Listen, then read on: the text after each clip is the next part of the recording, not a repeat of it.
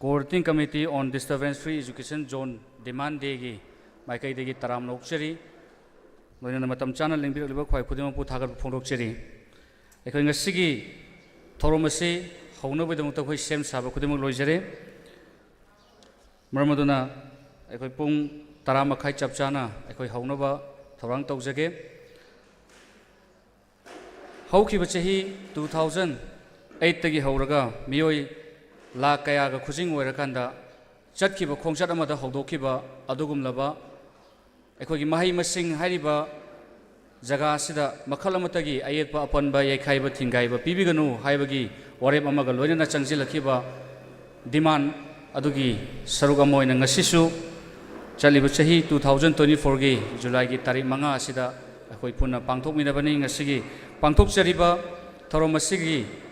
Ekoi Coordinating Committee the Yaubiriba Lupsing Adu Mayam Mamanga Mutang Matang Manau Nine Kanganjarake Ahan Bada All Manipur College Teacher Association All Manipur Recognized Private School Welfare Association Manipur Government Higher Secondary Lecturer Welfare Association the United Association of Recognized School of Manipur All Manipur Student Guardian Organization the All Manipur Elementary School Teachers Association, Catholic Educational Society Manipur, Council of Teachers Association, Private School Development Council, CBSE Affiliated Schools Association, Association of School Teacher Education Institutes, All Manipur School Students Transport Association, Apun Bairai Paki Mahiros Senpanglop, Democratic Students Alliance of Manipur, Hairiba Tongan Tonganba, Oza Singilup, Mahiroi Singilup, Aduga, Mahiroi Singbu, Mayum Dagin School Power, Pubiriba, Ecogi Driver, Ben Driver Association, Adu Wakalon, Amatoina, Hairiba issue, Sida Koisangan, Toi Habagi Wakalonda, Sanction Minarkiba, Adugumba, Demand Makani, Disturbance Free Education Zone, Demand, Adungasi. July gi tarik manga sidasu adugum laba demand degi thoromase hoi pangthok nobida mukta sem sabok temu loijare ngasigi thorom gi pareng mayam da mutang khangan jarake ahan bada aikoi gi lengbirak leba athoiba mituleng sing lengkhat pirakpa ani subada lengyan presentation makha chatha jarakpada taram no opagi warol makha chatha jarakpada background loinana leaflet poster amadi slogan release tauba mathangda akogi lengsin biriba athoiba meeting lengsingi warol thamba loinana ngasing hainariba ngangnariba aduga lisang sina chatharakliba sigi maramda akoina remark ama koi thamgani loinana war of gratitude thagar warol thamakana ngasigi thorongi pareng ase sumaina loisinjagani ana mayam dagi ayaba logjarakanda aikoi ngasigi pangthok chariba disturbance free education zone demand degi thoromasi hodoknabi tanjado logjage hodoknabi damakta ikai khumna chariba mingoina panjarabada oja M Lokendro Singh president all Manipur College Teacher Association aduga aikoi gi organizing committee sigi chairman oina thogai puibiriba mingoina panjarabada oja M Lokendro Singh bu asigi phampak takta lengsin binabai damakta noluna koksinjari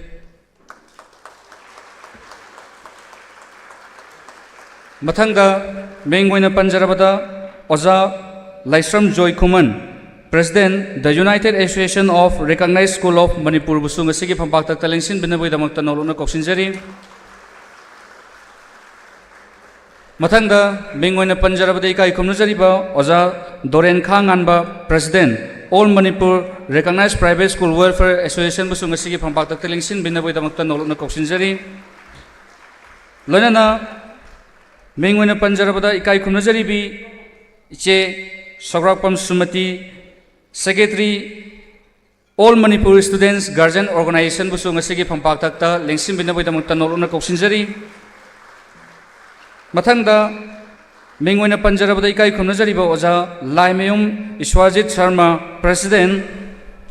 Manipur Government Higher Secondary Lecturer Welfare Association busung asigi phampak takta lengsin binabai damakta noluna koksinjari mathangda mengoina panjarabada ikai khumnajariba oja Salam Jotin Secretary General Secretary Private School Development Council Thawal Busung Sigi Pambak Tateling Sin Binabidang Tanolun Kopsinjeri Matanda Angong Jambam Kailiani Ikai Kumnajaribi Ozabusu Sigi Pambak Tateling Sin Binabidang Tanolun Kopsinjeri Ozasi Ekogi President All Manipur Elementary School Teachers Association Gi President Thawai Pubibani Matanda Bingwena Panjarabda Ikai Kumnajariba Oza Dr. Longjam Ritendra Singh, Co-Convener, Council of Teacher Association Busung Sigi, Pampaktak Taling Sin Binabidang Tanolun Kopsinjeri. Makatarakpada, Bingwena Panjarabda Ikai Kumnajariba, Oza Kongkam Edubusan, Consultant, Catholic Educational Society Manipur Busung Sigi, Pampaktak Taling Sin Binabidang Tanolun Kopsinjeri. Matanda, Bingwena Panjarabda Ikai Kumnajariba, Oza Maibam Kennedy Singh, President All Manipur School Students Transport Association Busu Masigi Pampak Takta Lingsin Binabidang Tanolun Kopsinjeri Kayozasi Hol Sidadi Yobiraktriba Maledabu Makatarapada Mingwena Panjarabada Ikai Kumnajariba Pathau Oinam Nickerson President Apunba Irai Paki Mahiro Sen Panglub AMSK President Busu Masigi Pampak Takta Lingsin Binabidang Tanolun Kopsinjeri Loinana Ikai Kumnajariba Mingwena Panjarabada Pathau Mayengbam Samorjit President Democratic Students Alliance of Manipur Desam Busung Sigi Pampakta Telingsin Binabidang Nolun Kopsinjeri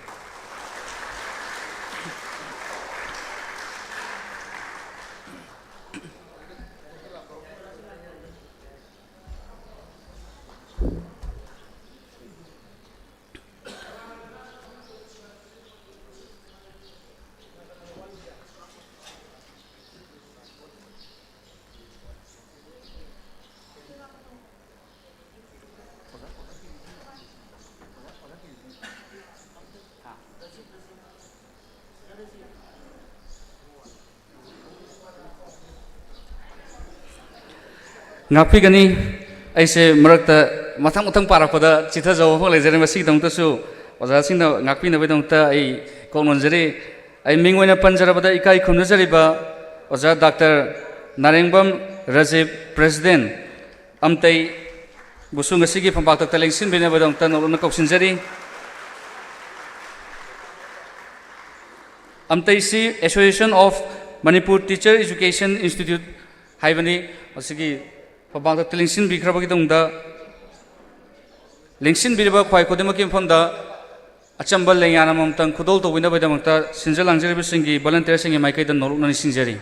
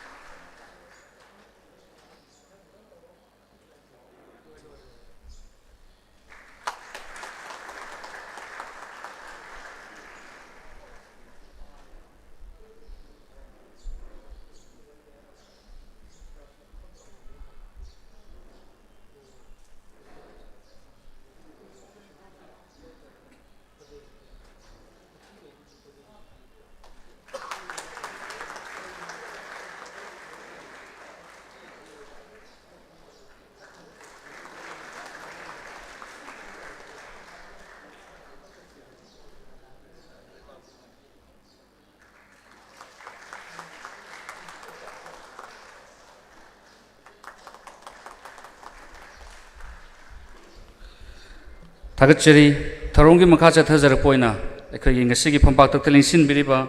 kai khumnazarbi singna khoi mangda leiriba maira simtang chukhat pina bedam ta isai sai phomom langdagi na tang hogot pina bedam ta nolok nani singjari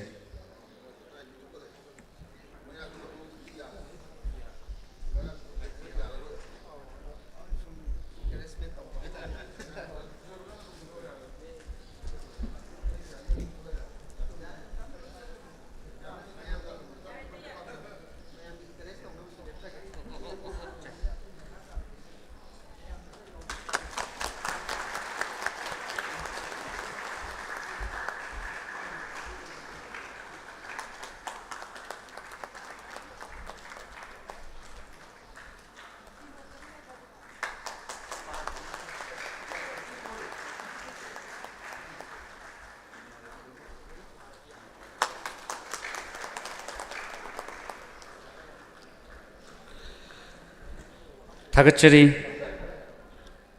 खै थरोंगी मखा चथजरपोइना लेंबिरकलिबा खय खोदिमकपु तरामना ओपगी वरोल थंबिनबगिदमक्ता कै खुनजरिबा मिंगोइना पंजरबदा ओजा doctor येंकोकपम Ranjan Singh principal इता सजीवा secretary अमतै बुसुंगसिगी तरामनोपगी वरोल पिबिनबगिदमक्ता नोलोना कोक्सिनजरी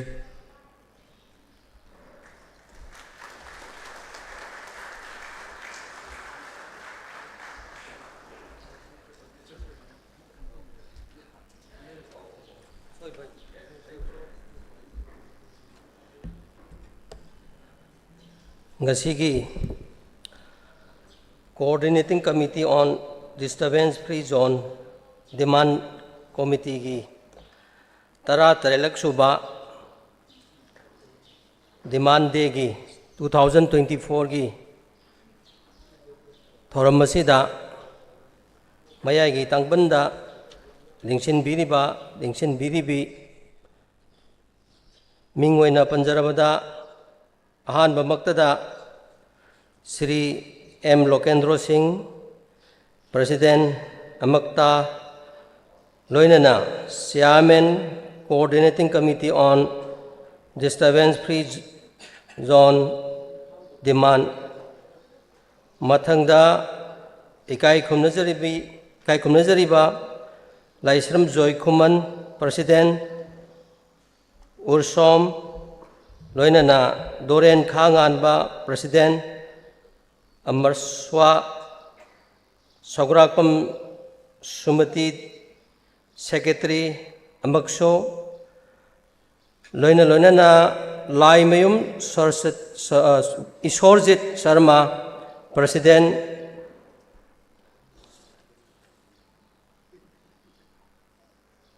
Manipur government higher secondary lecture welfare association doctor Narengbam Rajiv Kumar president association of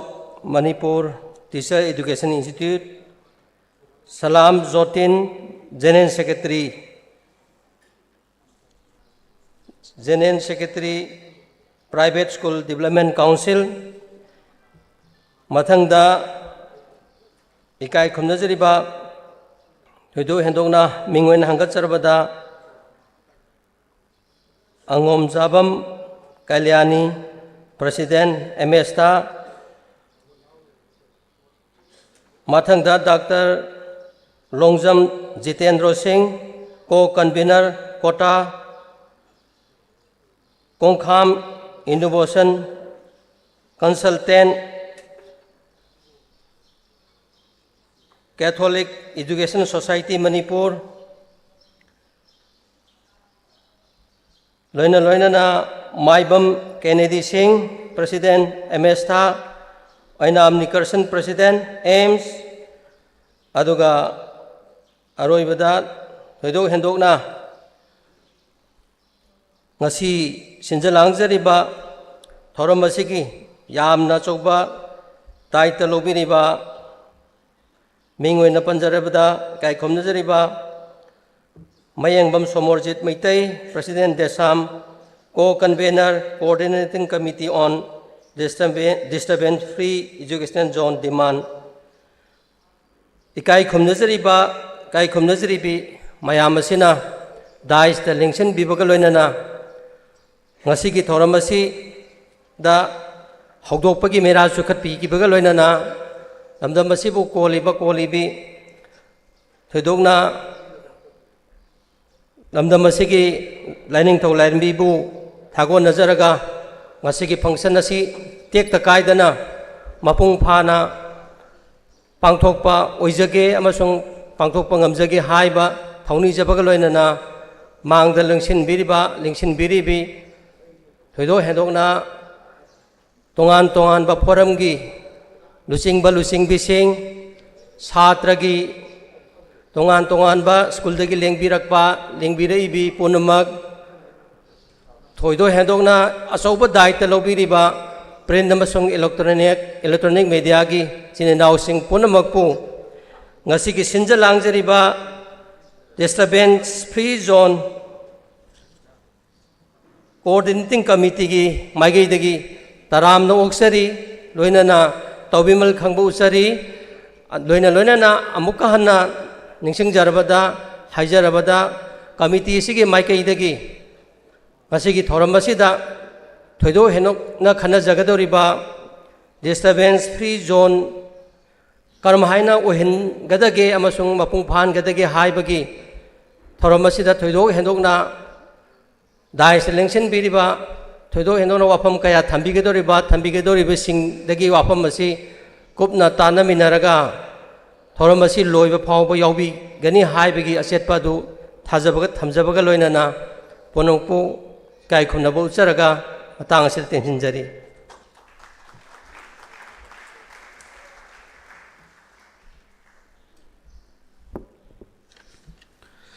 Thagachirija Tharumgi makha chathajarakpasidi ikhogi ngasigi pangthokliba tharumasigi nunggi oiba warol mudi background thambina baidamakta kai khumnajariba pathau mingoina panjarabada Oinam Romesh Secretary Education Democratic Students Alliance of Manipur bu ngasigi phambak ta lengsin berangda baidamakta nongna kausinjari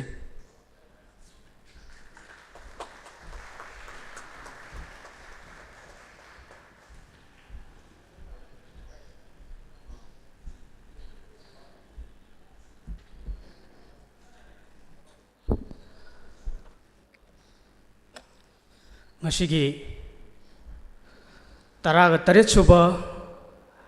Disturbance Free Educational Zone Demand Dega Mari Lenana Pangtok Sariba Ngasigi Mipamasida Atoiba Mingtung Len on a Lengsin Biduna Libiriba Mingwena Hangachadrabasu Ikai Kumnabada Matik Sarab Ozasing Amadi Mairoi Lupki Lusing Puren gi thawai pubiriba ikai khumna jaraba president ani amadi ngasigi mifam asibu yawba lakpiriba tongan ba mafam dagi lengbirak leba college ki oja sing amadi mahiroi sing amadi tongan ba CSO gi leader sing pumna mapu ikai khumna ba uchchabaga loinana ngasigi mifam asigi nunggi oiba warol kharadang miyamda lanthok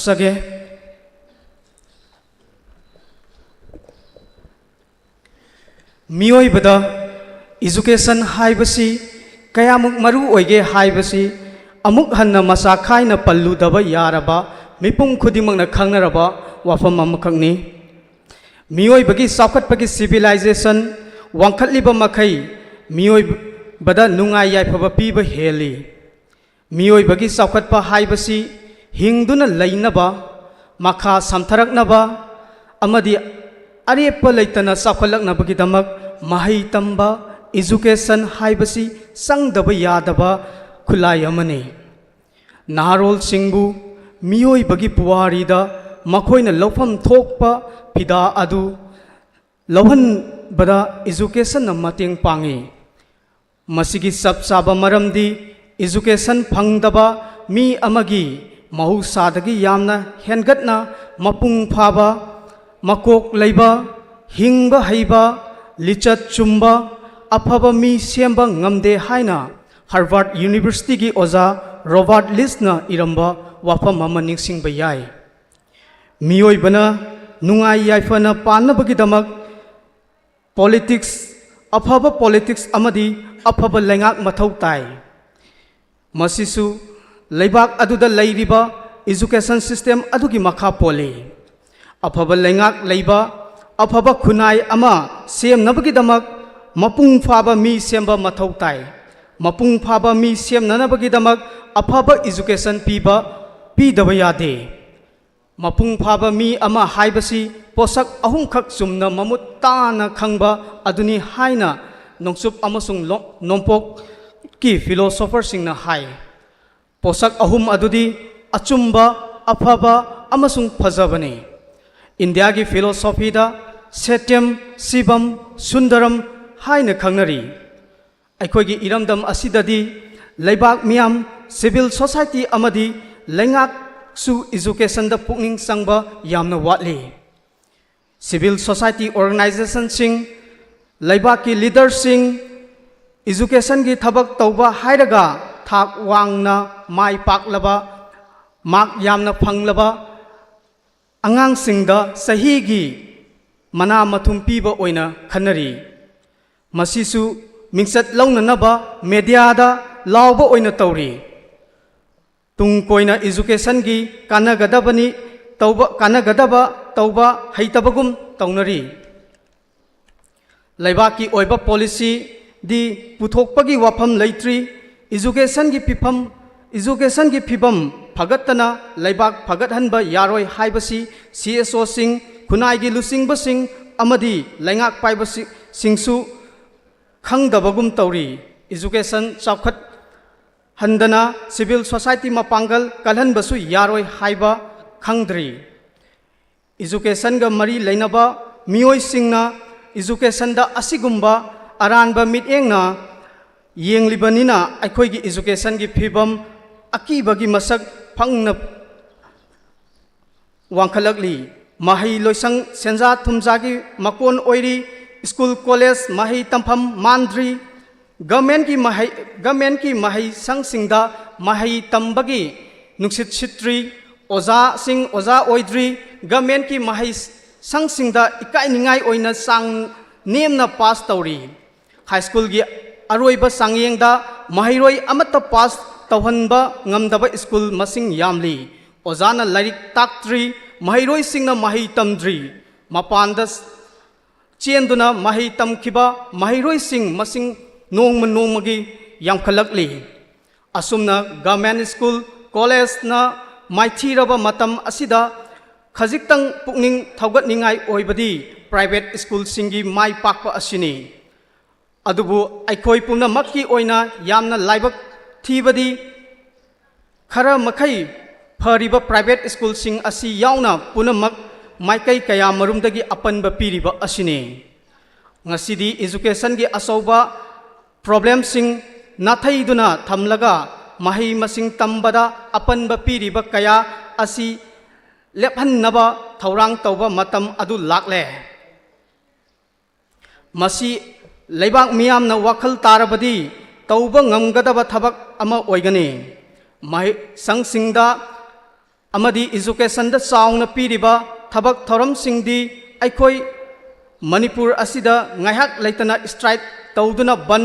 boycott tawba asine mai sangsingda kanagumba lupsingna maru oina khulai paiba lupsingna piba ngamloidaba sangda sel pochai demand तौसिन बदगी पीबा ngamdraba matamda school college अदु थिंजिनबा नत्रगा किहन बदगी ओजा मथौ तौबा किरकपा असिसु असौबा अपनबा अमने school college सिंगी ओजा नत्रगा महैरोई नत्रगा मरी लेनबा मियोय सिंग हाटपा तुप्पा नत्रगा फू सैबा तौबिबा असिदगी इरांग थोक्तुना महै मसिंग तंबदा अकीबा थोकपा असी असौबा अपनबा अमने लैंगाक नसु एजुकेशन गा मरी लेनबा तौफम थोकपा थबकसिंग मतम साना तौदबगी इरांग थोकहनबा ताकपी तंबी नबा ओजा सुना पिबिदबा इंफ्रास्ट्रक्चर मतिक सादबा एजुकेशन गा मरी लेनबा थबक थरम लौबदा matik saba laubagi mahutta corruption nepotism favoritism da lauba asina chingba ni education da sungtau tauroi daba aranba kaya asi iramdam asidadi ngasimak thing binaba yaudana maikai kayadagi arep laitana sangsilakli maram aduna desamga wakhalon manaba lup amadi miyamna ing kumja lising aniga nipan gi July gi tarik manga dagi education da disturbance free zone ohen biu haina mari lainaba singda demand tawduna lakli kumsi sahi gi oinasu coordinating committee on disturbance free education zone na mari lainaba singna education da amadi mahi sang singda yekhai thingaiba sangdaba mafam ohensi haina appeal tawjari ngasigi disturbance free education zone asi hogiba 2008 tagi ngasi phawba lepa leitana makhal makha kya gi ayat apan pibiganu mahiroi singbu maning makha tamna mahi masing phangan biu tongan ba makhal kaya dagi educational sector sing asibu free zone ohen biu haiduna coordinating committee asina ngasi phawba demand kaya tanduna lakli ngasi aikoi gi khunaina education yauk traba matamda khunai asi nongma gi lekha taraklaba khunai ama aikoi oiroi hainingai leite maram aduna aikoi gi khunai bu yokhatnaba amatta ngairaba pambai di aikoi gi education kangadabani haibo wafam si thamjari thank you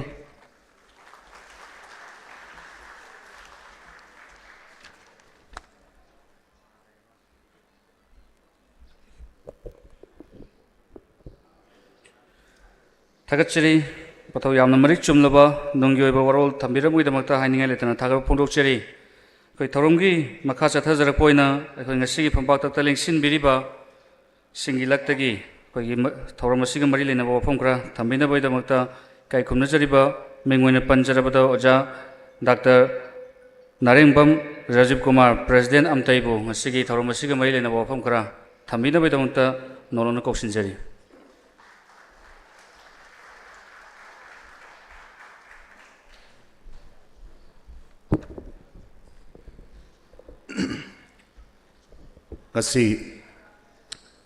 Discourse on disturbance of free education zone with the observation of the 17 disturbance free educational zone demand.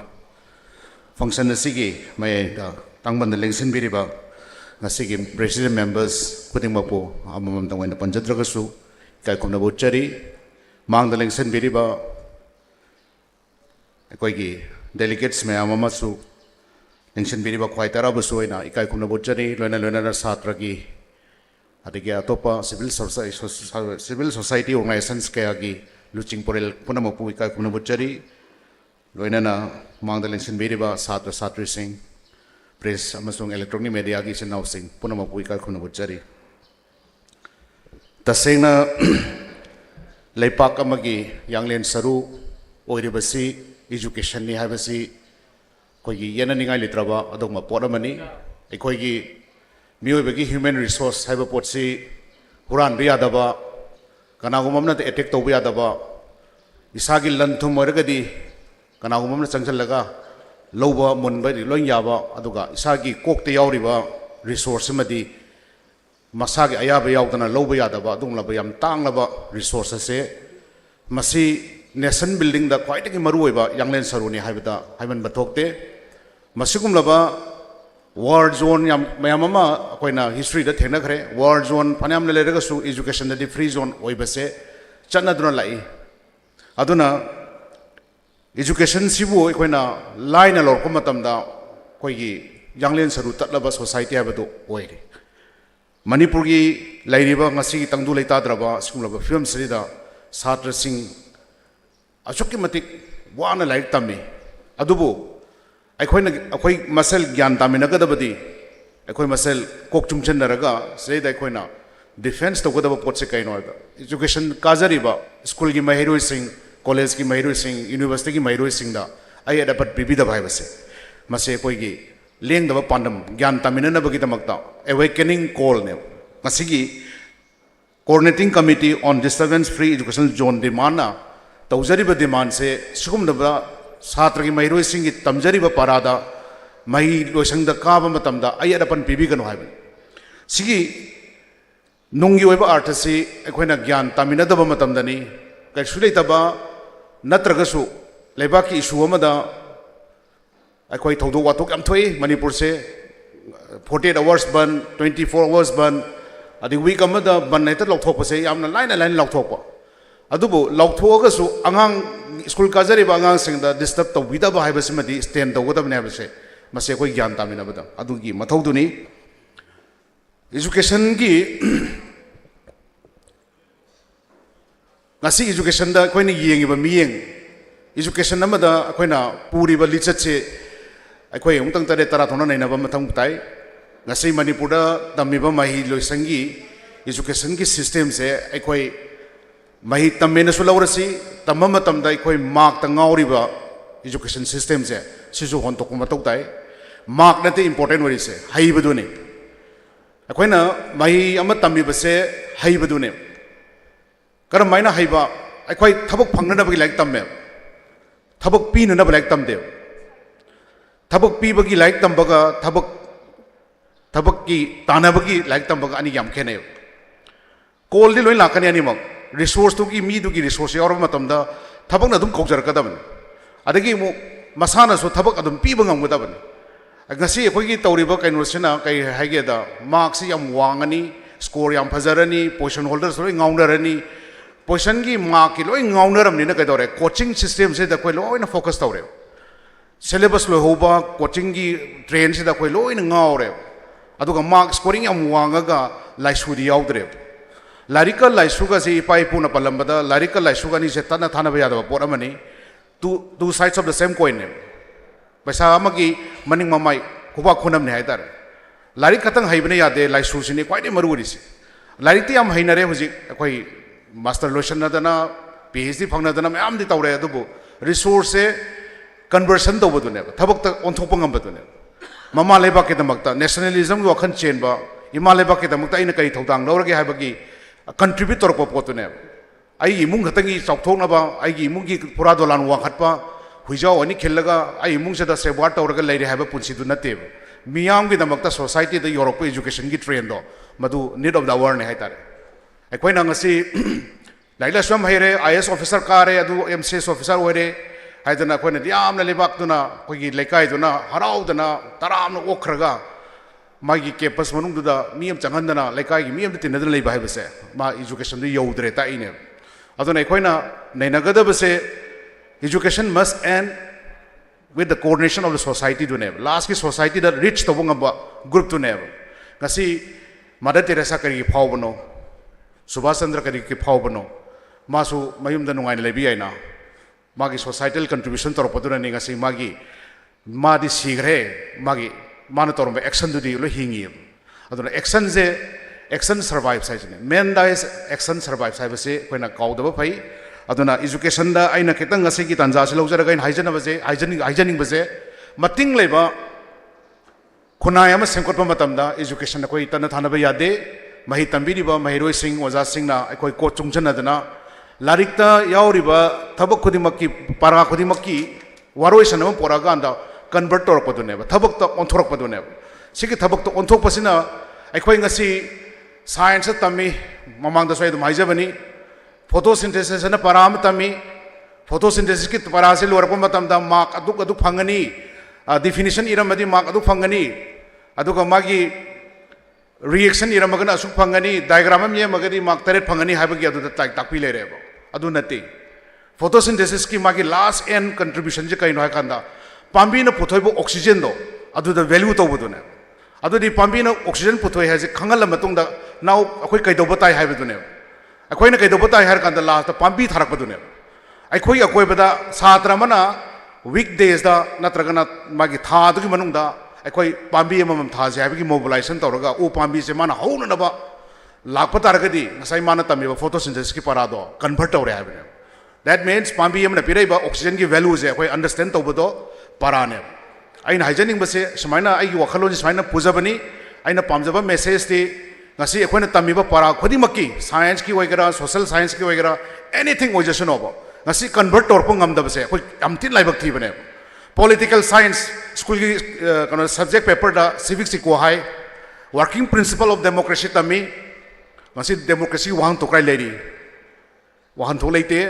Right person ꯈꯟꯒꯗꯕꯅꯤ electoral ꯄꯣꯂꯤꯇꯤꯛꯁꯇ ꯑꯩꯈꯣꯏ ꯌꯥꯎꯒꯗꯕꯅꯤ ꯍꯥꯏꯔꯒꯁꯨ ꯃꯇꯝ ꯃꯇꯝꯒꯤ ꯄꯣꯂꯤꯇꯤꯛꯁꯀꯤ ꯔꯥꯖꯅꯤꯇꯤꯒꯤ dirty ꯄꯣꯂꯤꯇꯤꯛꯁꯇ ꯑꯩꯈꯣꯏ ꯂꯣꯏ ꯇꯤꯜ ꯂꯩ ꯃꯁꯤꯒꯨꯝꯕꯁꯤꯡꯁꯦ ꯑꯩꯈꯣꯏꯅ ꯊꯕꯛ ꯑꯣꯏꯅ ꯑꯣꯟꯊꯣꯛꯄ ꯍꯦꯛ ꯉꯝꯃꯛꯄ ꯃꯤꯀꯨꯞꯇꯅꯤ ꯃꯅꯤꯄꯨꯔꯅ ꯁꯥꯏꯅꯤꯡ ꯇꯧꯗꯣꯔꯤꯁꯤ ꯃꯅꯤꯄꯨꯔꯁꯦ ꯁꯥꯏꯅꯤꯡ ꯇꯧꯒꯗꯕꯁꯦ ꯁꯤ ꯀꯟꯚꯔꯁꯟꯁꯦ ꯍꯦꯛ ꯑꯣꯟꯊꯣꯛꯄ ꯉꯝꯕ ꯃꯤꯀꯨꯞꯇ ꯑꯩꯈꯣꯏ ꯃꯅꯤꯄꯨꯔꯁꯦ ꯃꯥꯡ ꯊꯥꯔ ꯆꯠꯀꯅꯤ ꯍꯥꯏꯕꯁꯦ ꯑꯗꯨꯒ ꯏꯄꯥ ꯏꯄꯨꯒꯤ ꯄꯨꯋꯥꯔꯤꯗꯒꯤ ꯍꯧꯔꯛꯄ ꯊꯥꯏꯅꯒꯤ ꯂꯤꯆꯠꯇꯒꯤ ꯍꯧꯔꯛꯄ ꯃꯇꯝꯗꯗꯤ ꯑꯩꯈꯣꯏꯗꯗꯤ ꯇꯤꯟꯖꯪ ꯀꯥꯏꯖꯪꯗꯕ ꯌꯥꯝꯅ ꯔꯤꯁꯣꯔꯁ ꯂꯩꯕ ꯀꯣꯛꯁꯦ ꯌꯥꯝ ꯁꯥꯊꯤꯕ ꯃꯌꯥꯝꯗꯒꯤ ꯍꯦꯟꯅ ꯃꯜꯇꯤ ꯇꯦꯂꯦꯟꯇꯦꯠ ꯑꯣꯏꯕ ꯖꯥꯇꯤ ꯐꯨꯔꯨꯞꯅꯤ ꯑꯗꯨꯕꯨ ꯉꯁꯤꯗꯤ ꯑꯩꯈꯣꯏ ꯀꯗꯥꯏꯗꯩꯅꯣ ꯈꯪꯗꯕ ꯏꯟꯗꯤꯌꯥꯒꯤ ꯃꯔꯖ ꯇꯧꯈ꯭ꯔ ꯃꯇꯨꯡꯗ ꯑꯩꯈꯣꯏꯁꯦ ꯅꯣꯡꯃꯒꯤ ꯑꯩꯈꯣꯏꯒꯤ ꯃꯤꯊꯤꯕꯣꯡ ꯃꯤꯇꯝꯕꯥꯜ ꯍꯥꯏꯕ ꯇꯥꯝꯗꯣ ꯑꯗꯨ ꯍꯧꯖꯤꯛ ꯂꯥꯛꯑꯕ ꯃꯇꯝꯅꯦꯕ ꯑꯩꯈꯣꯏ ꯃꯤꯊꯤꯕꯣꯡ ꯃꯤꯇꯝꯕꯥꯜꯒꯤ ꯃꯇꯝ ꯅꯠꯇꯦ ꯃꯤꯒꯤ ꯊꯤꯕꯣꯡ ꯆꯥꯗ꯭ꯔꯗꯤ ꯑꯩꯈꯣꯏ ꯍꯤꯡꯕ ꯉꯝꯃꯣꯏ ꯃꯤꯒꯤ ꯃꯇꯧ ꯇꯝꯗ꯭ꯔꯗꯤ ꯑꯩꯈꯣꯏ ꯍꯤꯡꯕ ꯉꯝꯃꯣꯏ ꯍꯥꯏꯕ ꯖꯥꯇꯤ ꯐꯨꯔꯨꯞꯇꯣ ꯃꯗꯨ ꯑꯣꯏꯗꯕ ꯐꯩ ꯑꯗꯨꯅ ꯑꯩꯈꯣꯏꯁꯦ ꯏꯁꯥꯒꯤ ꯏꯔꯣꯝꯗꯣꯝ ꯂꯦꯞꯆꯕ ꯃꯤꯄꯥꯜ ꯇꯥꯡꯗꯕ ꯏꯁꯥꯒꯤ ꯑꯩꯈꯣꯏꯒꯤ ꯑꯀꯣꯏꯕꯗ ꯂꯩꯔꯤꯕ ꯂꯧ ꯍꯤꯡꯒꯣꯜ ꯑꯗꯒꯤ ꯂꯧꯕꯨꯛ ꯂꯝꯍꯥꯡ ꯍꯥꯡꯉꯒ ꯂꯩꯕ ꯃꯌꯥꯝꯁꯤꯡꯁꯦ ꯋꯥꯟ ꯀ꯭ꯔꯣꯞꯄꯤꯡ ꯈꯛꯇꯅꯤ ꯑꯩꯈꯣꯏꯅ ꯇꯧꯔꯤꯁꯦ ꯁꯣꯝꯗꯗꯤ ꯂꯥꯏꯔꯤꯛꯇꯗꯤ mix cropping double cropping triple cropping ꯃꯌꯥꯝ ꯇꯝꯃꯦ ꯑꯗꯨꯒ ꯊꯕꯛꯇꯤ ꯑꯝꯇ ꯑꯣꯟꯊꯣꯛꯇꯦ ꯔꯦꯟ ꯋꯥꯇꯔ ꯍꯥꯔꯚꯦꯁꯇꯤꯡ ꯇꯝꯃꯦ ꯊꯕꯛ ꯑꯝꯇ ꯑꯣꯟꯊꯣꯛꯇꯦ ꯑꯗꯨꯅ ꯑꯩꯈꯣꯏꯅ ꯊꯕꯛ ꯑꯣꯟꯊꯣꯛꯄꯁꯦ ꯃꯊꯧ ꯇꯥꯏ ꯍꯥꯏꯕꯁꯤꯃ ꯑꯩ ꯃꯦꯁꯦꯖ ꯑꯣꯏꯅ ꯁꯨꯝ ꯃꯌꯥꯝꯅ ꯁꯤꯌꯔ ꯇꯧꯖꯕꯅꯤ ꯇꯥꯟꯖꯥꯁꯤ ꯂꯧꯖꯔꯒ ꯉꯁꯤ ꯑꯩꯈꯣꯏꯒꯤ ꯂꯟꯀꯩ ꯄꯨꯛꯀꯩ ꯑꯣꯏꯒꯗꯧꯔꯤꯕ ꯑꯩꯈꯣꯏꯒꯤ ꯏꯆꯥ ꯏꯁꯨꯁꯤꯡ ꯍꯧꯔꯛꯏꯕ ꯑꯉꯥꯡ ꯁꯥꯇ꯭ꯔꯁꯤꯡꯁꯤꯗ ꯑꯐꯕ ꯄꯔꯥ ꯇꯝꯃꯤꯟꯅꯔꯒ ꯉꯁꯤ ꯏꯖꯨꯀꯦꯁꯟꯁꯦ ꯐ꯭ꯔꯤ ꯖꯣꯟ ꯑꯣꯏꯍꯟꯃꯤꯟꯅꯕ ꯑꯩꯈꯣꯏ ꯃꯌꯥꯝꯅ ꯂꯥꯟ ꯐꯅꯌꯥꯝ ꯇꯧꯔꯒꯁꯨ ꯔꯤꯁꯣꯔꯁ ꯍꯥꯏꯕꯁꯤꯃꯗꯤ ꯂꯦꯞꯄ ꯌꯥꯗꯕ ꯄꯣꯠ ꯑꯃꯅꯤꯅ ꯃꯁꯤꯗꯤ ꯑꯣꯟꯒꯣꯌꯤꯡ ꯄ꯭ꯔꯣꯁꯦꯁꯅꯤ ꯑꯩꯈꯣꯏꯅ ꯃꯤꯑꯣꯏꯕꯅ ꯍꯦꯛ ꯄꯣꯛꯄꯗꯒꯤꯅ ꯁꯤꯕ ꯐꯥꯎꯕ ꯕꯥꯔꯠꯇꯒꯤꯅ ꯒ꯭ꯔꯦꯞ ꯐꯥꯎꯕꯁꯦ ꯑꯩꯈꯣꯏ ꯂꯔꯅꯤꯡ ꯄ꯭ꯔꯣꯁꯦꯁꯇ ꯂꯩꯕꯅꯤꯅ ꯑꯩꯈꯣꯏꯁꯨ ꯆꯍꯤ ꯌꯥꯝꯃꯒꯁꯨ ꯇꯝꯕꯁꯤꯗꯤ ꯑꯩꯈꯣꯏ ꯂꯣꯏꯅ ꯇꯝꯁꯤꯟꯒꯗꯕꯅꯤ ꯍꯥꯏꯕꯁꯤꯃ ꯑꯩꯅ ꯊꯝꯖꯔꯒ ꯉꯁꯤ ꯌꯥꯝ ꯁꯥꯡꯅ ꯉꯥꯡꯕꯤꯒꯗꯕ ꯃꯌꯥꯝꯁꯨ ꯂꯩꯕꯅꯤꯅ ꯑꯩ ꯁ꯭ꯋꯥꯏꯗ ꯇꯦꯟꯁꯟꯖꯒꯦ ꯄꯨꯝꯅꯃꯛꯄꯨ ꯊꯥꯒꯠꯆꯔꯤ thank you show ꯃꯆ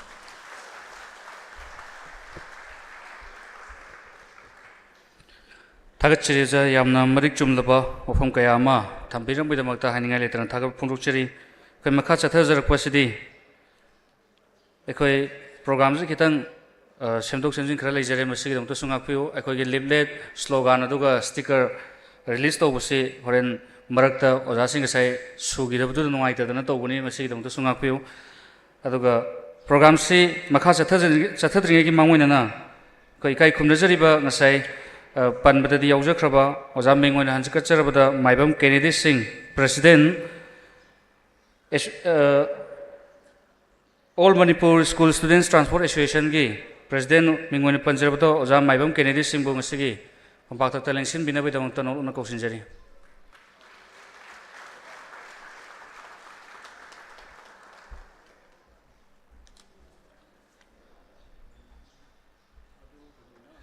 Nuga Lengsin Biriba Oja Dai Kogi Volunteers in Lenganam Tang Yan Binabi Damang Tanol Una Sinjari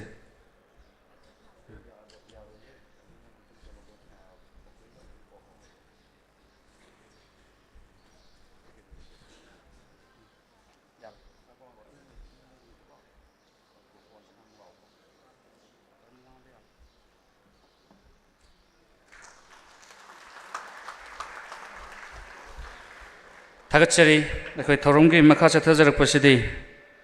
Thangi Wangangloi, Koksinjagi, Benguina Panjarabata, Oja, Konkam Indivision, Consultant,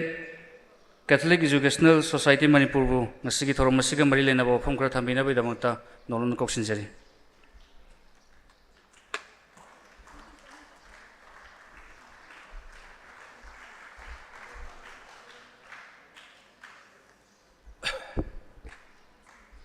A very good morning to all of you present here.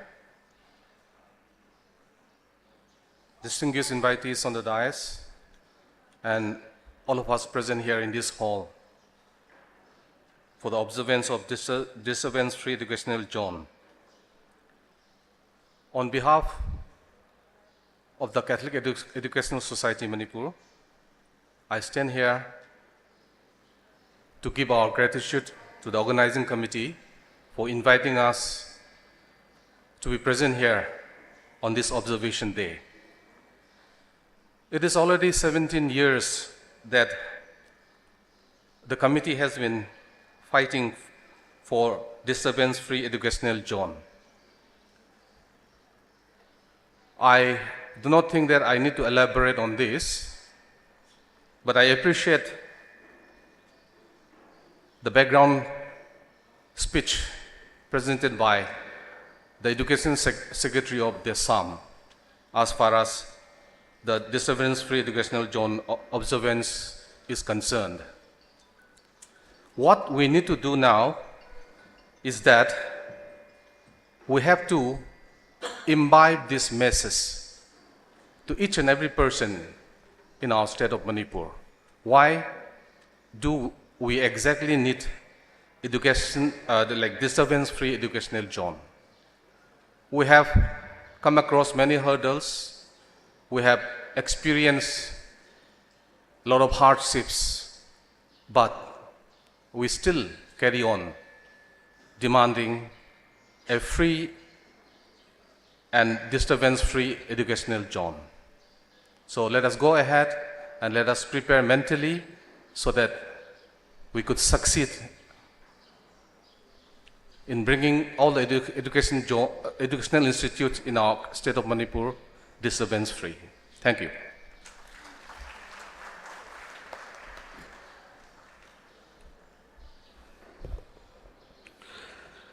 Thagachari Oja, yamna tentakna yamna mari chumlaba wafam kara thambiramoi-damakta haningai leitana thagap pongdokchari. Koi mathang asidi koi ming oina panjarabada Oja Dr. Longjam Ritendra Singh co-convener Kotabu masigi thoro masigi mari lena wafam kara thambidaboi-damakta nolna koksinjari.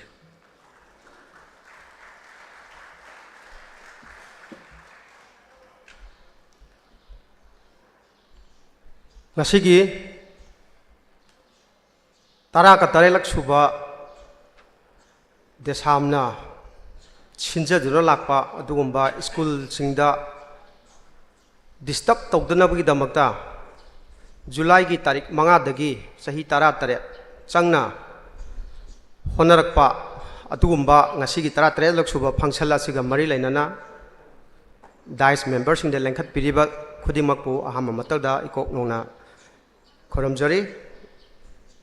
Loinana, I mang the Lengsan Biriba, Baiti Singh, CSO organization gi, Mahiroi Loop Singh, Tongan ba Body Singh, Amadi, Igi Collect Singh, Kudimapo Ahama Maktada, Aina Ikai Kunabuchari, Tentakpa Waham Amakak Tamjage, Yam Tamjaroi. Hek hogdukpa asumba education sector da disturbance free zone ohengadawni haidana demand tawdana lakhiba sahi taraga tarelak subane handaksiga hek hauba sahi duda achauba rally amaga chatkhibudo ai isa su yauraga lakhi adu yam chauba mangla amasu akhoi yam feel tawgi nungai gi desamna sigumba school gi mahiroi sing amadi oja singda laibiriba khudimakta sugumba yamna chauba disturb tawdaba aduga education sida yamna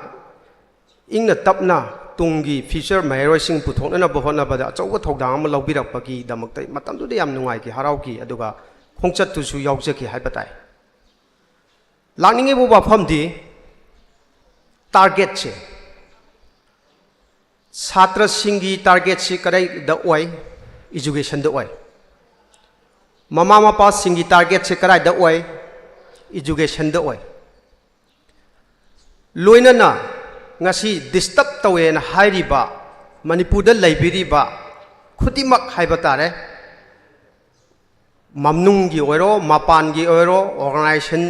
khudimak ki target su education da oi haibu wafam jinai thamjiningis karigi oiriba aina mahiroi singda sigi education matang da si charokna makhata de haijararoi aina lani ma phab ninga si praja khudimak amati ngasi lengjan biri ban natraga ngasi laibaki damaktani haina khaliga leiriba CSO organization khudimak ki wafam dani aina thamjaningi wafam di aikoina disturbance hairisi karino kanadano disturbance pirije madugi impact मदुगी consequence मदुगी साफुजना कनादा फंग disturb तौबिगनो हाइदना लाउबसी सही तरा तरेट देसामना लाउर लाए अदु करम्बो ऑर्गेनाइजेशन तारगा ngasi तरा तरेट सुब सही सिदा अछुम्बा देसामना सही तरा तरेट लाउरपसिदा एजुकेशन दा अछुम्बा पॉइंट अमत ओरसु अनिद ओरसु मसी अखोगी छात्र सिंह महरो सिंह अमदी देसांग साइटगी नुंगाइबा अमदी हाइरिबा फंक्शन जे तौबगी कानबा फंगब यावकरब्रा सिनि आइना थमजनगी वाफमदि डिस्टर्ब हाइबसिदा छात्र खक्तंग नतबा महरो सिंहनसु मसी मतंग सिदा खंजंगदबसी मतममदा नखोइसु हयेंग लारिक तंबसी लोयरा कांदा ऑर्गेनाइजेशन यावरप याई कनागुम्बा खरना एमएलए मंत्री लेखिबे याई कनागुम्बा प्रोफेसर ओरबे डॉक्टर ओरबे व्हाटएवर ओरक याई अदो तुंगदा ओरकदबदी हुजी हुजी छात्र ओरि कांसिदा नखोइदा ताकपी तंबिगदब इंस्टीट्यूशन अदुदा लाइरिबा ओजा सिंह गार्जियन सिंह अदि खुदेमक्ता नखोइबु युमदगिना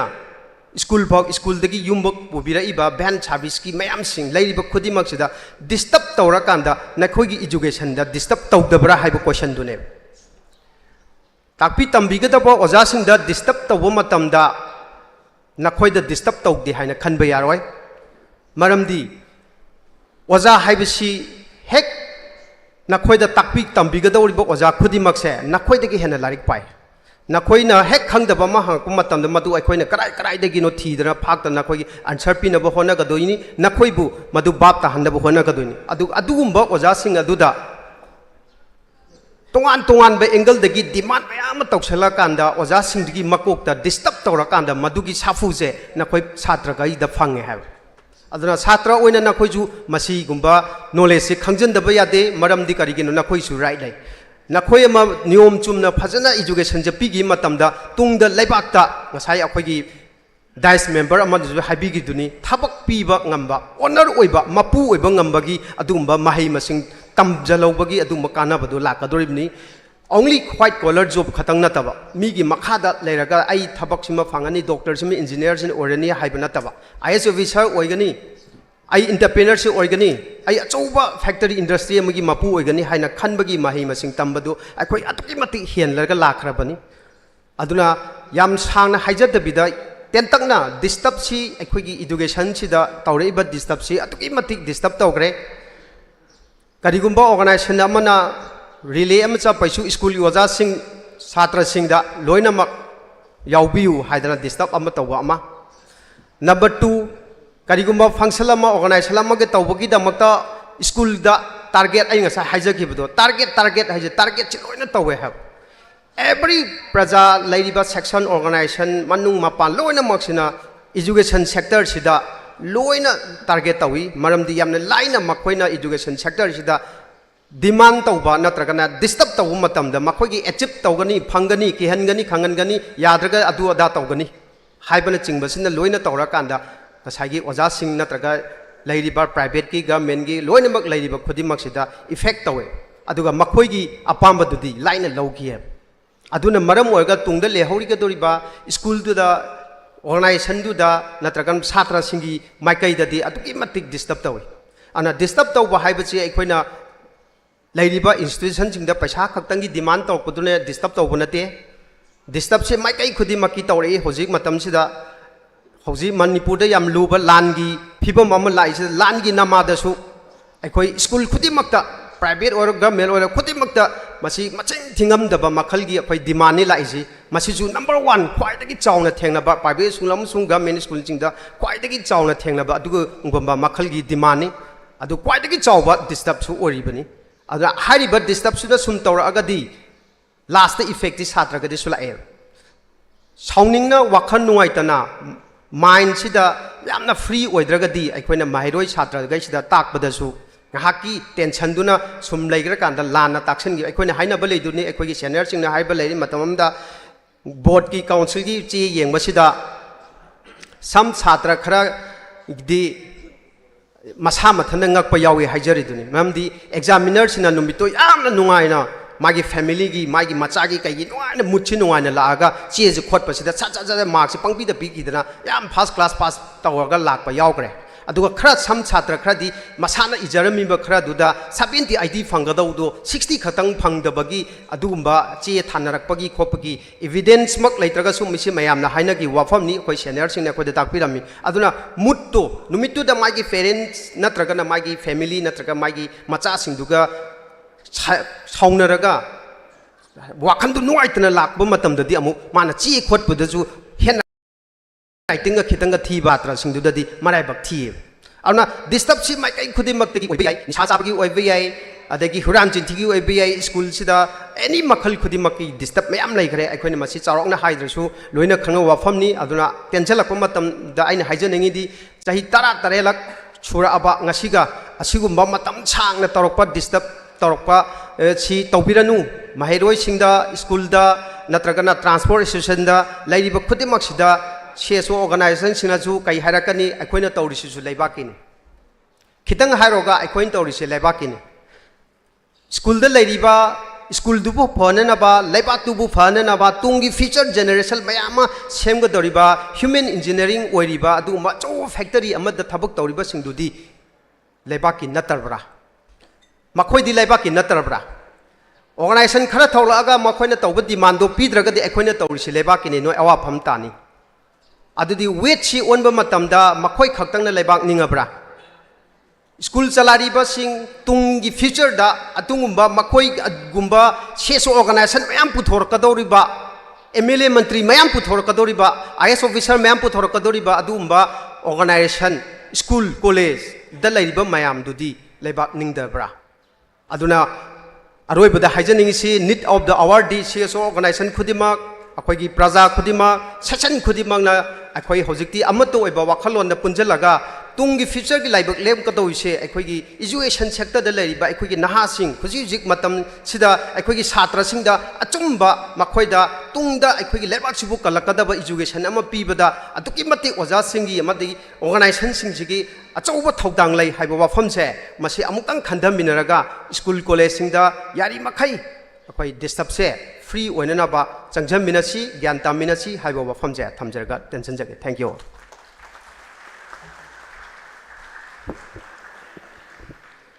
थागतचरीजा यामना मरि चुमनबा वफम कयामा थम्बिरमुइदमक खैंग सिगी थरोमसगी परिंग सिगी मखा चथजर पोइना कोइ वांगांग बसिगी मरक थचरकांदा खैंग सिगी पांथोकचरीबा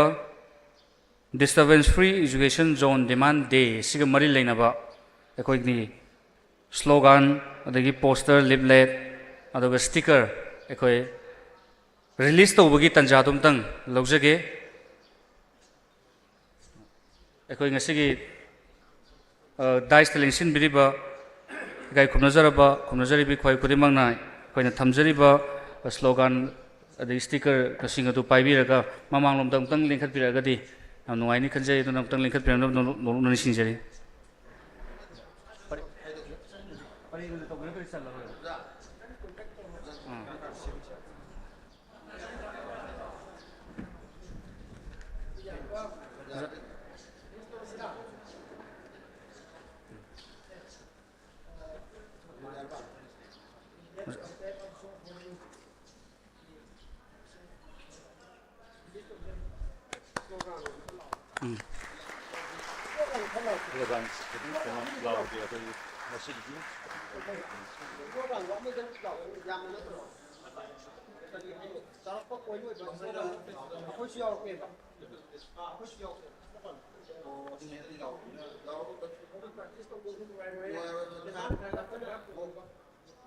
स्लोगन तंग लाउजरके मैम पुनः खुमिनसी अखोगी मही मसिंग तंबदा अयेतपा हाइबकांदा पिबिगनु हाइना लाउबियो अदुगा एजुकेशन द गवर्नमेंट पॉलिटिकलाइज तौबिगनु हाइदना लाउमिनसी हाइब अनिसिदंग लाउजरगे अदु मसिन मैम पेमिनरसी मही मसिंग तंबदा येखाइ थिंगाइबा पिबिगनु मही मसिंग तंबदा येखाइ थिंगाइबा मही मसिंग तंबदा येखाइ थिंगाइबा पिबिगनु एजुकेशन द गवर्नमेंट पॉलिटिकलाइज एजुकेशन द गवर्नमेंट पॉलिटिकलाइज पिबिगनु पुनम पुथाचरी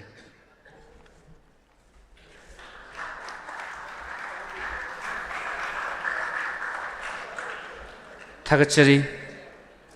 इखै थौरमगी मखा चथजरपोइना ꯑꯩꯈꯣꯏ ꯉꯁꯤꯒꯤ ꯐꯝꯄꯥꯛꯇ ꯂꯦꯡꯁꯤꯟꯕꯤꯔꯤꯕ ꯁꯤꯡꯒꯤꯂꯛꯇꯒꯤ ꯋꯥꯉꯥꯡꯂꯣꯏ ꯑꯃꯨꯛ ꯀꯧꯈꯠꯆꯒꯦ इकाई खुमनजरीबी मिंगोइना पंजरबदा इचे Sougrakpam Sumati secretary all Manipur student guardian organisation बो ngasiगी थोरम मसिगे मरी लेनबा ऑफम खरा थामिना बैदमक्ता इचे बुनो उन कौसिनजरी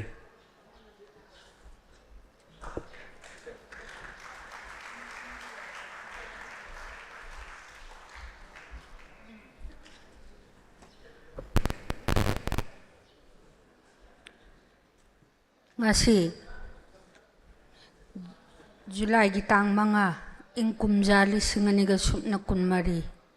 ngasi dagina sahi tratet ki mama ing kumjali singani ga supna nipanda haungnaruba naidana Manipur gi miyam hupna achauba miyam gi oiba khongsat amaga loinana demand kaya education da yakhai thingai ba pibi ga nu haiduna tongan tongan ba sorgan kaya lauduna satkiba yamna itihasik oiba adugum laban numit adu ngasi shu adumak mitta sangsang uri adugi makha chathajarak pa oina ngasi si taraga tare subo oina Manipur college gi asigum laba hall la sida tarate subo oina pangthok sariba thauram masida daista lengsin biriba khudung mapo mingoina tongan tongaina panjadargasu ikai khumna jaraba ikai khumna jaribi khudung mapo ikong no ne kai khumna jari loina na mangda lengsin biriba oja sing amadi tongan tongan ba akhoi gi se so sing student organization sing amadi maruoina jati sigi tungge asset oigadoriba Mahairoi sing khuding magpo sumati saurapa mayhangna aigi kai khumnaba madino lukpa du sari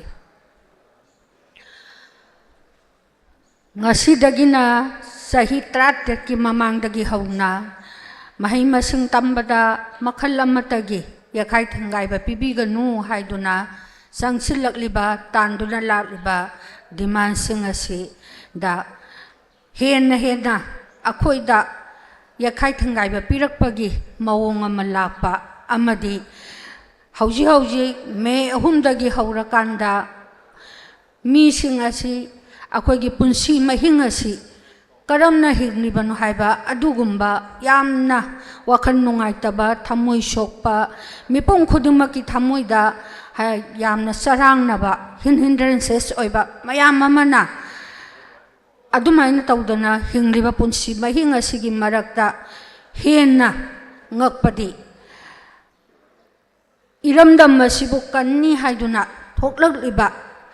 iraipak iramdam masi awonba mapurakani haina thoklak iba adugumlaba yamna maru oiraba lebaki damakta kathoklaba akhoi manungi oiro mapangi oiro lansigi khudung chaba laurakanda maikai khudingmakta hirang khudingmakta demand ngakta ngai silakpa naharun khakta su oiraktaba naharun sarga tawba demand naharun na tawba demand asigumba demand sing asina mahai masing tambada akaiba piganu haibasi henna akaiba pibagi mawong amada pibam amada lakpa iskul tawjariba sing asi tungi yumbirel oina mahai masing tamdana human resource development gi damakta kathoktuna thabak tawjariba kayada thabak tawbada mahi lairik tambibada ne taraktaba adugumba phibam amada lairakpa amadi school tawbasibu tu asiraka khanba mikup mayam ama yawsalakpa asigumba society amuk oisalakpa masi yamna tahoidaba phibam amane haibatai school da demand tawbadagi hendoktana nungsidaba marup mapangsina kalakpadagi khambanbadagi tongana personal oina ozada so dumag demand tawsanba sigumba kaya mga singasibang mangda taduna lerakpa sigumba makhandi demand singasina puwa thang mangamdaba mawong amada lakpadagi ngasagi school tawraga angang semni kaina khalamba wakhalse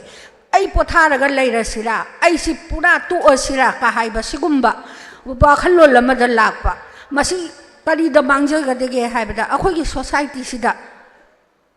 human resource development ki thabak sida asum masum maning hantarakpa miga mimanaba ngamaktabagi stage amada lakpa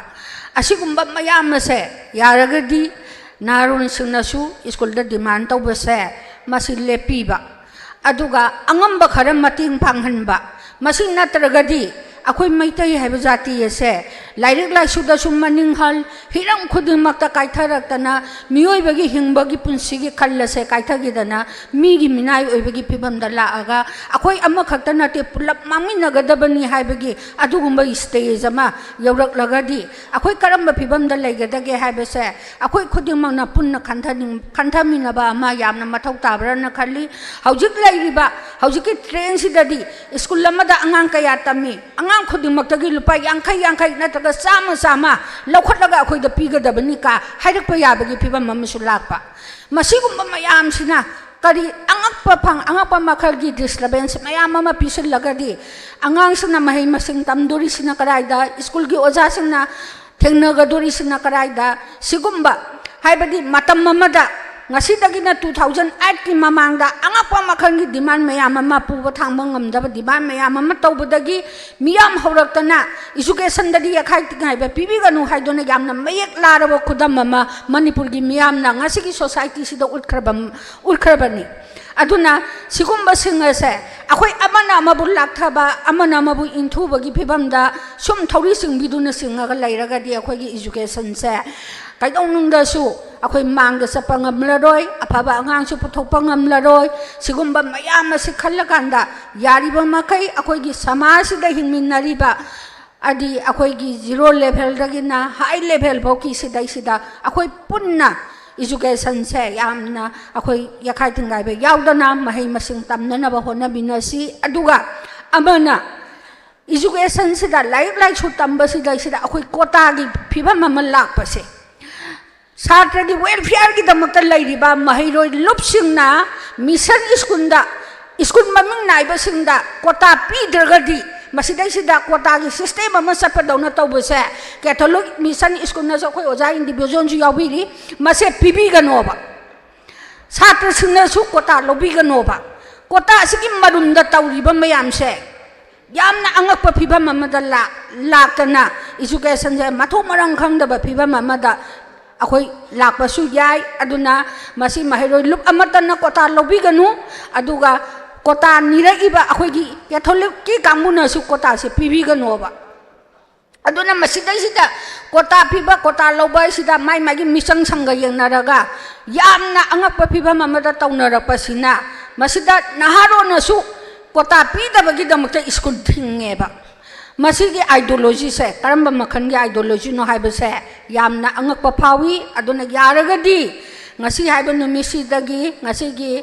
demand day numisi dagi haurakanda kanagumba manipur da leiriba yamna istim moiriba satra gi damakta kathoklaba satra gi welfare gi damakta tawriba organization singna su kota gi thabak se simadi lepsi aduga fajana niti niyom chumna akhoi lairik tamna bagi lambi sida akhoi support tawsansi aduga masida school le akhoi gi school tawbiri basingna su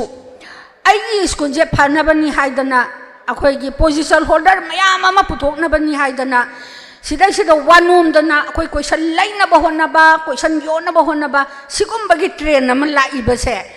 yamna angak pa mawongda position holder mayam ama yawra kanda amukta manipur gi itihas ta thoki diba yamna maming lairaba lisan sina lapa school singbu inthura makanda position holder mayam ama purak pa se behind the screen kari leibage haiba se miyamna loina khangeba aduna sigumba se tobiganu sigumba sidane private school se lalole na hai se private school ki mingchat thina na ba tawri ba se all manipur private school welfare association na su masigi mathakta miyeng changhanningi aduna sigumba lai su tambagi kanglon sida yamna niti niyom sumdana hanagi lairiba principal board ki laijariba rule law mayam ama thugaira kanda aigi school se hingdaba yade maming chalhandaba yade haidana chatharakpa thawong sing asidi private school lairi usom lairi sina yam chauna miyeng changakanda sigumba aranba singse mathangdagi di lakadori bauji ke session sidagi di tawdana ba punna hona minasi aduga ngasigi asigumlaba demand de numit asina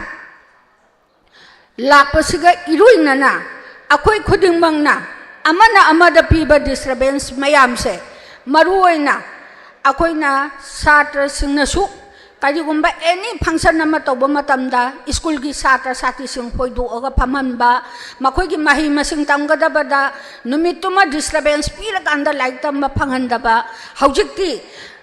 fajana lairik laisu tamba phangbagi matam madu oidre aduna masi yariba makai akoi tawgumsi hongdoksi hana leiramliba akoi gi wakalon singa se anobo wakalon lama pura akanda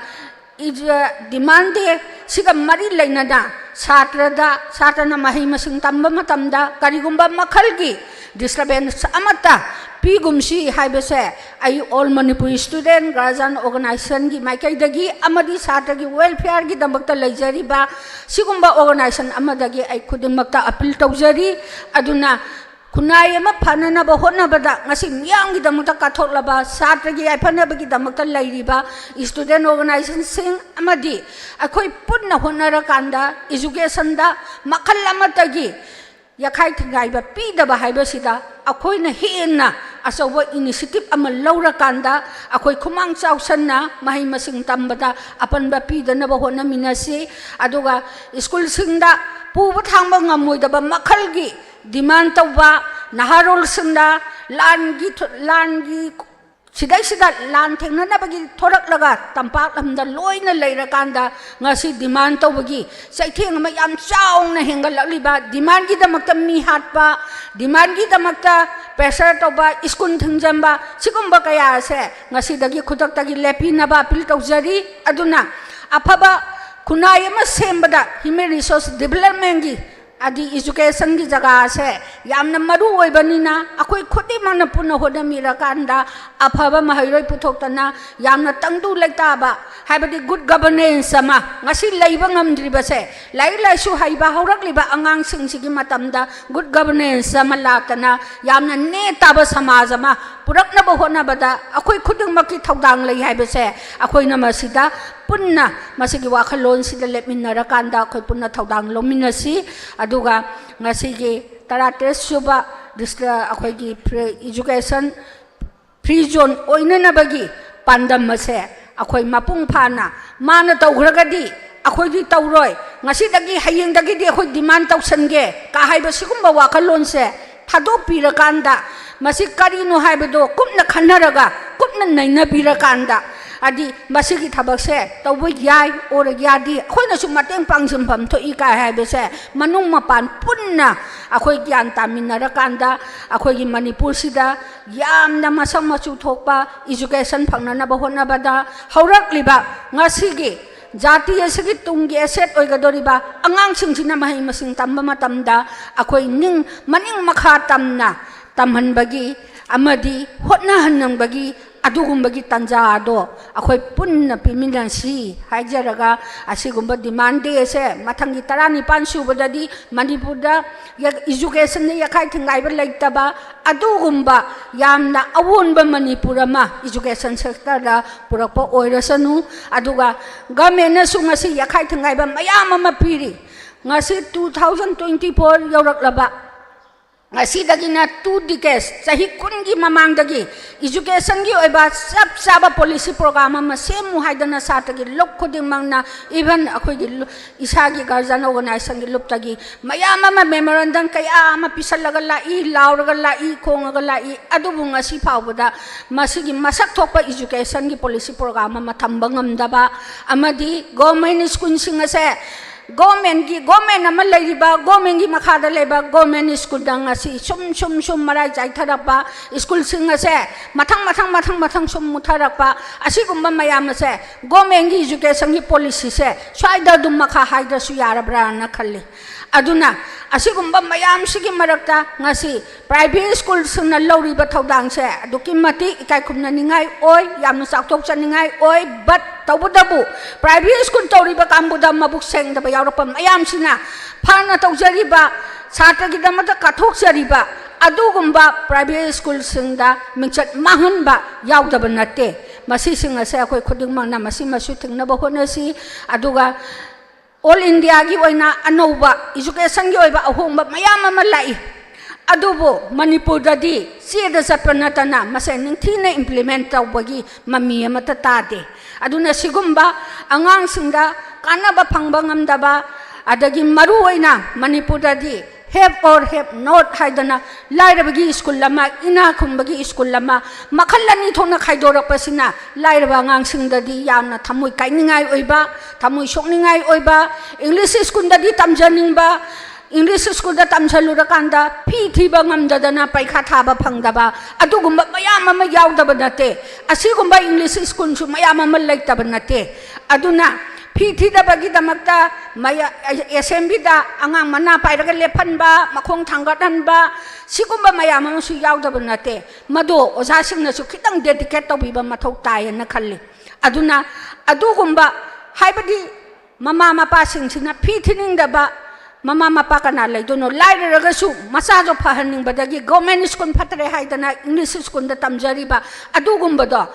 mata mama pibi rakanda sang samadi pibi balai phai piiba tin ezer ge angang singduda chatra satri singduda chatra mayam amagi mamanda khongoina ba haiba se madu oza amagi masat nate aduna sigumba singsisu tawba yauri ba school singnasu masimaju chumthopiyu aduna school phahanba afaba angang puthokpa awonba manipura mapurakpa haibasida education sector sina khwaidagi hoina maru oibanina aikhoi khudimangna punna thaujang lomina si haiba wafam khara si thamjaraga ai punna mapu thagasari thank you all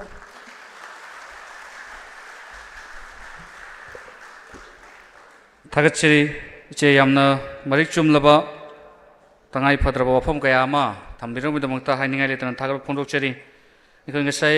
इचेना मा वा ngangrenggi mangoina phongjakhiba slogan adu miyamda muktang mathang manau naina pathokpagi tanjadu lawjage koi punna ekoi apunba slogan ase taruk se mathang manau naina miyamgi phomdong tang pathokcharke ahan bada Mahiloisang sing amadi educational institution sing da puba thangba ngamloidaba sel amadi pochai gi demand lalhoba amadi khulai paiba sing na tawbiganu ani subada education da government na politicization tawbiganu ahum subada chahi amada class tawba numit masing chani ge kundagi hanthanba yade haiba law ama government na sembiu ahum subada government matam chana thabak paikhatabana mahai masing tambagi kanglon kaihanba amadi mairoi singda awaba piba tauroidabani manga subada education ga mari leinaba thabak singda corruption nepotism amadi favoritism tawbiganu aroibada education bu yaikhai thingaiba pidaba mafam disturbance free zone ohenbiu Haiba slogan sing asina ekoi ngasigi pangthokliba disturbance free education zone demand day 2024 gi slogan oigani loina thoronggi makha chathajar poina ekoi gi ngasigi lingsin birba sing ligalakta ge ungtang kokchage mingoina panjarabada oja Doren Khang anba president All Manipur Recognized Private School Welfare Association bu ngasigi thoromasiga mari leina ba wafam khara thamina baidamta noluna koksinjari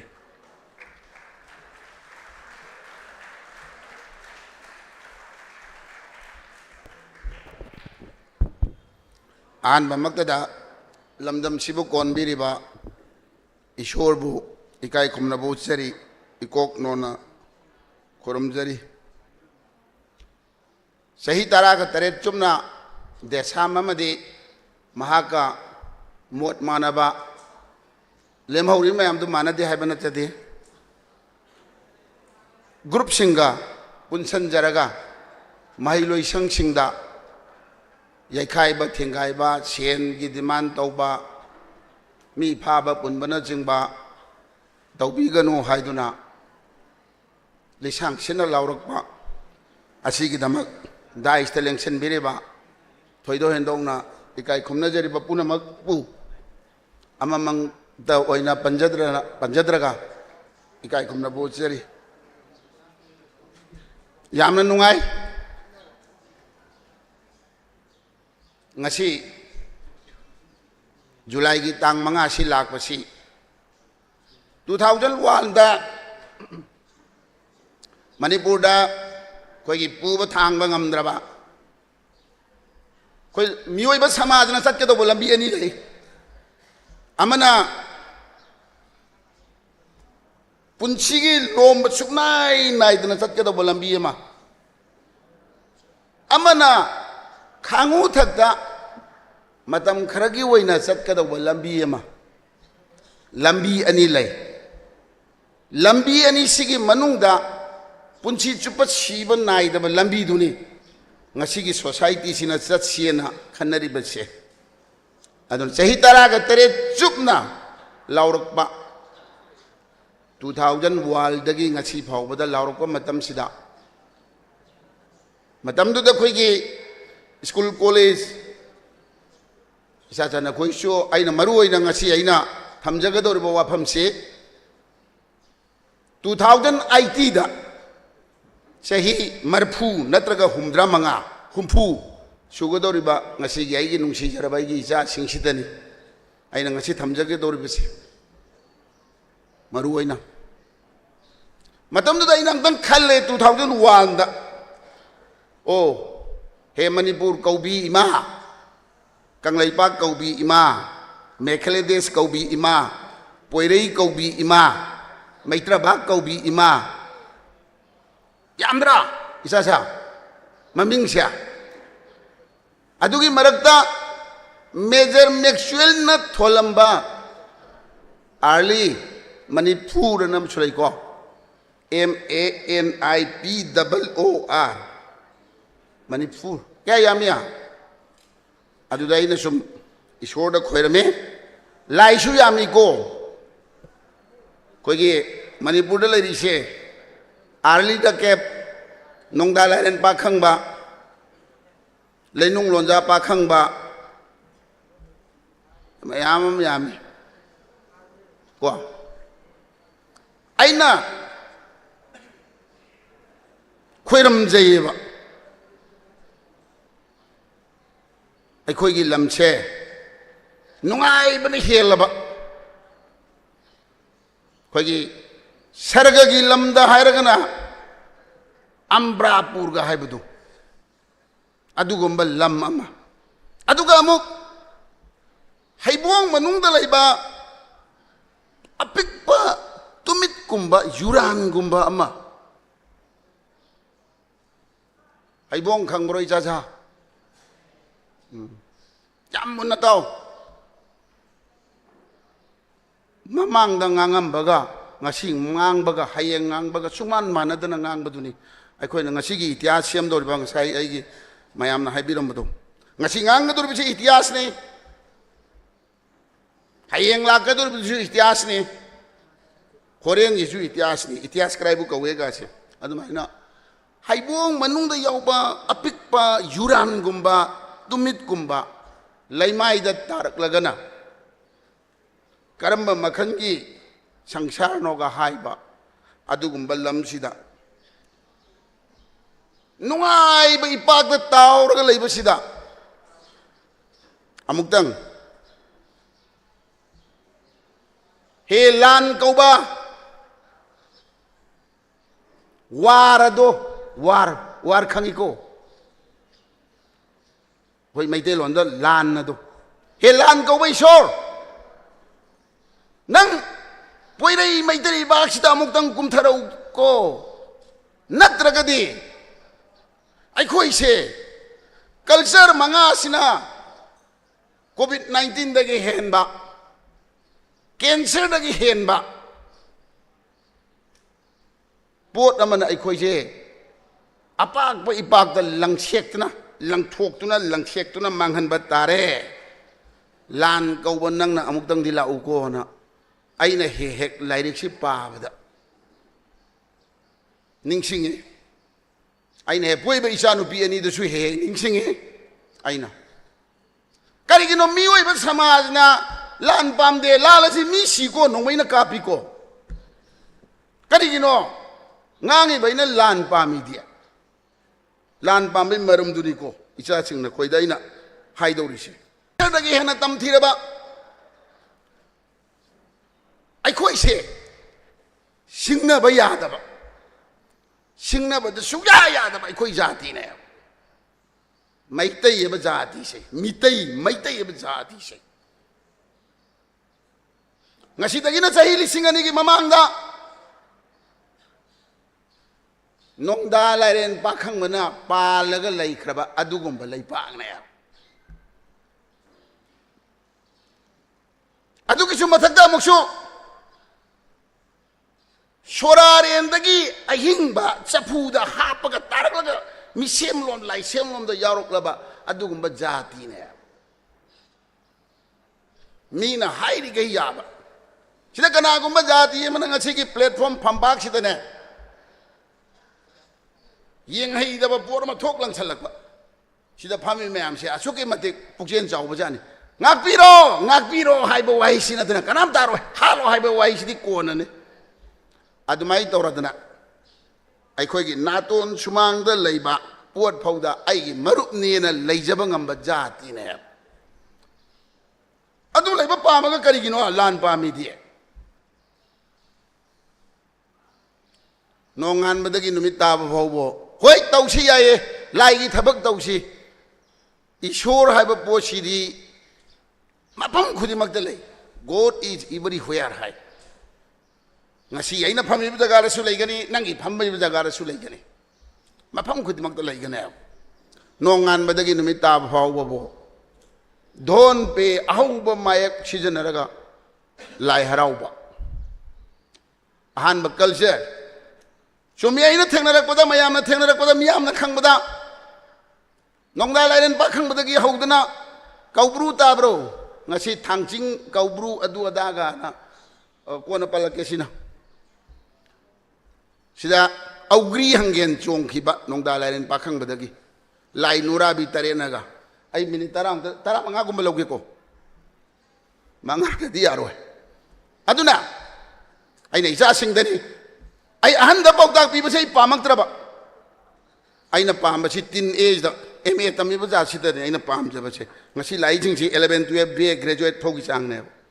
aduna nonga ma da numita bo lai harau ba nonga ma da gi numita bo thaban jong ba nonga ma da gi numita bo sumang lila to ba nonga ma da gi numita bo tangai phadana cha ba ba chinja sugum ba culture manga sina ai koi covid da gi na sathi ba cancer da gena sathi ba marak sida ngarang ta polak pa itihas ki manung da su yawrak ta ba mioi laluk mayam amana ngasi gi poire mai tre bag sida ga ai gi lamni ma gi lamne ga hairak ba se madudi ai khoi se moina kawroi to ba se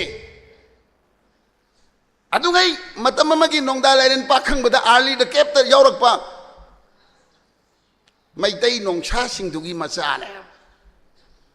singna ragana hena singna rakani mioi lak thulai singai tana husia kana na kauna ruge ne sida ge hena thol kani imai ben khangket machi langa kani aina lan pa morido masigi nate mioi bagi sabida mioi bagi samaj sa khulak pada lan tawragadi Majati si yamna nungsiba magi maram dam si yamna nungsiba lan tawraklagadi majati nungsi maraibak nungsi maram dam nungsi magi sagai natai het magi leimai da leiriba jiba panba punamak nungsiba aduga lan dugi masak puthorkadoriba lan sungalakadoriba poto Kanada no bai khoi na sinagador ba phiran sibo phiran di hujik pai na le ba nong thak sida matam ma gi ibudau pa khang ma gi phambak gi phiran ngasi gi malem gi phambak na khang na ba phiran di ngasi gi atyas da pai le re kanana no ba phiran sibu mapu ga wok ga dori sibo noi na wok dei na traw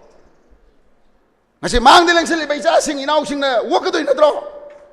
Adu araga din na koy na hayo. Ning tambagi marumda sa liba makoy da. Iskun college mahiloy siyang sing na demand taro ko na. Nung na hayo ko. साउरदि भोम लंसलप याय नोंना हायो अखोई मालंग the पाइरिबा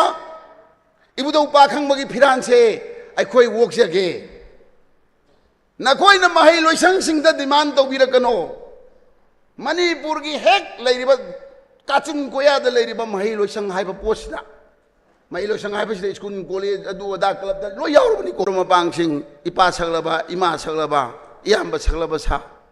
अखोई फिरानसे पाइदना लेरे पाखंबगी फिरानसे अखोई एंत ओक्सगे लान मरक्सिदा यारगदी महै Loisang the demand तौबिरकनो बुबा थांबा ngambase tawbiragano अखोई करी हाइजरौगे इयाम्बा सिंगदा इयाम्बा सिंगना करी अखोइना नचा नना ओइबा अखोइना करी हाइरगना इयाम्बा सिंगना पेनगदगेना नखोई लाउबा मतम थोक्त्रिब्रो इरैबा इरमदम इजाति सिकनसि हाइरगदि रिवोल्यूशन दरकार होये ngangiba isisu revolution ne फम्मीबा नखोइसु रिवोल्यूशन ने नोंमई पाइरगा तौरिबदुसु रिवोल्यूशन ने लाइरिक चोक पाइरगा दशक इदन मुथतना तौरिबा सिसु रिवोल्यूशन नतबरो आइना पिस्तोल बा येबा लागा नोंगोंदा कापदुसु रिवोल्यूशन ने अदुनदि निंगदम पुरकबा यारोय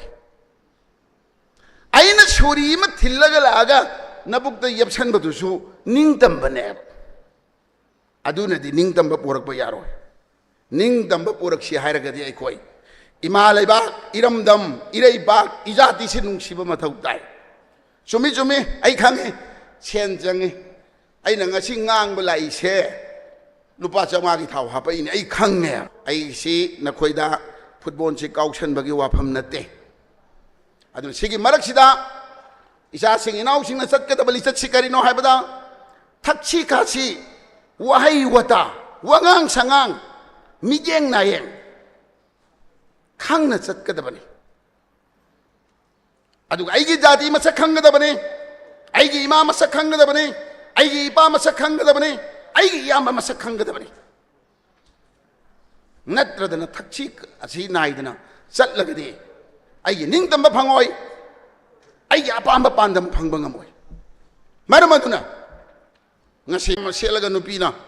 nipana ne manjunaraba phi ma selaga ne chinghong de ne ching macha macha khoi gi tempak lai tum thugairaga ne hinghau bane yengu jo ai jajarura bani ko mot sinjaraga amuka hanna thagatpa phongdokjari miyam na su khange mamangi wangang loi sing na su yamna marik sum na thambiram le aina ai observation da hairiba yamna soba अचौबा mass rally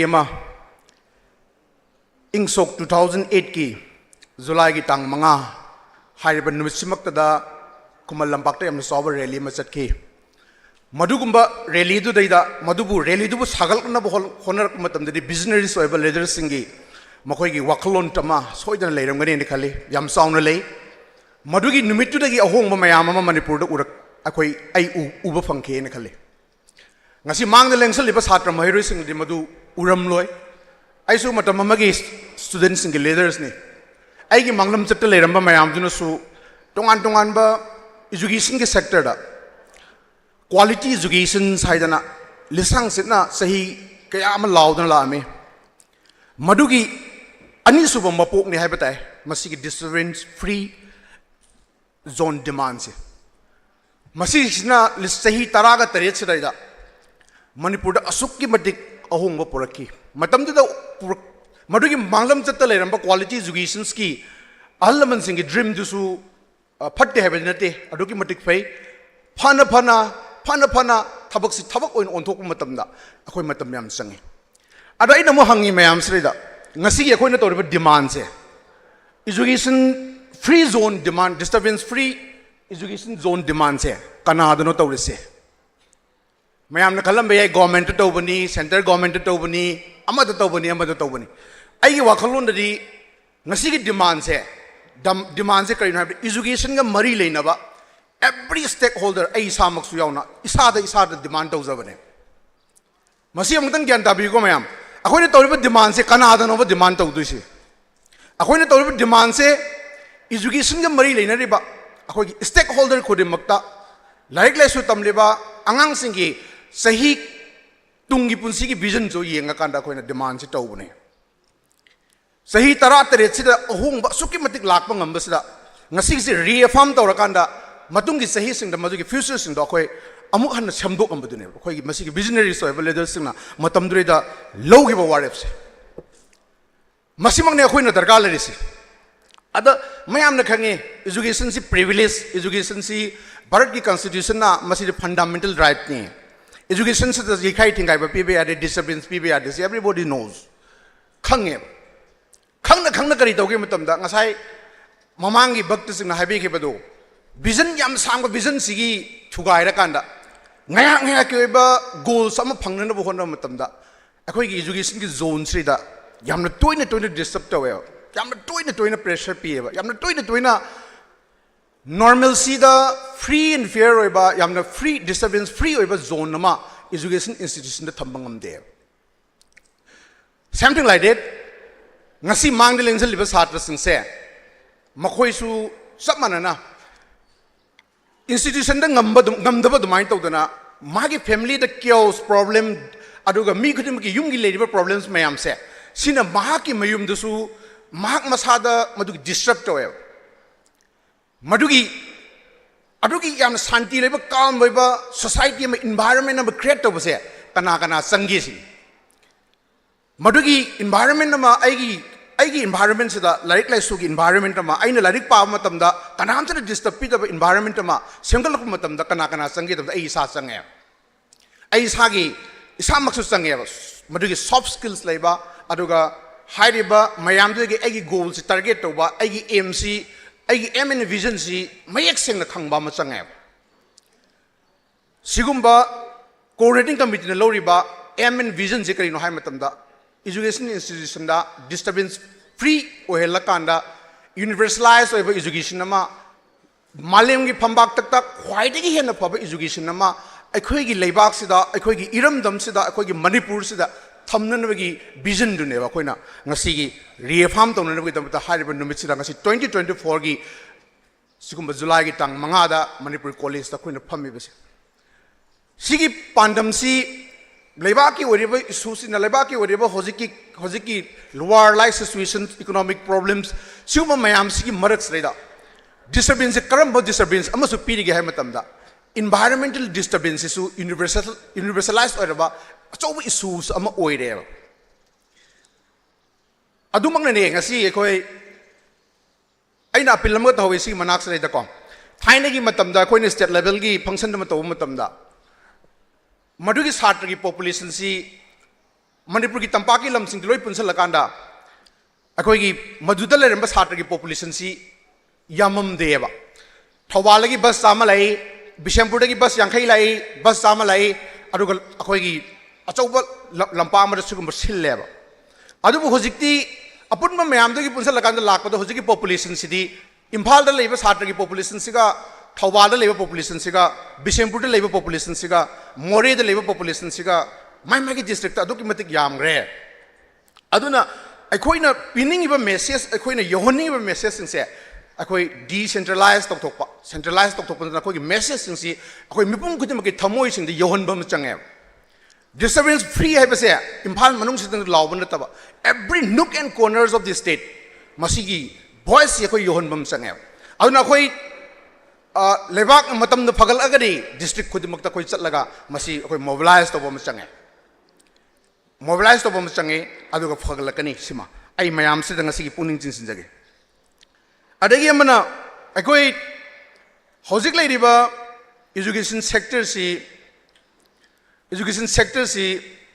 ngasi makso environmental push up to we hadana mayam thai ai Imphal ki manung sidi is west di numit nini humni marini handaki sarkar handaki government sina yamna toina akoi haibidi right pudi lerembe angang singi right toina government ki order thwe koi suti thwe masida target and economy am ozam am angang mayam da pigedaba competition mayam da koi sigumba toina suti thadok pasida koi awawam din nangam ngane adubu something like hojik district khadi koi ising isau nang deba Imphal East and West दी मदु नंगे हजिक मसी फगलकनब होना मतम the 15 days कुम चंग बे आई इताव retain की मागी गवर्नमेंट की स्कूल्स में आमा इम्फाल मनु लेबे स्कूल्स में आमा बदी इसिंग इसाव नंगबनी मसी किसी अमुक लाख मतम द 15 डेज 20 डेज चंग कने cc environmental climatic change na koi da piba disturbance ne ba education sector da sis also over issue sama ne ba adu ita de koi na 220 working days sahi ma da phangna na bo na sai matam sri da masi 220 days working days phanga da adu ita de koi karam ba matam da masi koi remedial class lo khotna karam ba matam da koi working hours phangna na bo na ba se masi koi stakeholders singi education da le stakeholders singi akoi gi chap chaw from kanoma oigedabane adu oiba matamda akoi khunai sigi nagarik singse aran belambi de chatloi achum belambi la khoina purak pangamgane masi masu nakoi mayamda appeal toge lamdam se thoi basi sida nate sahi ani ohum se covid na sahi ani ohum mama mangan gre masu disturbance mane sisu achobu disturbance mane koi education gi sector da pi gi bse akoi kamana result to environmental activities na akoi lisipria hoisa Lisipria na tawri se global warming si climatic change si tawra kanda akoi nui myam da kayam issues thengnagi do mang da pham be satra sing thang ngani ngasi akoi na pham matam da nawai matam da ris yam nungai ba hol sama oirami ing ba chikpa adu hojikti nong su su ba ising su wat ba adu akoi de pham matam da yamna ing ba yamna calm oi ba cool and calm oi ba atmosphere ma environment ma oi ba ngamde nui ngambra ngamamoy classroom da su du ngai hoji AC darkar lai re ba classroom da so khoina oja sing la rik tak matam da discourse to matam oja man satram da rik tak matam da khulen kam condition se khoi hoji ki climatic change na khoi affect or ine ba sina si so bu su sama aduna masi so khoi challenges da khoi gi social kaino gi manung da challabni na issues ki manung da challabni na universalized by issues ki manung da challabni khoi khoi mang na upambi thaba environmental support to se masi disturbance de khoi ngamna ro hona ga doine simasu message me bijage mayam nasu yam toi pan ba ei mamang dasu yam toi palle adu aino mu pan dasu yara ba ne adu bu hojik si leba ki irang sina nina ta ba ngam da ba larik tam ba phangi nina ta ba ngam da ba masi ki obstruction mayam sina akoi gi sen gi demand gi horaga aduga angat pa phangna akoi da pressure leba mayam se adu bu akoi masi kuma mayam se masi isama ki iramdam ni imalebang ni khanbiraga masi table talk laga koi resolve to minna ba hona minasi adu guma mayam se koi matung dana thoning de adu pa mana koi policy makers in the demand to disturbance free zone oinena ba ki damak ta koi lamdam sigi policy maker makhoi ge choba responsibility le makhoi ge choba diet le akoi education sector le ribe stakeholders ki leaders mayam ngasi de sunu ba pulle akoi ki private schools ki aduga college singi aduga tongan ba guardian association ki aduga tongan ba guardian singi su role lay akoi na ngasi ki disturbance free oina na bhona matam da guardians ki so roles lay masi ki fundamental rights si kahen na thamnan bi hona matam da policy makers sing da magi darkar laiba akoi ki policy se chap chaba policy for example oina government school de am toin thokpa oza masing hek wat ba gomba satra yam leiba mafam dana oza wat ba aduga satra leiba mafam leita mafam dana oza mayam na paishan ba gomba sium basi am tui thokpane thokpasi desam na am tui lawi matam dagi oina masi disturbance free zone oina na bagi masi su part mane matam dagi voice atai mayam da pressure pi da bida in any how to dana masi ki leba ki damata ka thoba executive kharana makhoi na represent toraga leba ka toina makhoi gi mamit mamai pangan base masi akhoi darkar laiye noi mayam di yahondra bani ayam ba isu sing hoji yeng bio akhoi yaujarak pasidi bharat ki law manipuri law bharat ki संविधान ki nepal suba schedule chan bado madugi matam adugi mamang do ge akhoi achauba role sam lauraga akhoi lakre adugi mathang yaurak khrabani yaurak kibasri so akhoi kari darkar lake matam sida mayam na disturbance free quality education lawrma matung da hojiti kari darkar la effective learnings la effective learnings la gan life skills mayam se angang mayam si universalize over life skills mayam se phajana phanganna ba honam matam da akhoi gi institutions sing da college ta university gi level sing da akhoi disturbance leitaba education ama semgat pam changak matam study akhoi mayam gi role se collective ओइबा united force अमना अखोई मसी लेपे आई we stand united in मसी की सी लेरम मतमददी अखोई की डिमांड से डिस्टर्बेंस फ्री एजुकेशन की डिमांड से फंगने अरुना कोई मसीगुम्बा वखलोन से कोई यूनाइटेड लेप चंगबदुननी कोई ngasi मांगद लेंसलिबा मयाम से कोई पुन्न लेमिनरिसे अदगी कोई बेटर इंफ्रास्ट्रक्चर मतमदुगी बेटर इंफ्रास्ट्रक्चर कोई प्राइवेट स्कूल नगा सिंगल लेब इंफ्रास्ट्रक्चर से मयाम दगी टिप टॉप ओइननबा कंपटीशन तौरिनी सरकार दगी सिंगल कोइन म फंगदना अदुगा अकोई मसरिदा कोइना होनरिबसी या meagre amounts of school fees collected from your parents यामना पिक्रबा चाही मदा अंगांग अमदगी लिसिंग ट्रांगा कुन का लखटपसिना मसिगी पैसासिना अचो इंफ्रास्ट्रक्चर सेमगलगा अखोय अंगांग सिंग लारिक मही मसिंग तंबिना बोहनरिनी अदुगा ओजासिंग दसु यामना मिनिमम दा मागी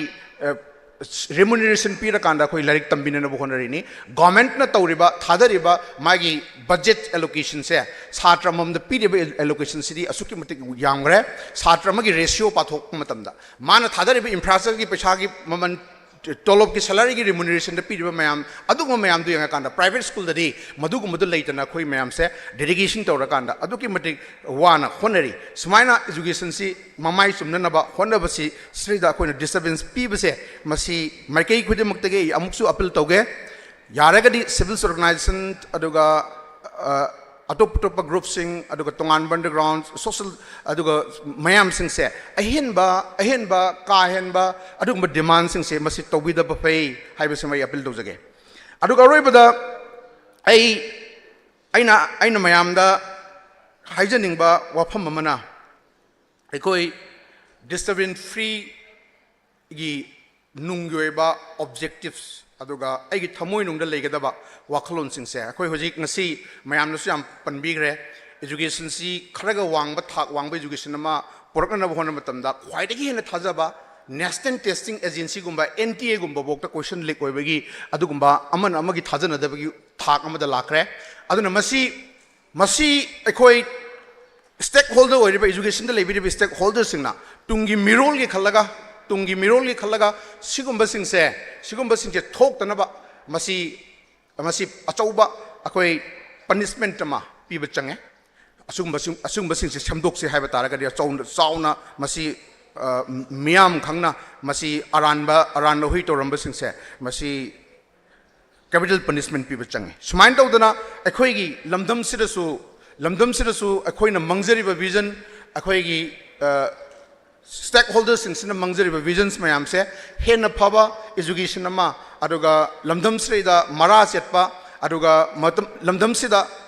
prithvi ki phambak ta lebak ki phambak takta lamjil tanaba matamda aikhoi manipurna aikhoi imaleba manipuri singsina myam dagi mithoi heleba sumaina ategi education ki field su aikhoi se mangjil thaba adungba lamdam mama ohenna bo khona matamda akhoi khudimak ki lophom tokpa thodang lomina rakanda examination hall manungda nakhoi mayam ki mind distract tawriba mobile na nakhoi mayam da larik pa matamda mind distract holba mayam do maduguma mayam si khoi examination hall ga se hojik tagi di khoi internet ko basi thingjan na ga tawrana examination si system se khitang innovation to change hatang hongdok change kanabadi am pire khoi gi mobiles na karina khoi pinning iba message ko in every hand ko de yore su madina khoi aran ahui oina sinarakpada si achoba maram moire aduna ngasi gi numit silauraga masi miam da appeal tawjaraga I matang certain sindari thank you all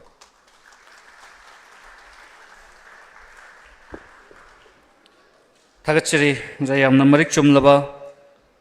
koi tungdala kadori mahiroi singda yam hena kana gadaba khunaisi sema matamda yamna kana gadaba wafam mayam ma thambiram bagi damakta hainingai letan thaga phonrokcheri koi makha chathar jarpo ina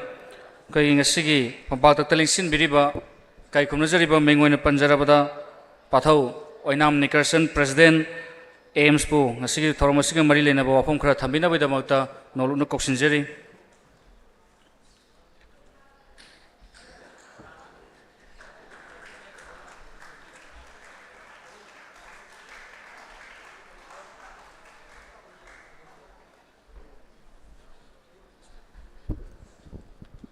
Han muktada lamdam asibu kon biriba ibudo iben dogo ithada konchin jaraga ikko na khurumjari loinana ngasi asigumlaba thorom asigi mayai tangon gi famhum lang da lengsin biriba mingoina hangat chadraga su punna subsin jaraga ikai khumna jriba oza sing amadi ima singbu ikai khumna wuchari loinana ngasigi asigumlaba function asibu saruk yaba amadi yeng wataba lakpiriba oza sing tongan be school college ki pagi mahiroi sing civil society organization gi lusing basing pumna mukus punna subsin jarkanda ikai khumna wuchari yamna ten takwa samlakpa wafam manga taradang thamsage ngasi aikoina aikogi mahi loisang dana tragna mai sangsing da yakai thingkai ba pi dana ba amadi makoida aki akhang pi dana moki matang da mamang da khogi akhang ahi kyana wafam kya thambigre loina na makha tarak padasu akoi ojajing akhang ahi mayamna hena marak chumba wafam kya thambirakni haibogi thajabuju leijai loina na ngasi aikogi miron asida aikogi khunai sida thengnari ba mahirojing da natragna mahi loisang sing da yakai thingkai ba pi na he hairib se masi ahaki oina di masi aikogi mahi loisang natragna mahirojing da aki akhang natragna yakai thingai ba piribose ngasigi aikogi khunai sida natragna aikogi ngasigi miron sida aki akhang natragna yakai thingai ba pi ba nate haina lojai masi aikogi tunglam chatki puari ama semlakadroiba aikogi puari oigadroiba tungi yumbire namo oirakadroiba amadi tungi luchingba ma oirakadroiba tungi afaba mahiroi khunai ama semakadroiba afaba manipur ama sagalakadroiba adugumlaba aikogi mahirojing adi haidi aikogi yumbiren jingjida tin changnana ba yakai thingai ba pirakune haina lojai ngasi asigumlaba iramdam asida lairiba tongan ba yawongi chininaw kyana khoigi ojajing na tatana habiba khoigi shell gi demand tawba hairiba shell gi demand adu makhoigi apam badu phangdragana yakai thingai ba bom langjan ba nongoi kapsan ba kaya thorakli ba si masi aikhoina matam amada mahiroi oiramliba isilinaw singna ngasigi yawloi oiribani ngasigi mahiroi oribsna tungi yawloi oroi hainingai lete amadi ngasi leiriba bureaucrat officer amadi tongan sector kya da so sang oiriba khuding maksa masi mahiroi dagi oirakwa ngaktani aduna akhogi tunglam chatta lakadroiba makhoigi mohchi lawgudroiba amadi makhoigi tunglam chatta makhoigi pari puri oina mogi liklam lirakadroiba adugumlaba mahiroi jingsida amadi mahiroi kya bu puthokadroiba akhogi school college jingsida aki akhang pi ba hepse masi lepi nanaba amadi laibiriba akhogi ichelinaw khuding maksu mahiroi oina haurakla-kanda akoi ngasigi lusingba amadi yawloi amadi ngasigi afaba officer MLA minister kya oiraklim haibagi wakhalwala sima mangda thambinanaba noloksari loinana ngasi iramda masida lairiba ojasing amadi intellectual kyana aikogi iramda masida afaba quality education poraknaba wafam kaya tatana lauri adubu hena ngaklebdi aikogi iramda masida oja gi mingda haitare akogi mahiroi semningba mahiroi puthokningba amadi oja saba miyoi khujo kharna akogi lanai school kaya hanga kanda aikogi mahiroi jingbu lalon pot oina urakpa amadi sizinarpagi akogi wari kaya ama amadi akoi thodok kaya ama koi hena thengnaraba wafamni hena unaraba wafamni hariba miyoi khujo khara duna aikogi iramda masida lairiba niyom sumna kanglom niyam naina school tawjariba akogi ojajing amadi school authorities bu hena ijat thina nabak thabak kaya chu sathak tabanate loinana afaba maru changbu mahiroi ama puthorakna honar kom tamda iramda masida lauriba akogi bosiam amani ko semna lauriba exam sing ado mai pakna na honar kom matamda magi mahiroi sing hena mak wangna fangnanaba natre hargana magi school adubu phai hainan widamta ngasai akogi kenon imana jupan bigraba china jupan bigraba koi question leiba adagi magi khangna chanaba ojajing kaurakana tongana tuition logba asina chingba thodok kya thoklei bai maraksida karmai tawge habam tamda akogi iramdam masida leiriba akogi bosemamni ko semna ju haidi makoina semjariba makogi regulation jingje makoi masana ngapa ngamaktaba amadi school hangba haibsi akogi business amagi type ta khalakpagi wakhlon kaya ama ngasi iramdam mami chauna tagraba amadi एम्सना जो हाइतारे आई इसामकी लुपना जो हाइबा थौदोकसिंग असि तौबिदनबा appeal तौगिबा अमदि मसिगी मथकदा अकन मियंग संगनबा वाफम कया थमजगिबा अमदि लेबाक मियाम खंगना हाइदि सुगुम्बा महिरोइजिंग बुला लोनपोट ओइना उरकलिबा महिलोइसंग हांगलिबा अमदि ओजा साबजिंगी मथकदा अखोई action लखत पिननबा authority की साइड जो हाइजगिबा थमजगिबजु लेरे मसी मसीदा हाइरिबो अथॉरिटी ने एक्शन लखत पिराब्रा नतर लखत पिद्रिब्रा हाइबदि होजुमकी ओइनदि खंग ngamद्रिदुबु लखत पिरकने हाइबिगी थाजबले हाइजनिंगिबो वाफमदि ngasi खुनाइ सिदा थेंगनरिबा अखोगी स्कूल कॉलेज ता थेंगनरिबा याकाई थिंगाइबा अमदि महिरोइजिंग दा पिरिबा अयत अपन मयाम जे मसी लाइरिबा यावन इहो नत्रगना सीएसओ ऑर्गेनाइजेशन खक्तना पीबनाते मसी ओजा साबा ओजा दिनतना ओजा साबा बिजनेस ओइना चथरक मियोई खुजोक क्यानसु असिगुनबा महिरोइजिंग दा tin changnanaba sum sarang nang masak kaya piri habsima thamjaningi ngasi aikhoigi iramdam asida leiriba iramdam asida hingiba miyam mipung khudingmakta thengnariba saitheng sing ase masi akhoigi maning tamaba bharat ki phibanungda tiluriba akhoigi maning tambagi wakhlon phawwa chumna khanba ngamjadriba adugma manipurda makoi maning tamaba bharat na piriba मथोंग मरम खंगद्रब issue क्या वारुश लेत्रब solution पीखिद्रब चनई फुनैनरग ngasi फावदा नैसलग थमलैब issue क्या आसिना हेना हेना चैथिंग पिरैबने हाइबसिमसु थमजनिंगी ngasi इरमदम असिदा थेंगनरिब चैथिंग लांथेंग खुदिंगमक असि आइखोइना थेंगनरोइगे HYBE तारगदि आइखोइगी तुंगलमचत पुवारी असे अफबा तुंगलमचत पुवारी अमा सेमम मथौक ताइ ngasiगी खुनाइदा थेंगनरिब आइखोइगी इरमदम असे थेंगनरिब थोइबा थौदोक वाथोक लांथोक खुदिंगमकसे आइखोइने हे करिगुम मतमदा नैनरुब तौदना मसिगी solution अमा लेतना करिगुम हिरम खरद हे थदत पदौना तौरिबा मसि आइखोइ मियाम हुकना खनमिनाबा मथौक ताइ खनजै ngasiगी इरमदा मसिदा थेंगनरिबा चैथेंग लांथेंग असि मसि इंडिया की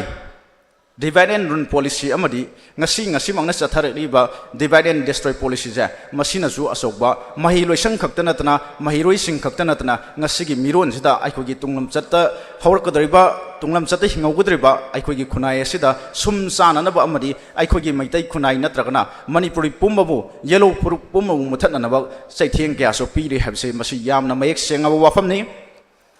ngasimak थोकलिबा लाल असिदा महिरोइजिंगदा अचौबा चैथेंग क्या नंगलीबा चैथेंग सिंग ngasi असिगुमलबा फंक्शन असिदा असिगुमलबा थौरम असिदा सिदा होल असिदा फंबीरकांदा स्कूल यूनिफॉर्म सेलकांदा ngasiगी मिफम असिबु सरुक याबिरिबा महिरोइजिंगदा थेंगनरिबा चैथेंगना इरमदम असिदा थोकलैबा तौरकइबा चलैबा लालसे असिना अकीबा नत्रगना मी पाइबा क्या फाउरकांदा अखोई स्कूल कॉलेज काबा ngamaktaba madi yumdagi mapan thokpa kibagi akiba madugi chaitheng madugi akiba adune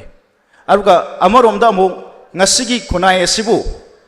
kandaba yade amadi aikhoigi khunai ase tunglamchatki puari da ngasigi miron aikhoi se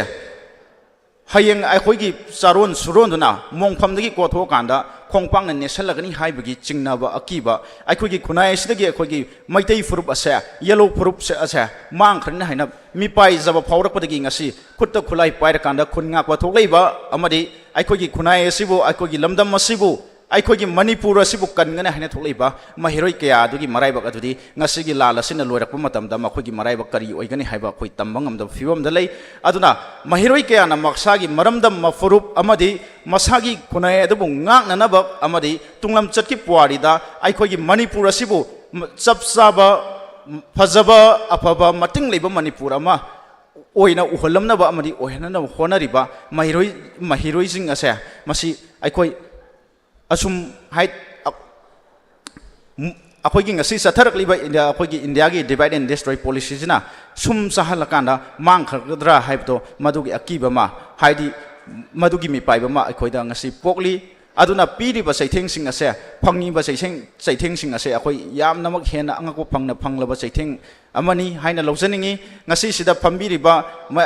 अखोगी इसिलनाउ सिंगदा फंगनिबा चैथेंग अमदी अखोगी खुनाइ सिबु ngakani खुनाइ सिबु कनगनी एना ꯇꯨꯡꯒꯤ ꯄꯨꯋꯥꯔꯤꯒꯤꯗꯃꯛꯇ ꯈꯜꯂꯀꯥꯟꯗ ꯂꯩꯍꯧꯔꯤꯕ ꯑꯩꯈꯣꯏꯒꯤ ꯃꯍꯩꯔꯣꯏꯁꯤꯡꯗ ꯐꯪꯉꯤꯕ ꯆꯩꯊꯦꯡꯁꯦ ꯃꯁꯤꯁꯨ ꯑꯩꯈꯣꯏ ꯈꯟꯅꯕꯤꯕ ꯑꯃ ꯊꯣꯛꯏ ꯑꯩꯈꯣꯏꯒꯤ ꯁ꯭ꯀꯨꯜ ꯀꯣꯂꯦꯖ ꯅꯠꯇ꯭ꯔꯒꯅ ꯁ꯭ꯀꯨꯜ ꯀꯣꯂꯦꯖ ꯅꯠꯇ꯭ꯔꯒꯅ ꯉꯁꯤ ꯌꯨꯅꯤꯐꯣꯔꯝ ꯁꯦꯠꯂꯀꯥꯟꯗ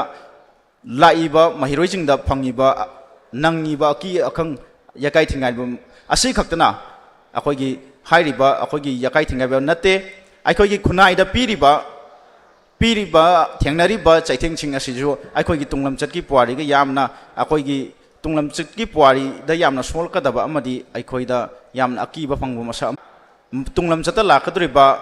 ꯈꯨꯟꯅꯥꯏ ꯑꯃ ꯑꯩꯈꯣꯏꯒꯤ ꯐꯨꯔꯨꯞꯇꯨꯒꯤ ꯑꯩꯈꯣꯏꯒꯤ ꯈꯨꯟꯅꯥꯏꯗꯨꯒꯤ ꯑꯩꯈꯣꯏꯒꯤ ꯃꯅꯤꯄꯨꯔꯗꯨꯒꯤ ꯄꯨꯋꯥꯔꯤ ꯑꯃ ꯑꯣꯏꯒꯗꯧꯔꯤꯕꯅꯤ ꯃꯪꯂꯝꯆꯠꯇ ꯂꯩꯔꯝꯃꯤꯕ ꯑꯍꯜ ꯂꯃꯟ ꯑꯈꯪ ꯑꯍꯩ ꯀꯌꯥꯗꯨꯅ ꯉꯁꯤꯒꯤ ꯄꯨꯋꯥꯔꯤ ꯑꯃ ꯑꯣꯏꯔꯤꯕꯅꯤ ꯍꯥꯏꯕ ꯋꯥꯈꯜꯂꯣꯟ ꯑꯁꯦ ꯑꯩꯈꯣꯏꯅ ꯈꯟꯊꯃꯤꯟꯅꯔꯀꯥꯟꯗ ꯉꯁꯤ ꯂꯩꯕꯤꯔꯤꯕ ꯑꯩꯈꯣꯏꯒꯤ ꯌꯥꯎꯂꯣꯏ ꯑꯣꯏꯁꯅꯨ ꯑꯗꯒꯤ MLA ꯃꯤꯅꯤꯁꯇꯔ ꯑꯣꯏꯁꯅꯨ ꯕ꯭ꯌꯨꯔꯣꯀ꯭ꯔꯦꯠ ꯑꯣꯐꯤꯁꯥꯔꯁꯤꯡ ꯑꯣꯏꯁꯅꯨ ꯑꯩꯈꯣꯏꯒꯤ ꯏꯔꯝꯗꯝ ꯑꯁꯤꯗ ꯑꯩꯈꯣꯏ ꯃꯁꯦꯟꯒꯤ ꯃꯔꯛꯇ ꯃꯨꯛꯅꯕ ꯑꯃꯗꯤ ꯁꯥꯎꯅꯕ ꯌꯥꯀꯥꯏ ꯊꯤꯡꯒꯥꯏꯕ ꯀꯌꯥꯁꯦ ꯄꯤꯕꯒꯤ ꯃꯍꯨꯠꯇ ꯃꯁꯦꯟꯒꯤ ꯃꯔꯛꯇ ꯐꯝꯃꯤꯟꯅꯗꯨꯅ ꯊꯦꯡꯅꯗꯨꯅ ꯅꯠꯇ꯭ꯔꯒꯅ ꯋꯥꯔꯤ ꯁꯥꯟꯅꯗꯨꯅ ꯑꯩꯈꯣꯏꯒꯤ ꯈꯨꯟꯅꯥꯏ ꯑꯁꯤꯕꯨ ꯃꯕꯨꯛ ꯃꯔꯥ ꯇꯞꯄ ꯈꯨꯟꯅꯥꯏ ꯑꯃ ꯑꯣꯏꯍꯜꯂꯛꯅꯕ ꯍꯣꯠꯅꯕ ꯃꯇꯝꯗ ꯃꯁꯦꯟꯒꯤ ꯃꯔꯛꯇ ꯈꯣꯡꯆꯦꯞ ꯍꯥꯏꯅꯗꯅ ꯑꯃꯒ ꯄꯥꯎ ꯐꯥꯎꯗꯣꯛꯅꯗꯨꯅ ꯑꯐꯕ ꯃꯔꯤ ꯑꯃ ꯁꯥꯒꯠꯅꯅꯕ ꯍꯣꯠꯅꯃꯤꯟꯅꯁꯤ ꯍꯥꯏꯕ ꯋꯥꯐꯝꯁꯤ ꯊꯝꯖ ꯇꯦꯟꯁꯤꯟꯖꯔꯤ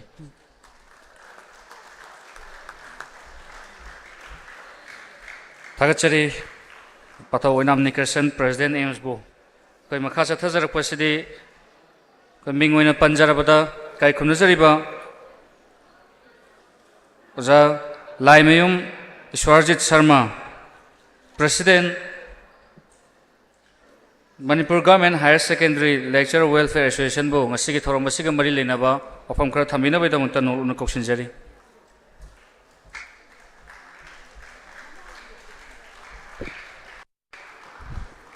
ꯑꯍꯥꯟꯕꯃꯛꯇꯗ ꯇꯔꯥꯇꯔꯦꯠ ꯁꯨꯕ disturbance free education zone DESAM अमदी तोंगान तोंगानबा ऑर्गेनाइजेशन सिंग सिलेबा फंक्शन असिदा दाइस लिंक्शन बिरेबा ओजा सिंग महिरोई सिंगी संस्थान अमदी प्राइवेट स्कूल की लोइनना छात्र की ट्रांसपोर्टर एसोसिएशन की लीडर सिंग लोइनना मांगदे लिंक्शन बिरेबा ओजा सिंग छात्र की गार्जियन सिंग महिरोई की ऑर्गेनाइजेशन की लीडर सिंग सिविल सोसाइटी ऑर्गेनाइजेशन की लीडर सिंह लोइनना प्रिंट एंड इलेक्ट्रॉनिक मीडिया की इचने नाव सिंह पुनमक इकाई खुनबु उच्चरी लोइसिल्लकपद ngangbaniना aina ngangingba point ti ayambadi mamangi speaker sing na ngangkhre adubu ngasigi function asiga mari directly lainadraga khitang haidokjaraga mayambu refresh toboina koigi manipur si education system jida ngasi sahi kuntra natra kunmuki mamang sida asuki matik phibam soklami ayakna St. George school da lering matamda kogi school education amadi college education ki phibam siam phibam so esi khangamde adubu ngasi sahi charamna kuntra mu haibatar 1994 da ayhak si Biramangon college da English ki lecturer una join tawje matamdu da oideba matric परीक्षा की सक्तम class 12 की ओरिबा सक्तम हाइरिबसे आइना ओजा ओरिबा जगादु खक्ता नतेको अते अते मफम सिंग सुम चलु मतमदा असुके मति फिबम सोकनिंगाय ओइखरा पुरा अखोइगी कृष्ण जन्मदा तगुदु मैन परीक्षा सेंटर मनाक सिदा पोटफम फंबा मयाम अमगा खोंबान जेम मयाम सिंगसिगी चाना थंगनाबा योलिने असमाय त असुके मति फिबम मदु उबदा कपनिंगबम याव अस सिगुमदबा फिबम सोकलाबा एजुकेशन की situation asida akoina oja oigedu si karamno chen parikha sida koi ki note ka si nungdaga china phajen jom chelaga langchilak kumba adege de school maming ki panjararo high school ama akoi school ni manakta leiba madugi metric parikha ka tawde nga sa hari badu pra krishna jarma ki mawng adudagi de matam ki matungena akoi si phibam yam soklabadi karingba society ama phibam yam soklabadi ahing si yam mamlabadi mamai thungda nongan ba si soidraba अदुमाइन तौदना मणिपुर दा संस्थान अमा ममिंग पंजरो को अदुगा शास्त्र संस्थान ददी संस्थान अमा थोरखी हारिबा अखोय लाइबक फबा हाइबा तारे आइगी कॉलेज बीरमंगन कॉलेज हानेगी हौजिपुदे आई रामलाल पाल की लेक्चरर ओइन लेजरे अदुना मतमदुदा अखोई कॉलेज बीरमंगल कॉलेज सिदा अखोई छात्र मतमदुगी जनरल सेक्रेटरी आइगेदी छात्र रोमेश अमदी अखोई छात्र लोइनना अतोप कॉलेज छात्र मरुगोइना अखोई कॉलेज छात्र खर इनिशिएटिव लाउरे साफोंग लखी छात्र संस्थान अमा अदु अहान ममक्तदा हारिबा साफोंग लखिबा छात्र संस्थान से सिदा अचौब रोल लौखिबा हारिबा छात्र संस्थान सिगी प्रेसिडेंट सु ओइखिबा लोइना 2002 दा मधु अना खनबद सेप्टेम्बर नत्र अक्टोबर अदायद ओरमगना खले मतमकी एजुकेशन डायरेक्टर खुराई ओजा बीरा ने रिटायर चलक मान चीफ गेस्ट होगा अखोई Birmangal college DESAM democratic students of alliance of Manipur है साफों लखीबन इहान हानबा फाउंडर प्रेसिडेंट इमांग छात्र जनरल सेक्रेटरी रोमेश अमतंग लेखत मैम सक्ताक्स अदुना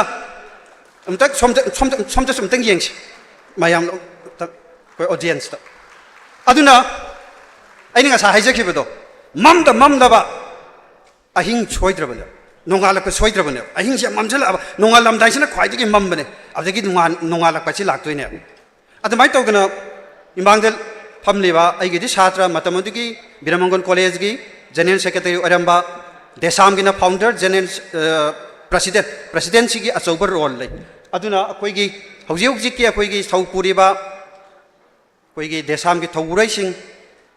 मखोइ पुनमगसु रमेश की कंट्रीब्यूशन सी कावगनु लोइना हारिबा चहीदमक्तरा सना कोनुंगदा वासक लौखिबने अखोइगी देसाम की थौबुरैसिंग सी अदु सिगुम्बा अखोइगी मांगदा लैरिबा छात्रसिंग नखोइनदि मसि खंगलमदरो अदुना मणिपुर की एजुकेशन सिस्टम सिदा अचौब अहोंग अमा लाकु मतमदा देसामना लौखिबा थौदांगदो हौजिककी मांगदा फमलिबा छात्रसिंग नखोइनदि खंगलमदरो हाइदुना अइना अमुक्तंग मसिगी इतिहास से फाकलकपनि अदुना अहानबदा परीक्षा नोट तब अनफेयर मीन्स तब से थिंगनबगीदमक्त देसाम याना इनिशिएटिव क्या पाखी मधुगी मथंगदा हौजिक अनीसुबा इनिशिएटिव हाइब तारे मधुगी सुम मखा तारकपनेबा हौजिक disturbance free zone in education हारिबसे अदुना अहानबदा अइना देसामना अखोइगी मणिपुर एजुकेशन सिस्टम से सेमदोकपदा लौखिबा देसाम करमना लिंखतखिबा हाइबदिगी समलपा इतिहास अखोइगी नौरिबा अखोइगी छात्रसिंगसिदा खंगननिंगजबदि अइना हाइजबनी अतोपा छात्र संस्थानसिंग एजुकेशन चौखटनबा होनबदा याउदे हाइजब नतेको सुपनगी अइना देसामगा इगा लैनरकपा मरी देसामगी एडवाइजर ओना मतम हौरकपा मतमदुदा अदु लिजबनी अदुना अतोपा छात्रसिंगनसु एजुकेशन सिस्टम सेमदोकपदा अचौब थौदांग यामना लौई ngasiगी सिमक्सु छात्र संस्थान अमोइना एमसु अचौब सरुक याबिरी लोइना मखा तारकपसिंगसु छात्र संस्थान अतैनसु अखोइना चंगसिलेबा मसिगी इनिशिएटिव असिदा सरुक यागनेना खंजै अदुना हौजिक अइहाकना ngasiगी फंक्शन असिगा मतंगदा खितंग इलाबोरेटली दुम हाइजरगे अहानबदा एजुकेशन दा डिस्टर्बेंस पीबा हारिबसि कनागुमना अखोइ लैबाकी निखानसु स्पीकर मैमना हाइग्रे अदो एजुकेशन की इंपोर्टेंस हानमता खंग मतुंगदा डिस्टर्बेंस टू कदाई फाव रिलैक्स तब और तौरीदबा नत्रगा अखोइ सरुक सुआ यारो हाबिदि नते अदो कोन लाक्से एजुकेशन हाबिसि करिनो हाबिसि तंग हानिता अखोइ ज्ञान तामिनखिसि अदुना मरुइना मांगदा फमलिबा छात्रसिंग नखोइदनि अइना हाइनिंगबसि ओजासिंगदि हाना खंगलबनि एजुकेशन हाबिसि अतै कैसु नतेबा हानगी अखोइगी स्पीकर सिंगसु हाइबि खरे अदुगा अखोइगी लिपलेट सिदसु हाइलिफदि सत्यम शिवम सुंदरम हाबिसि छात्रसिंग नखोइनिदि खंगलमनरोइको दूरदर्शन की लोगोसु अइबनि मोटोसु अइबनि अदो एजुकेशन अखोइदा तंबीरे अतै कैसु नतेबा सत्यम मेदि अचुम्बा हाइबनि अचुम्बा हाइबसि एडजेक्टिव नि माइ मतुंदा नाउन मयाम लाकदोइनि अखोइना क्लासरूम दा नोइदा तंबीगदोइसे अमदि तंबीरिबसे अचुम्बा लमचत साजत अचुम्बा वांगांग संगांग अचुम्बा लौसिंग अचौ अमदि अचुम्बा साजत लिसक हौनलिनस लोइनमक को हौजि हाइदना लोइबा नाइरो अनिसुबदा शिवम हाइबसे संस्कृत शिवम मेदि अफबा हाइबनि गुड हाइबनि तो गुड हाइबसे एडजेक्टिव नि माइ मतुंदा नाउन मयाम अमा लाक्तोइ अदुना हाइरिबा सागी सत्यमसे अचुम्बा हाइरेको मतंग अफबा हाइरसे अफबा साजत लिसत अफबा वांगांग संगांग अफबा लौसिंग असिना जिंग मयाम अमा लैखरे अहुम सुबदा सुंदरम हाइरिबसे साइंस ना अखोइदा सत्यम अमदि शिवम जि तंबी अचुम्बगा अफबा खक्तनिको science social science any subject पुनमना तंबीरिसे सुपनतगी कोइगी ह्यूमैनिटीज हाइना खंगनबा लिटरेचर लिटरेचर अमदि माग मरी लेने सब्जेक्ट सिंचननी सुंदरम तंबीरेबसे सुंदरम मैदी फजबा है संस्कृत फजबा करम फजबा फजबा लिसत साजत फजबा लौसिंग फजबा ज्ञान लोइनमक्से तो अदुना पृथ्वी से लेरिबा अफबा अचुम्बा अमदि फजबा ज्ञान लौसिंग साजत लिसत पुमनमक्से एजुकेशन तंबीबा हाइबने अदुना नेल्सन मंडेला कौबा साउथ अफ्रीका की अपार्थाइड की मायोक्ता कन्ना हौखिबा नुपादुना सुमना हाइरमे education is the strongest weapon that you can use to change the world संसार पुंबसे चुम थोके हाइरबदी एजुकेशन द ख्वाइदगी कल्लब खुलाइने हाइरमे अदुगा अमुक्सु स्कॉलर अमना मधु अई खनबदा लॉर्ड मैकॉले ओइगद्रान खल मानसु असुना हाइरमे नहाकना करिगुंबा समाज अमबु लेखा ताहनगे हाइरबदी बॉम्ब मिसाइल एटॉमिक बॉम्ब सिंग नोंमै सिंग सि दरकार तादे हाइरिबा समाज दो मधुगे एजुकेशन सिस्टम दो मधुगे एजुकेशन की क्वालिटी दो हंथहलु ऑटोमेटिकली हाइरिबा समाज नंग इलाइनानि जोय तौगु ngangani हाय या साथिना मरु ओइख्रबने एजुकेशन अदुगा अमुक्सु nations are built in the classroom हाय तो नेशन सिंगसे क्लासरूम दगी सागतली सिन अइना हाइजिन बने तेबसे पृथ्वी के अफावबा स्कॉलर सिंग पॉलिटिकल लीडर सिंग इंटेलेक्चुअल सिंग मयामना हाइरम बने नेशन हाइबसे क्लासरूम दगी सागलक बनी हाय तो अदुदि क्लासरूम हाइबसे क्या सतिन मरु ओइखबन अदुना दे एनी अखोगी सोसाइटी अखोगी स्टेट सी लाइखा तारे अखोई से वारे कोले हारि पुनमक्सी सिबु सोल्यूशन दि कनान पुरकदोइनो लीडर मयाम अमा थोरा कांद नत्रा हारिबे लीडर दो कर्म मखल की लीडर मसागी सत्यम शिवम सुंदरम याम संबयवानी को हारिबे गुल अहुम से चेनबा अफबा मखल की साजत लिचत अफबा ज्ञान लौसिंग लोइनमक से चेनबा मतिक चाव लीडर है तो लेरकांदा मतिक चाव लीडर तो कनाने सेमकदोइबा ह्यूमन रिसोर्स संगल इबसे करम डिपार्टमेंट एजुकेशन सिस्टम हौजी अखोइना मिनिस्ट्री ऑफ एजुकेशन हारिसे हानदी चही खरगी ममांगदी ministry of human resource development हारिबने अदुना कन्फ्यूशियस हारिबा चाइना के अफावबा रिलीजियस लीडर दुना हाइरमी नाहकना करिगुंबा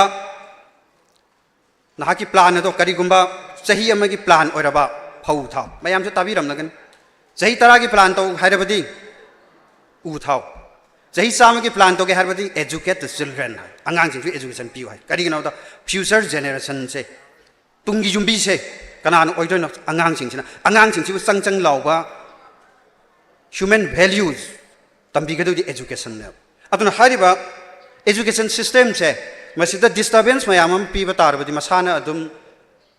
कोई करी हागदुबनो उ अमदा फजना हार हाकदुबदा उदुगी मनासिंग मरासिंग दुबु चाथटकदुबा मखलगी हिदाक मयाम अमा चाइसिल्लबा उदु फजना हौरोइदन अदुगा चप मानदोइना अदुना एजुकेशन गवर्नमेंट पॉलिटिसाइज तौबिगनो हारिबसे सिगी मतांगदसु खितंग इलाबोरेट तौना आई हाइजगे प्राइवेट स्कूल ददी कोई सिगी पॉलिटिकल इन्फ्लुएंस संगबसी कया लेरमोय अदुगु गवर्नमेंट स्कूल अमदि गवर्नमेंट कॉलेज ददी मसी खरा दुम लेरे मयक सेंगरे हाजरो कोई सिविल सर्विस कंडक्ट की लिमिटेशन लाइबनिना गवर्नमेंट एम्प्लॉय एबन अदुबु खितंग बौरपना हारबदा कोई पॉलिटिसाइज तौबा हाइबसे अतै कैसु नते कोई school नत्रगा college दुदा head of institution अमदि learn principal और हेडमास्टर है माना मागी मथौ से तौगुम मत ओजा सिंग दु चांग नाइना कारकपा अदिगे छात्र सिंग सी डिसिप्लिन लेब्रा लेतबा यंगसिन बखोटपा सिग मयाम हम लेखरा हारि मागी नॉर्मल ड्यूटी से सि तौगुम मतमदा मरुइना ओजा सिंग दा माना ओजा सिंग दुबु ड्यूटीफुल ओइना बितम त माना पांगथोप थबक सिंग दो अदुदा पॉलिटिकल इन्फ्लुएंस संगबा सिगुमसे हेक थोए सिदे दुम ओपन सीक्रेट न लेरवान कनागुंबा ओजाम द प्रिंसिपल सन खरा थिने चैरवा नत्रगा मानगोंदा करिगुंबा खरा मागी against the higher authority CM इरागा हारिबा मागी कोई हौजिकती new education policy Sing sing badi National Education Policy hana anong education policy am la NEP 2020 hana. Adu NEP 2020 si laktunge mamang desu. Matam gi education policy mayamam lai khare. Adu bu NEP 2020 di lar dana ngasi tegi sahi kunmuki kunthamuki mamang da India pumbagi oba education policy se hongak pu matam da Manipur se hong debu si yawe. Isam samna harbada koi gi oja haibasi Isam jamba miyam to oja oya de. Akoi nurse amu oiba na to doctor amu oiba chu training yauduna oja oya bran. Ya de. Graduate ama lore nang sa layeng wa ya de. Doctor ge oiba training set ni. Adamai to oja haibasi chu kari na to doctor engineer amati tongan makhal gi mi makhal sing se kana na semak doino. Oja na natro. Adu human engineer haidu oja haibasi. Adu haibasi gi damakta oja khudi mo se training tawgadu ni hana masigi policy akoi sakhat aba laibak singi dadi masi an parliament National Council for Teacher Education Act and ekama passed away 1993 to hariba masi chhatra sangsan singi leaders singi masi kupna khangba darkar oreko kaino akoi higher education dadi masi problem se kya thokte ba en kaino se akoi net pass to gotam UGC RR se line haibani Vishnu na haibani sida hiktok pa yate si khan khreba aduga sab manana UGC ki counterpart school education desu magi counterpart NCTE hara abam laya ek amu makha de sembani parliament da pass to ek haibase laiba amatan state amatan akoi India si man de state amatan hiktok pa yaro haibadi aina pramanana harbada chakka amas ungan seba ko chakka du yauri ba spokesing du ungbada yawpham thoktra madu da chakka du matam da yaudra ba spoke today chakka du ki part amu oida roya Adun basic example ek pizza rage ko 1993 the pass to riba ek sing matungina National Council for Teacher Education Act 1993 ki section 12 clause D amadi section 35 ki matungina oja khudi makse oja ob ki training pass to gadi private school su government aided su government school su oja oi dabe yadre hana masigi rule se same kre ek sigi section 12 clause D section 35 ki matungin UGC Act 1956 ki makhada UGC ki arana semini ko parliament ki ek mi makhada advance sab chana akoi ki school education da su UGC ki counterpart and NCTE haibam leya adugi matungina 2001 ki September 4 da India Gazette da primary level da ki na koi ki hojik Manipur da bodi higher secondary hai all India ki wana madi central school di senior secondary hai class 12 phong che ara se phajana phong re India Gazette ni ko phong ise phong ba Gazette phong ise National Council for Teacher Education ma ki on discretion the phong na te parliament ki ek gi makha ne parliament ki ek sibu akoi Manipur naga illoi ka hai yabra ne contravene to yabra ne armed forces special power act repeal to na mayam na hoki ba I ho mayam to parliament ki ek oi buduna akoi repeal to ngam ri akoi chatna loi ka hai ba yad sin to admai to any ek ama parliament pass to ba akoi sita RTI ek Manipur na nawa lo ke ga ya de dana RTI ek akoi state na adopt to ke ga ya bra ya de ba admai to dana enga sa haje ke ba 2001 ki September 4 da primary level de na class 12 phong ki school education oja khudim ki RR se phong de ba India Gazette adu de ki 2009 da Right to Education Act haibam la RTE ai samuk se directorate ta OSD oina lejrami OSD RTI amadi RTE oina aduna Right to Information Act si lakpadagi di amuk pre primary education sisu maru ore harpadagi haudi masai hari ba ai aina haike ba 2001 de semi ba parliament ki ek makha de semi ba RR se 2010 da mu semdokre pre primary so hapsile aina ngasi masi elaborate le hari bisi maram di karigino habada handak te su desamna ko hari bisi gi mayam singsi indabadagi khongjeng khara sangsin baduga mari laina ni education gi free zone oi base siga su mari adum indirectly mari laina ri aduna pre primary gi oja su ko pre primary teacher gi training si yaw tradi ya dre ha basi ek sida palipsi matungena ek tu gi provision gi matungena semi ba RR si hapsila 2010 adubu yeng angang si yeng 2001 hai siga hujika sahi kya no mesri sahi kya mamang no agi chhatra sing ek si makha de semi ba RR si 2001 ni ko अदगी pre primary हपचलिस 2010 दनी को 2010 से नोई पिसक पियांग फिन 2010 दगी प्री प्राइमरी एजुकेशन सिसु ट्रेन तौदबा याद्रे हाइख्रमने अदुबु सि मखा ताबदि करी तौख्रे दुम खंबिरो गवर्नमेंट एम्प्लॉई अमना गवर्नमेंट माइक ताब हाइबदि तारनी अदु पार्लियामेंट लुबरा कोई स्टेट सिगी ऑफिसर सिंह से तौरिबा को थबक तुना तो हारगदि गवर्नमेंट की अगेंस्ट नतेबा तौरिबा गवर्नमेंट की मेशनरी सिंह तौरिबा पोट तो आइन की वांगद नी सि खतने अने हाजनिंग यंता बिगम मैं सिविल सर्विस कंडक्ट उनदी हाय गवर्नमेंट की माइक तो गांग यादि गवर्नमेंट की माइक तो गांग नतेबा पार्लियामेंट सेमीबा एक्ट की मायोक्ता तौरिबा थबक से सि तौबा तारबदि क्वालिटी एजुकेशन पोरकपदा खोंगलोंग ओइगनी लोइनना पार्लियामेंट की एक्ट सिबु कंट्राविन तौबा कंट्राडिक्ट तौबा वायलेट तौबा तौगनी हाबने आइन की फोंगदने हाइजरिबसे अदुना सिसु पॉलिटिसाइजेशन मखल अमने सागी कॉलेज ओजा लोंग मतम नेट पास तौद्रि याद्रे हारे अदु हजिदबु अखोइना सिमाइना नेट पास तौबा खक्ता हाना प्रेफरेंस पिगनी अदुगा पोस्ट हांगा कांद नेट पास तौदबदा पिगनी ngasi बाउदि एडवर्टाइजमेंट थोखिबा यावरमो 1997 दगेदि मणिपुरदा कॉलेज ओजा ओइ मतम नेट पास तौदे याररोय याना यूजीसी की आरसी अडॉप्ट तौखरबने अदुगा एंगसा हाइजेकिबिदो पार्लियामेंट एक अमा पास तौरगा एनसीटी इन थोइबा आरआरसी फोंगिबा आरआरसी मसी इंदबा यादबने मदु इलेक्टबदगिनेबा खोसिदा एजुकेशन दा कोई डिस्टर्बेंस थोड़ा इसे छात्र सिंह हौरिदु कोई मोड ऑफ मोगी एजुकेशन दुदी अइना सपोर्ट तब तौदबा अदुम दाइजन निंगद्रे अदुबु तौगददि गवर्नमेंट की साइड के सु गवर्नमेंट पाइबिरिबा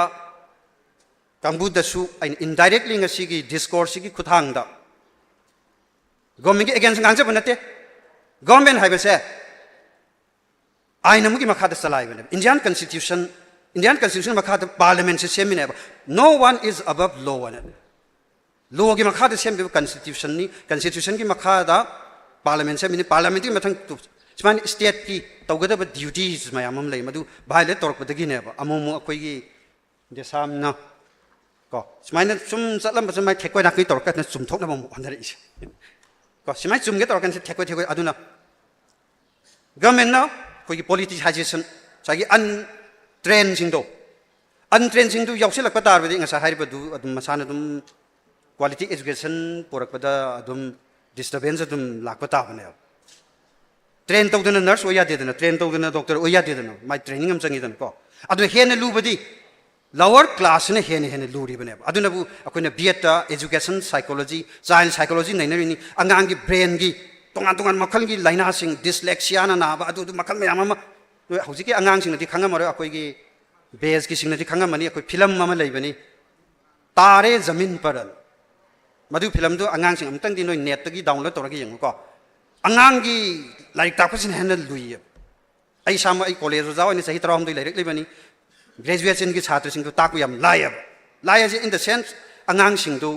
लमहेन टू हेनबा अदि मोइगी कनो दो फोइन याउद्रेबा मोइ यामना कोइगी मैच्योर ओइरमनिना अदुगा हेन लुरिबदि हेन नेमिबा लेवल सिना हेन लुइयब अदुगी दमक्तने अखोइ चाइल्ड साइकोलॉजी नैनरिबा अंगांग द नारिबा मखल के ब्रेन लाइना मखल मयाम अमा ए मानसी खंगद्रिसि करिगिनो अइना ता फाउद मान खंगद्रिसि करिनो अंगांग द ममित इंगसा हाइजे डिस्लेक्सिया हाइबा लाइना दो हौजिकी फिल्म दु याउरिसो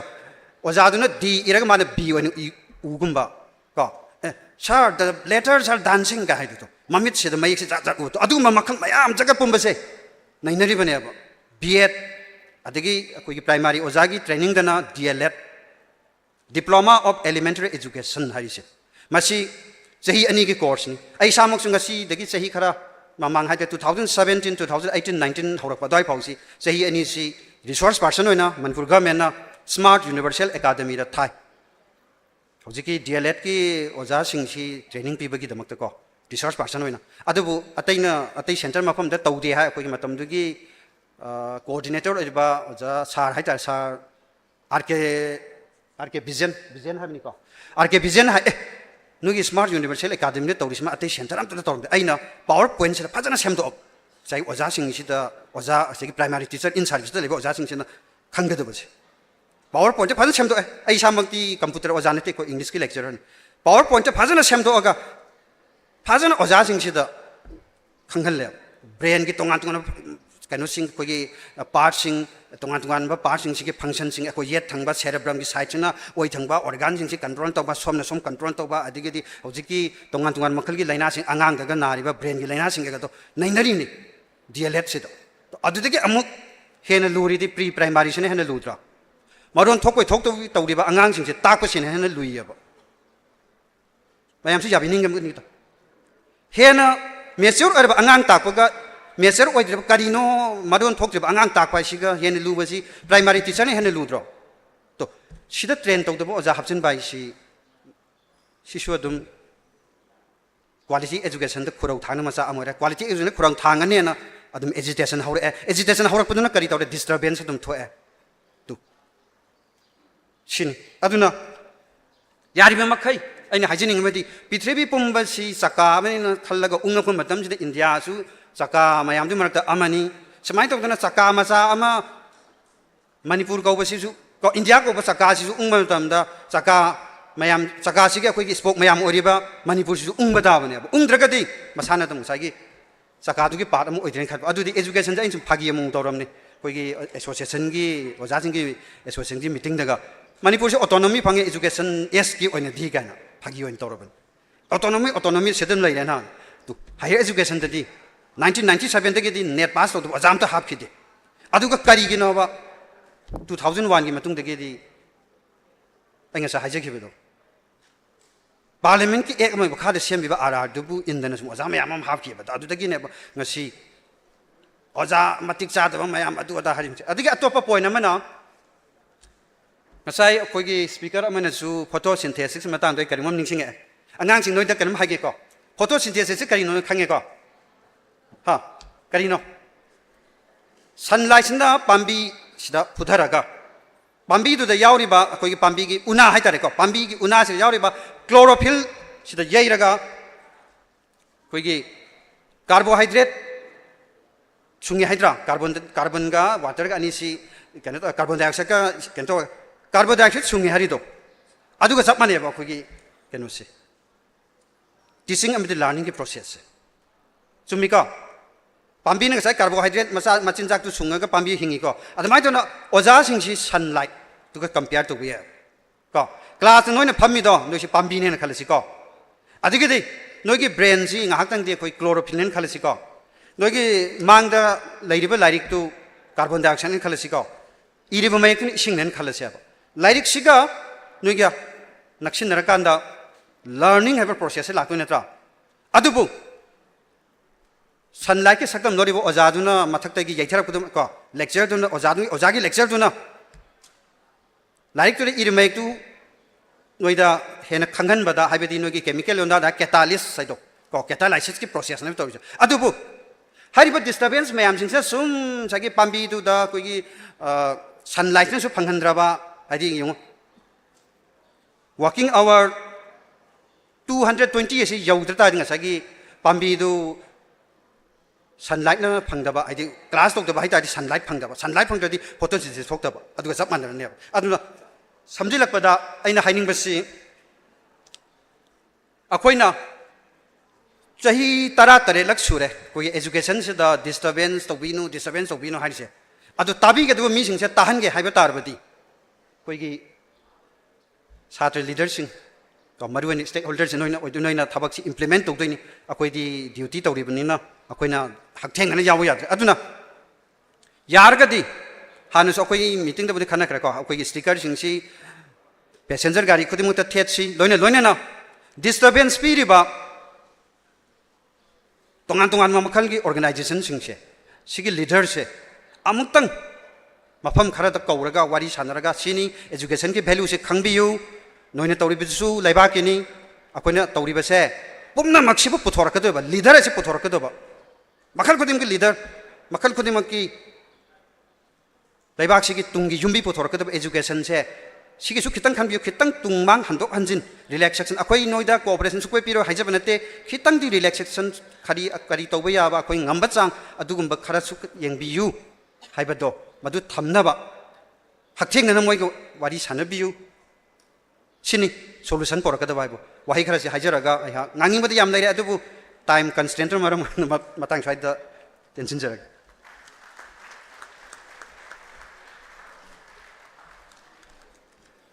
ꯊꯥꯒꯠꯆꯔꯤ ꯑꯣꯖꯥ ꯌꯥꯝꯅ ꯃꯔꯤꯛ ꯆꯨꯝꯂꯕ ꯃꯔꯨꯑꯣꯏꯔꯕ ꯋꯥꯐꯝ ꯀꯌꯥ ꯑꯃ ꯊꯝꯕꯤꯔꯝꯕꯒꯤꯗꯃꯛꯇ ꯍꯥꯏꯅꯤꯡꯉꯥꯏ ꯂꯩꯇꯅ ꯊꯥꯒꯠ ꯐꯣꯡꯗꯣꯛꯆꯔꯤ ꯑꯩꯈꯣꯏ ꯃꯈꯥ ꯆꯠꯊꯖꯔꯛꯄꯁꯤꯗꯤ ꯑꯩꯈꯣꯏ ꯋꯥꯉꯥꯡꯂꯣꯏ ꯑꯣꯏꯅ ꯀꯧꯈꯠꯆꯒꯦ ꯃꯤꯡ ꯑꯣꯏꯅ ꯄꯟꯖꯔꯕꯗ ꯀꯥꯏꯈꯨꯝꯅꯖꯔꯤꯕ ꯑꯣꯖꯥ ꯃꯥꯏꯕꯝ ꯀꯦꯅꯦꯗꯤ ꯁꯤꯡ president all Manipur school students transport ꯑꯦꯁꯣꯁꯤꯌꯦꯁꯟꯒꯤ ꯄ꯭ꯔꯁꯤꯗꯦꯟ ꯑꯣꯏꯅ ꯊꯧꯒꯥꯏ ꯄꯨꯕꯤꯔꯤꯕ ꯑꯣꯖꯥꯅ ꯊꯧꯔꯝ ꯑꯁꯤꯒ ꯃꯔꯤ ꯂꯩꯅꯕ ꯇꯦꯟꯇꯛꯄ ꯋꯥꯐꯝ ꯈꯔ ꯊꯝꯕꯤꯅꯕꯒꯤꯗꯃꯛꯇ ꯅꯣꯂꯨꯛꯅ ꯅꯤꯡꯁꯤꯡꯖꯔꯤ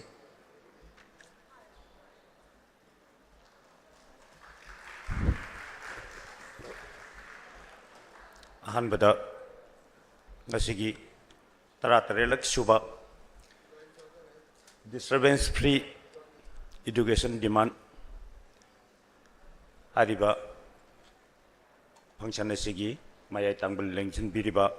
ꯑꯃꯃꯝꯇ ꯑꯣꯏꯅ ꯄꯟꯖꯗ꯭ꯔꯒꯁꯨ ꯄꯨꯝꯅꯃꯛꯄꯨ ꯁꯨꯞꯆꯟꯖꯔꯒ ꯑꯍꯥꯟꯕꯗ ꯑꯩꯅ ꯏꯀꯣꯛꯅꯣꯅ ꯏꯀꯥꯏ ꯈꯨꯝꯅꯕ ꯎꯠꯆꯔꯤ ꯂꯣꯏꯅꯅ ꯉꯁꯤꯒꯤ ꯏꯗꯨꯀꯦꯁꯟ ꯐ꯭ꯔꯤ ꯖꯣꯟ ꯗꯤꯃꯥꯟ asibu thawai yauna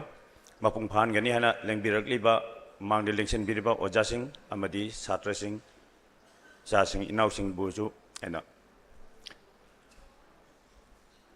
thagat papungluk chari masi si ai ju ketang thengdokre masi gi damakta ahan bawena aina mayamda ngapi gani hana request tawjari mamangda akoi gi ojasing nasu yam marik chumna chu haikre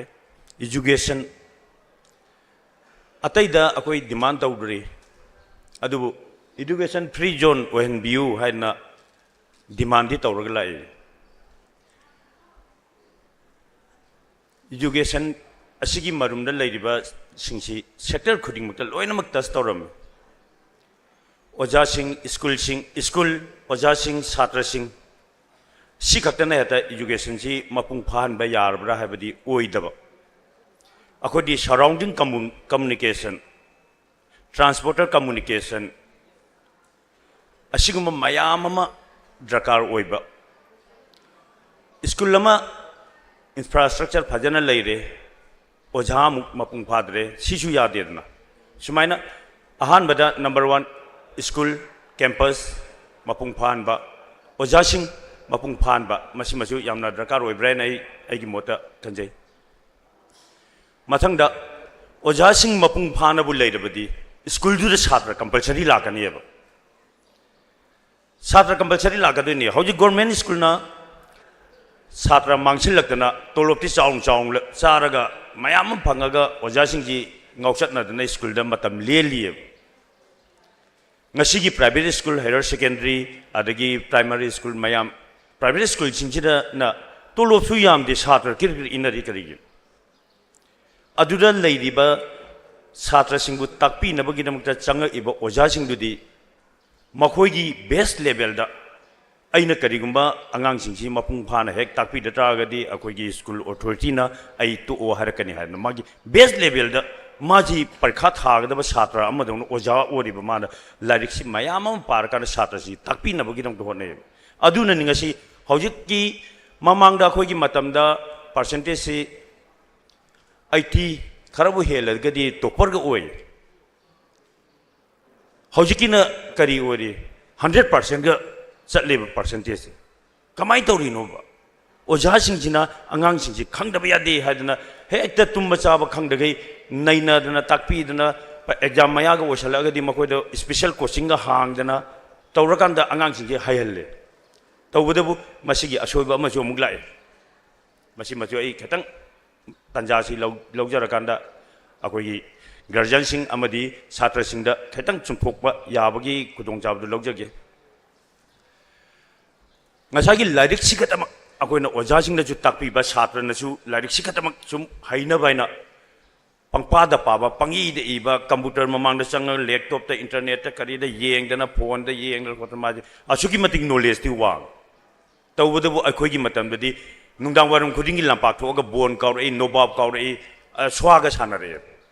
mayam wi communication sima khara wala e hojiki angang singsi sanaba wala aduna friend circle gi relation sima khara wala e walak banina moral dedi khetang hanthare aduna hojikan gi angang singi nauna इनखलइबा अखोगी छात्रसिंग future nation ओइगदौरिबसिंगसिगी मथक्ता अखोगी school authority सिंगना सु खतंग मियंग चंगलगा मोरल की क्लास हाय तारेको सिगी सिमा आई एक्स्ट्रा ओइना क्लास मसा आमतंग हापचल हनिंगे मसी मसु आइगी साइटगी अखोगी फ्यूचर नेशन सिंगसिदा चुमना लाइरिक खतंग हाइबे यादमनिना अखोई ममांगदा ओजा अमखमनसु हाइबिरमबदुनी लाइरिकती हाइरे लाइसु खंगदबा हाइबदो अदुना ngасagi अखोइसी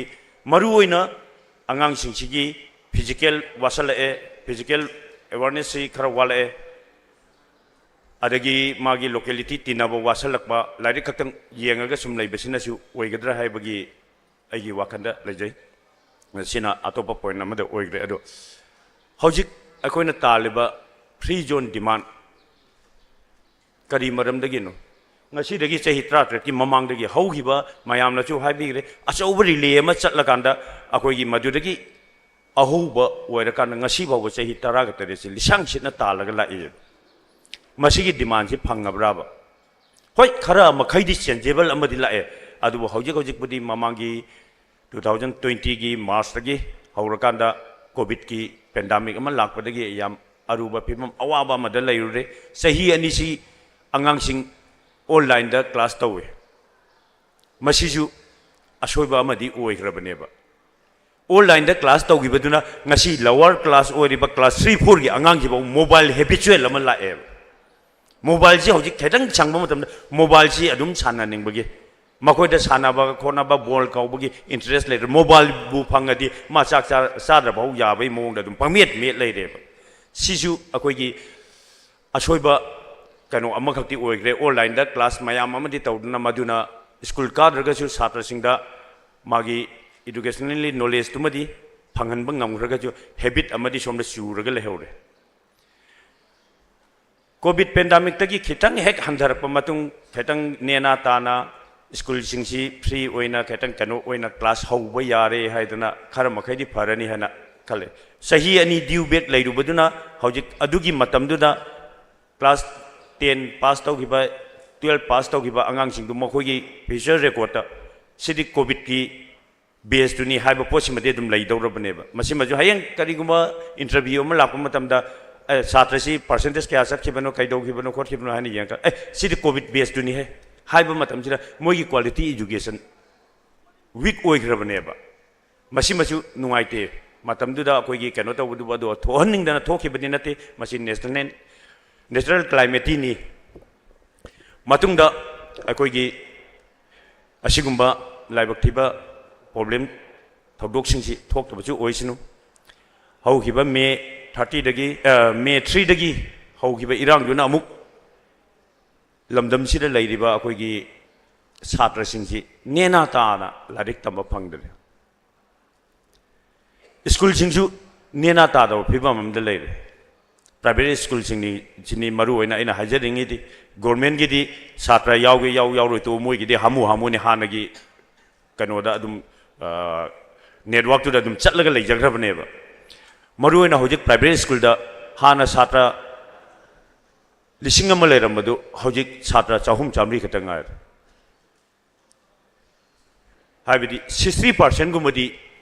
school gi chhatra singji less tawra eba anamba khara tawre adagi masi tawri besi chhatra singji loi singi chhatra ngakara natte akhoi gi locality ojari ba singji mayum makai singdu leiba yadna lanjen nagaramna relief camp da leigram magi nakna ba leiram be school da leiri do akoi maitai macha ojaraga su aina hana tami be school da tamba phangda bi khudong cha da ba madi mayok na yeba masi jo asauba makhal ma neba akoi gi education free oid da basida moida free o henry neba adugi siguma lalak sida tammiba chhatra singju kasuk makoida knowledge mapung phana changoeba ngachai akoi gi mamang da oja mana habi gi duni exam gi sie khotpa matam da oja duna mut nungara ga lakpan numitumadi marks job pitu e oja jungai chhatra jungai hojik aigi yumda kari thuong gadage haibgi tension du da laire ga aina lairik ojaduna tala ibal larik to ai kok sida kamai sang doino ai yumda as nongmai bu kapna ram gadra mây thana ramgadra sipai la aga akhoi changba yai yadi na tawramgadra haibagi wakhan tension du leiraga aina school classroom da phamaga karam oja aphawna takpa lecture do ai na kongji changdoi no ai kokse changdoi no asiguma mayam si akhoi gi paliba sarkar sina su kupna yengchalaga asigumba problem sing ji athuba matam da solve tawbidana desamna sahi taraga taret ki mamang dagi tala iba demand se masi thabak to onthok pidna amuk hanna tangdaba haibado adu ohenningi hayeng dagi hekta ngarang nahan desu hadaki tang kunga mari haugi ba tang kunga mari sida MI School Academy gi Kanchipur da laiba School Academy gi pung taraga mathoi makhai muk taba matam sida makhoi gi school ji pung tara mathoi da school chuti thai angang sing ji thinba tholakpa matam sida ben dabarama unknown person hai tare ai gi member ni hoji ki hari ba ben dabar se unknown person moi ani khangna gari macha da tonge gari number lekhom te challe tanare thongan khudingi angang thada di ni madi amagi angang yawba mafam duda angang ji thada ba matam da mo khoi ji lap tak na ngai amuk thogale moi inare aduga angang ji yawrok tab matam da maju khetang chingna badagi manak nak pamoy gi khangnaba amagi thongan da khamaga mi kauthokna kan sida bike thori ba nupa ani sina nang hat kani he hai siju kind of disturbance neba hojiki matam da mamangi aikoi gi matam adagi ngasi gi lengsan biriba oja sing gi matam da transportation haibasi leiramoi akoi isana khong na chatpa cycle na chatpa ngakta neba hojiki matam da di chanabi amoina school van transport system ji leitaba oragadi school lingkhat pada school du mapung pha de chanabi amoina transportation ji yam important oire transporter oiriba van diversity da sigumba disrupt tawra agadi angang karam kanna matam chana angang collect tawba ngamgani kaidawgani aduga masimaju mayam da aigi akoi gi RR guideline khara leje emastagi oina amastagi RR guideline hadisi karigumba aikoina ben diversity maram jadaba mawong tadaba magi behave and nature sigumba khara leiragadi makoi ji akoina khangdringai ni khangapa matam dadi makhata na school ben thauba yadaba service tawhandaba haibesi masu akoi gi yamna resolution book da yam chaung mayek lana iraga leiriyeba akoi gi diversity gi marakta gi chu karana angang sing putok puchin tawba matamda mawong tadaba natai jadaba yaurugadi complaint tawbiyu hariba mi sing dugi akoina investigate tawraba matungda magi matik chaba kanu oragadi akoi ma makhata na service tawhaloi haibesi ma ai ngasi lengbira iba mayam sing da chu khangminasi haibagi damakta ai kudong jabadu logjage aduga hojikchi lan manung ni khudingmak awaban mayok na ribaneba lalon bi ama su mayok na ri henjang yon bi ama su mayok na ri transporter ama ngasigi auto driver kari khudingmak mayok na riba matam sida aikoi gi khulngakpa singi chanaba thaknaba thabak ama tawradi paisa chang every akoin karigumba step ama hek thangjinba matam madugi marumda paisa ta tragar oye masigi damakta akoina laikai khudingmaktagi maira paibi sing club sing nasu aikoina leidiba aikoi gi lei irei kai sigi oiba karigumba package amakak sarakanda mafam du yaunabagi damakta aikoina arrange amadi tawjariyeba masida asigumba package ama sema matam jida school gi founder su yauriyeba school singida adugi employee oriba staff oriba school gi oja sing su yauriyeba moigi loi laikai leiba ngaktaneba laikai leitaba mi kana yaubi gi ngasi lengbi re isira laikai pandaba karamba jaga dagi lengbi ko oja sing yaubi brane haibdi aikoina leiribisi aikoi gi furu aikoi gi irei kai haiba amakak leiraganda aikoina semakanda aikoi gi package amakak semakan madu yamba yamdaba mafam du yaunaba gi namda akoi khuding mang mayoknari hariba si maktada aduna adu tawbani aduna ada tawbani adu noigi adu dagi adu tawbani ada pirakadabni adu no achigumbasi ayi wakanda khaitang wakhanji khanthaminarakanda masi akoina haribasi yai yade tawi tawde हाइबसिमा खैतंग खंथाहलनिंगी अदुगा Masih यारिमो मखै education sector गा मरी लेनबा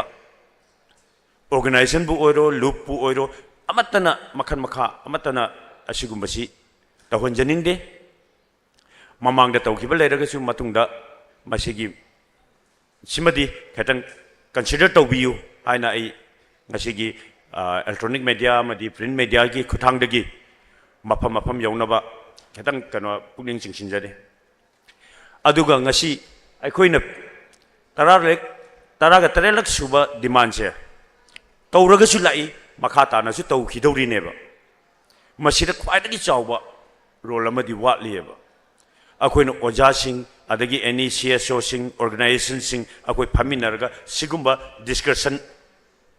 मिफम से फम कांदा education से free हेता ओइरद्रा हाबदुदि ओइरोएबा locality surrounding public awareness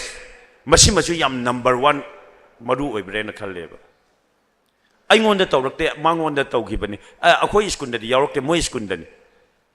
सिगुंबा पोसे खंदबा अखोइगी community हाइतारे अखोइगी सेक्टर एजुकेशन सेक्टर सिगा मरीबु लेनरगदि पब्लिक सु इहौजु हौहन्निंगेबा मरमदी पब्लिक तुगी मचा मसु सिंगनी फ्यूचर नेशन ओइरकदौरिसे मागी स्कूल दु खतंग नतेबा अखोइगी ट्रांसपोर्टर से खतंग नतेबा अखोइगी ट्रांसपोर्टर प्रेशर अमा पिरकपनि मोइगी स्कूल द प्रेशर अमा पिरकपनि अतोप स्कूल लैदिदा सिगुंबसी न यारोएबा अखोइ सिंजी फैमिली अमा खतनी फैमिली दुगी मरुमदुदा लोइनमक मसा मरेंग संदोगा लैबनी अदुना पब्लिक अवेयरनेस में याम दरकार ओइ पब्लिक सिना एनी प्रेशर अमा लाप मतमदा मधु तौबा यारोय हाइना अखोइगी लैरक खुलक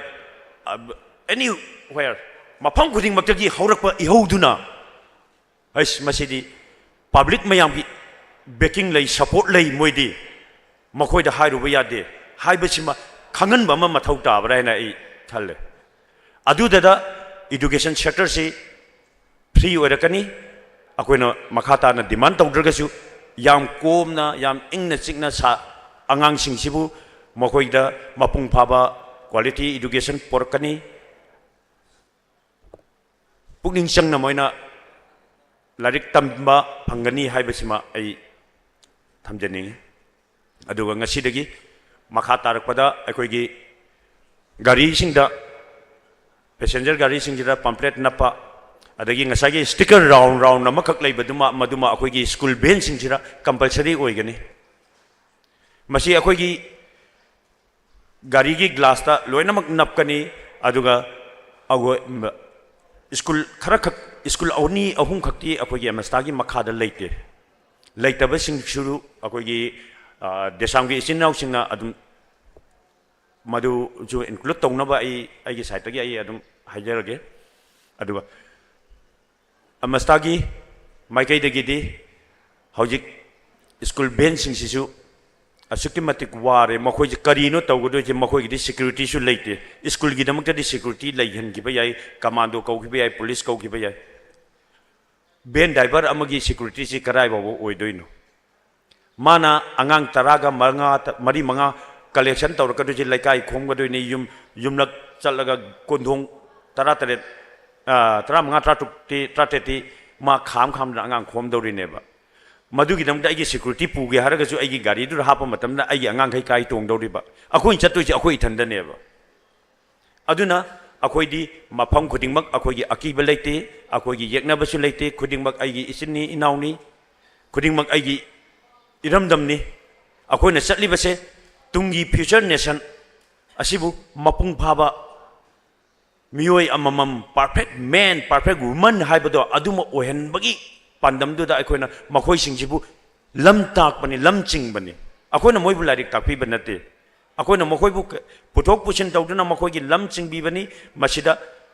मखन मखा अमतगी अयतपा पिबिगनु लोइनना अखोइदा पिगनु हाइबा नते छात्र सिंगदुगी नमक्ता येंगागा पिबिगनु हाइबने मसिमा आइना अरोइबा ओइना ngasiगी मीडिया की थोंदा मसिमा आइना थमजाबगा लोइनना आई टेंटकना साइडा लोसिनजगे thank you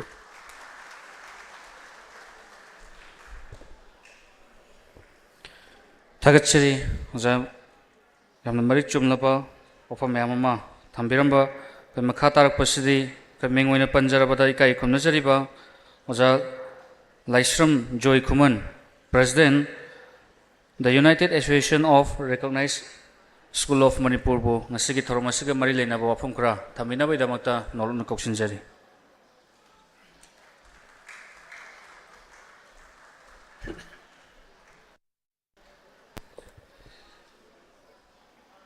yam sang na su satharabnina koigi mangda lingsiliba oja guru singh satra singh adumak khara makhaidi waram gado male adu warasu wana koi ngasi koina pangthoiba sigumlaba discourse asi yam maruiba ama oiba aduna ne masi khudimak akoi khudimak ki yamna maruiba hiram ama oiba aduna koi khanada yadana khanabani aduna koi warasu wana ngaktang di thangminarasi ngasigi tarak tere suba disturbance free education zone demand day asigi pambaki leiteng oibiriba thoidoi ni kai khumnazaraba lamdam asi saknairaba oja sing loinana sewau phangdra lengbirakliba tongan tongan ba institution singdagi lengbirakliba oja sing tongan tongan ba organization dagi lengbirakliba mari lengbiraklibi khwai tara ikono ni kai khumnazari loinana idam dam masigi tungi yumbi oibirakadoriba amadi oibirakadoribi isasing busu program asi bagi damak tawmen khangbo chari taseng nang asi akoina pangthokliba manipur gi tongan tongan ba idam dam masibu saukhatna bu honabada khwaidagi maru oiba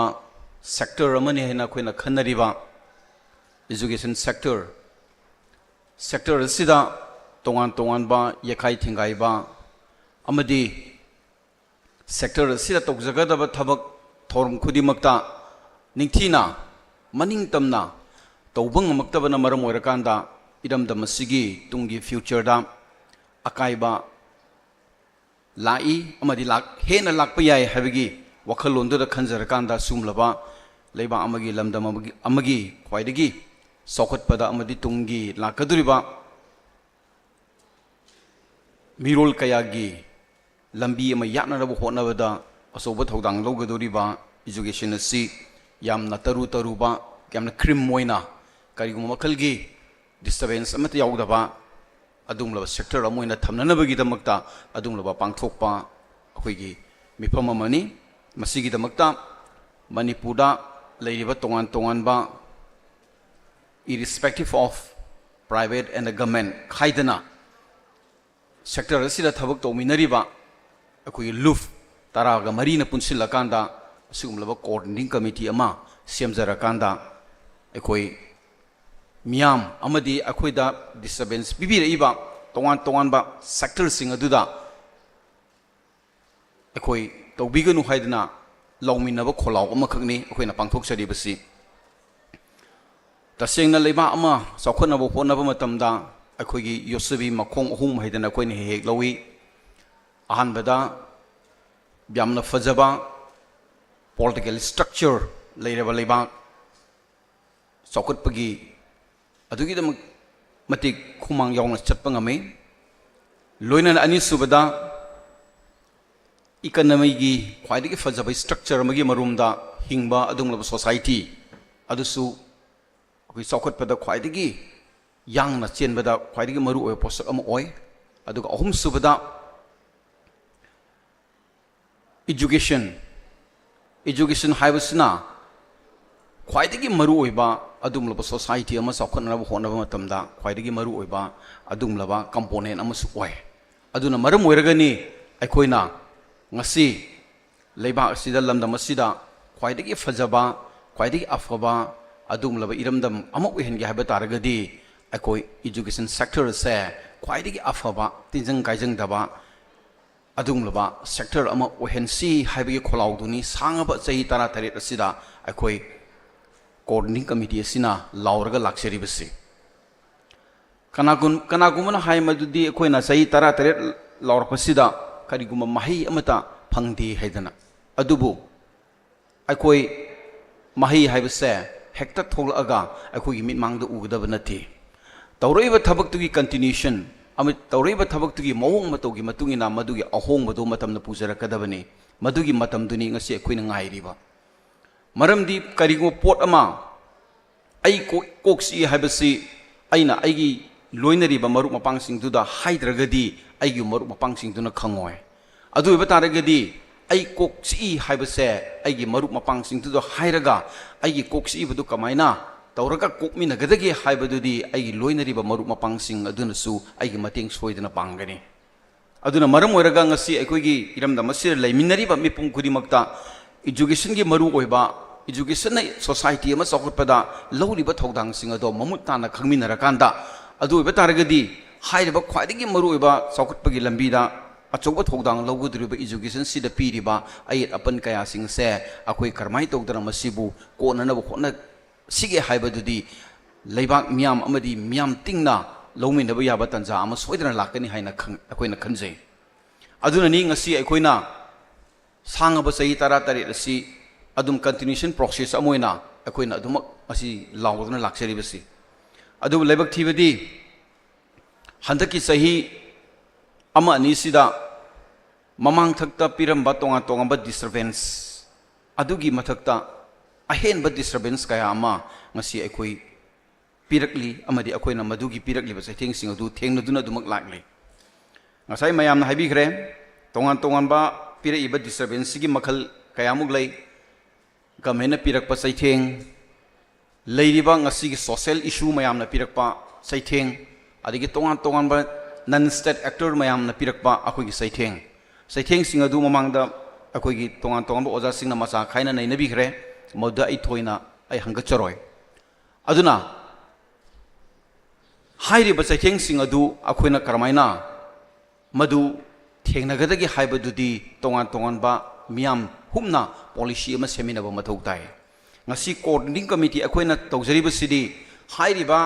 लेबाक अमगी ख्वाइदगी यंगलेन सरू ओइगदरबा education सिदा सुंग मखलगी disturbance मया अमा पिरए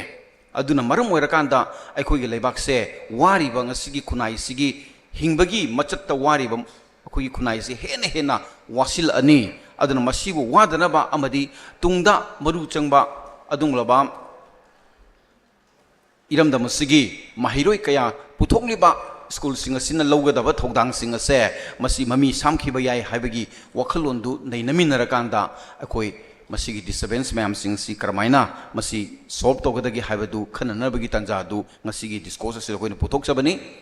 अखोइना मसी function से तौरगा हेक्ता अखोइदा पीरिबा disturbance ma'am सिंग से कोखिनि हाइबा लेति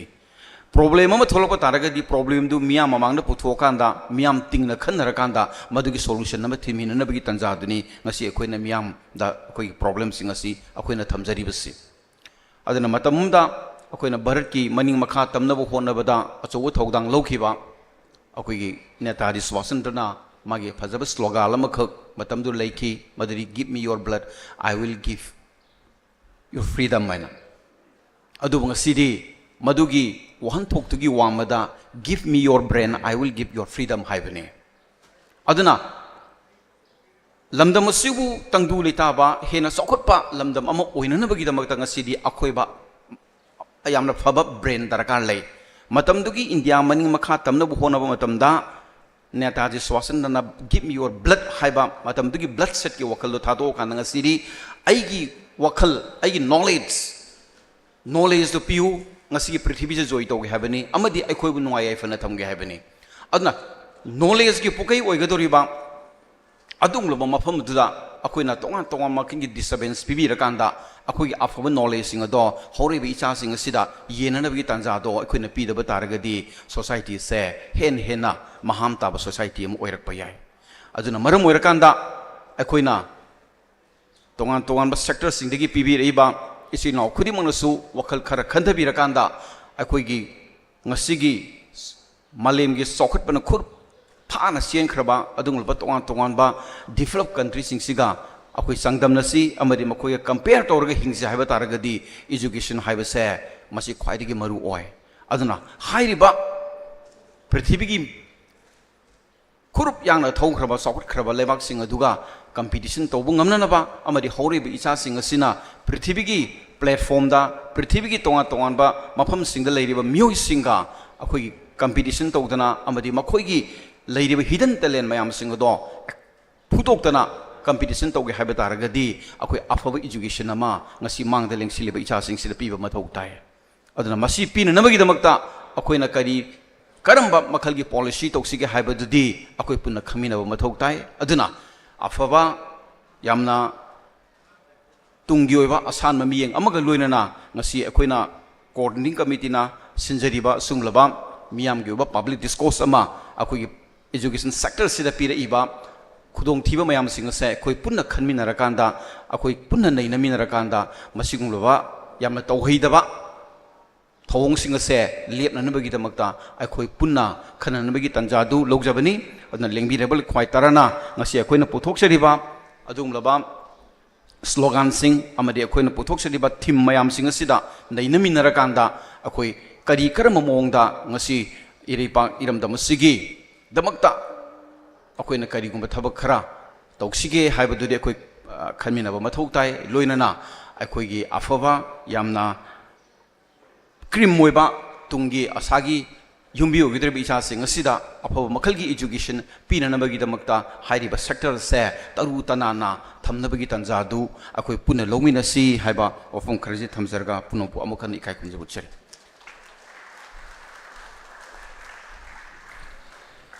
थागतचरी उजा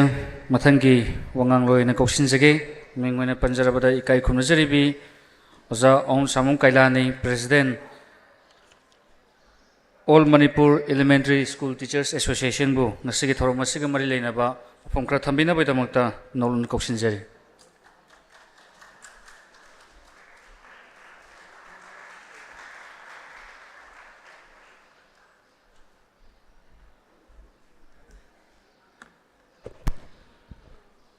ngasi mayai tambal da lengsin biriba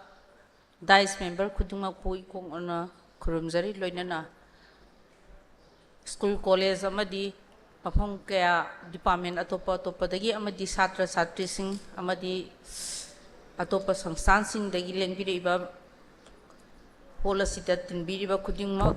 kai khunda uchari loinana media person sing busu kai khunda loi uchari education 2008 tagi ngasi phawa taratare lak suwa khongjang asi sangsilakna maram oidana education sector sida khitang hana leiramba sing nuksitagi khitang pharakpagi mamai amasumuk pagum haifet torpa matam sida amuk khangaudana covid amuk lakre covid ki matungda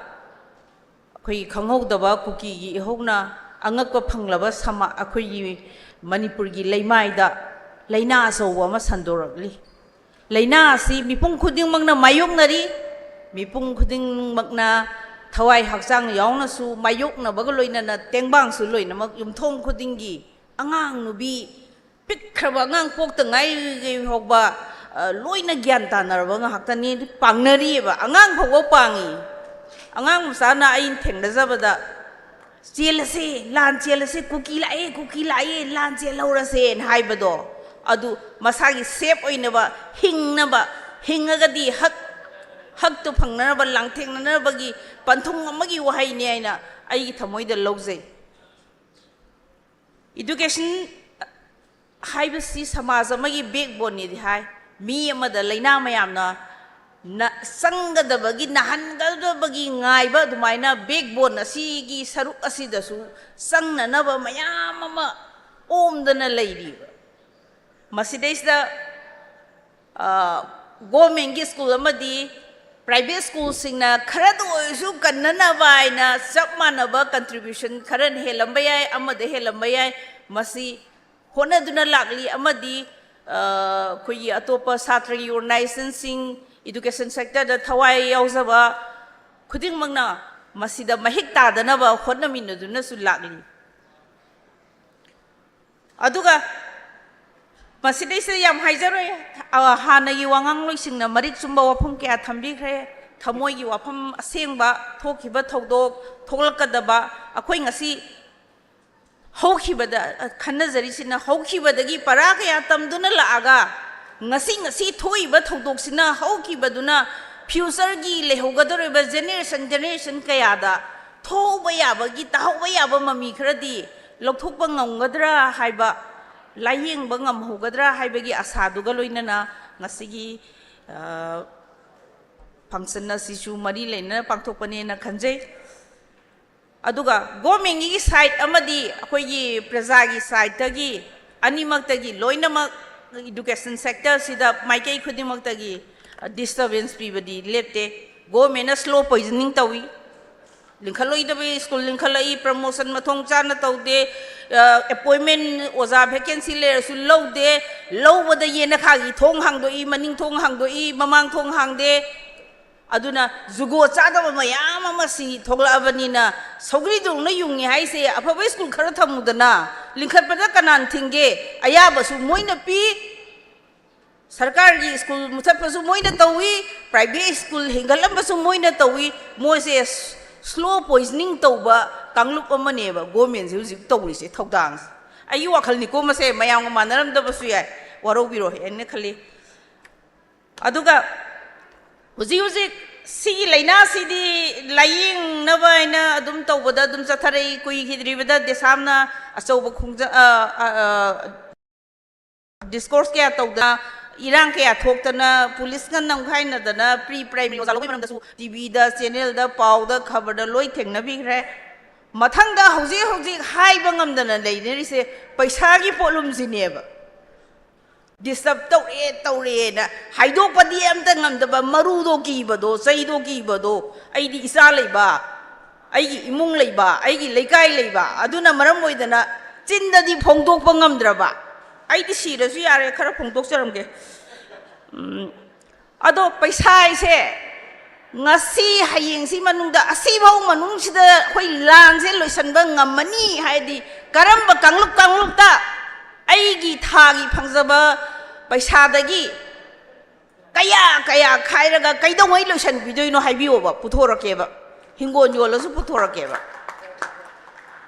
private school moi private school ki campus marai yon thoksani government ge su pata huralaga school gi oja sing na marai yon thoksarakani strike tawni pata piroina government da adu yo tho loireba kari no thokpa langne ba lan si kui gi dau maleba loira boy ningi asom da tut tawre hai asai da bomam pokhai re hai tv gi channel mobile pai bu mit ka se segai doreba hakarai da lan bu torba akhoi isa ma pan thokhibra imanabi masa leibra kana karam school da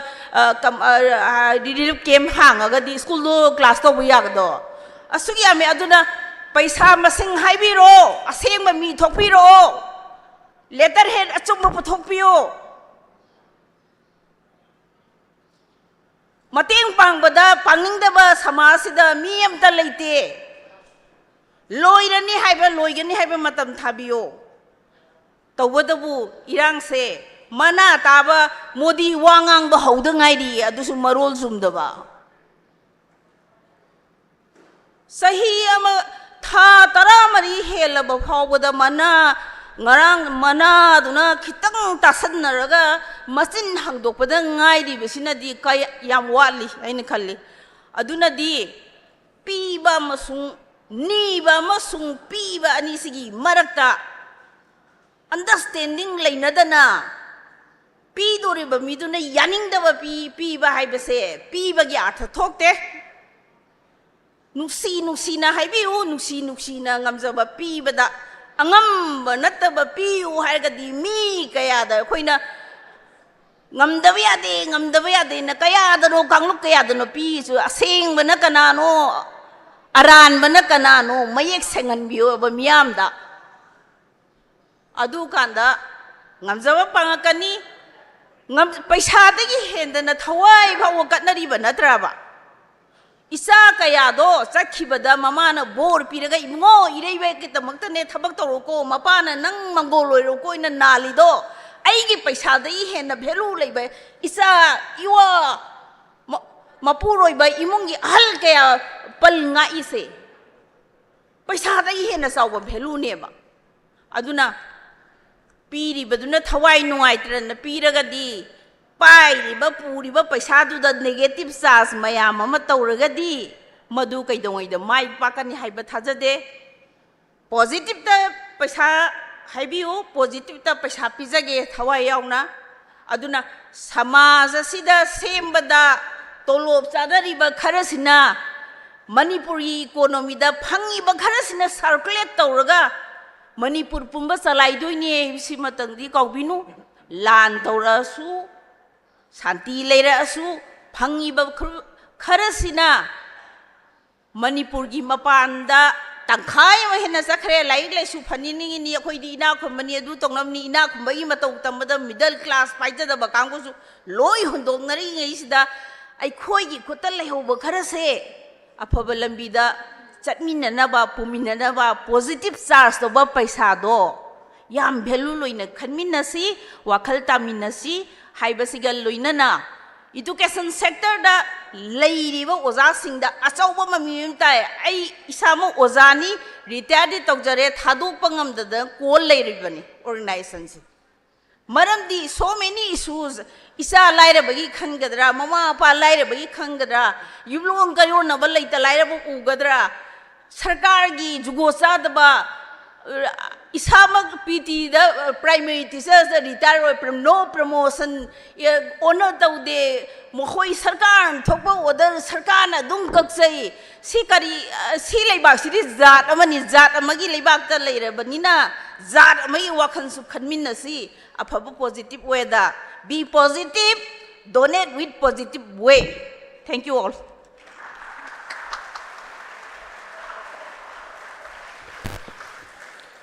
थागतसेजा यावना मरिक चुमलबा थमोइ गयबा पावदम थम्बिरगदमक्ता हाइनिंगाइ लेतना थाग फुंदोकचरी खै वांगांलोइ अमकगा कौखचगे मिंगोइन पंजरबदा इकाइ खुमनजरिबा पाथौ Mengbam Samorjit Meitei president DESAM convener coordinating committee on disturbance free education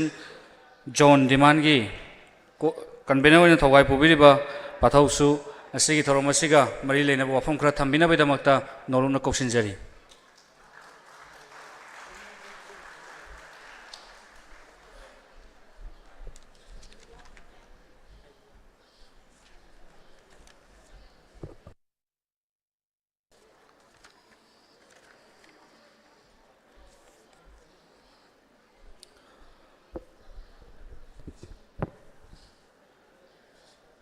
अयाहन बमक्तदा नसेगी तारा तरेलक सुबा disturbance free education zone demand day 2024 थरोल सुबु सरोक याबा लाकपिरिबा खुदिमक्ता इकोकनोना काय खुनोबदु चरी लोइनाना नसेगी फंफाक्तते इलेक्शन बिरिबा ओजासिंग दुगा तोंगान तोंगानबा महिसिंग सिंगदेग लाकपिरिबा ओजासिंग महिरोइसिंग दुगा सीएसओ सिंग रिप्रेजेंट तौरगा लाकपिरिबा सिंग इमा लुपकी लाकपिरिबा सिंग खुदिमकपु चुपचनजरगा आई इकोकनोना खुरुमजरी नसिगी थौरमसिगी मयाम थमनरकपसिगी परिंग मखा चथजरकपदा थौरमसिगा मरि लेनबा वफम आयाम तेना थमनबा होनजगे कोऑर्डिनेटिंग कमिटी सिना 2008 तगी तांदुन लाकपा डिमांड सिंग सिगी मनुंगदा तोंगान तोंगानबा स्ट्रेटेजी मैम मियाम की खोंसेट स्लोगान कंपटीशन पेंटिंग कंपटीशन मधुदगी थोलप रिजल्ट सिंगदुंग मियाम दा हेन्ना कोई कैंपेन तौदना मसी तसेंगना एजुकेशन सेक्टर सिबु डिस्टर्बेंस फ्री ओइबा जोन अमा ओहिननबगीदमक्ता होननु लाकपगी खोंसेट अदुगी ताराते सुबा अदुगा मक्सिगी मखादसु हेना चथगदबा लंबी मैम अमा लैरी हाइदना थमजै ngасai ओजासिंगना थम्बिरकपा अदुगा मतम सांगना हाइबा कोऑर्डिनेटिंग कमिटी सिना तांदुन लाइबा डिमांड असि अयु ओइबा लोनदा हाइजबा तारगदी लैबा अमा खुनाय अमा हिरम खुदिमक्ता चाखन हाइबसिदा एजुकेशन हाइबसी यामना मरु ओई हाइबसी खुदिमक्ना हाइबदि लोइना हाइनरे मसिगिदमक्ता खन्नबसु मयाम अमा तौरे अदुबु तसेंगना अखोइगी थमोय यौना अमदि लैबिरिबा सेक्शन खुदिमक्ना मसीबु कयाम यामना मरु ओइबा जातनोने मसी याउद्रदि सुंयामक याद्रबरा हाइबा अदुगा मसी याउद्रदि सुंयामक यादबा पोटनी हाइबसे मसीगे हेन्ना मरु ओइबा पोसिमदि ngasi phawbada khoi khudimangna yaminaba ngamdri haidana ai khanjai masi haijabagi ai wafam amari khak ani khak pukhatchage madudi desamna su aduga ton ton ba students organization mayamna su aduga parents ki aduga oja ki leibidi ba aduga laingak ki leibising na su ngasi phawbada khoi punna honarabasu state असिदा पांथोकपा class 10 की exam ओइबे 12 की exam ओइबन college की ओइबे Manipur university की ओइबे PG की ओइबे मसिगे तौरिबे exam सिंगसिदा आरानबा पांबै सिजिनदना exam पांथोकपा हाइबसे अखोइ पुन्ना ngasi फावबदा कन होनरगसु ngamdriba pot amakak oiri anisubada ngasigi demands ngasigi numisigi demand de sigisu akoi maru oiba wafam oina khanariba education sector da disadvantage pidaba zone ama ohense habase akoi ngasi phawbada yam sang honaragasu masigi akoi panba yaba development khara di lei adubu oibham thokpa sang phangbham thokpa sang semtok minabagi mathau taba adugi yaubi sang dudi oidri haidana ai lawi anisina indicate tawi madudi ai khogi miam aduga sector ama khagandana khudimagna education haibase magi furup ama leiba ama magi khunai do madu yamna mating leina hingba matamda education haibasi asuki matik yamna maru o haiba wafam simadi ai khoi khudimagna yabinaba ngamdri haibase masi ai laujai masigi wakhalon khokhan masi yaba ngamdaba sinani ngasi akoina hona na education sida disadvantage pibagi activities thawong mayam ama ngasi phawa leptribas matang sida aina education si ngasai oja singna mayam ama panbirami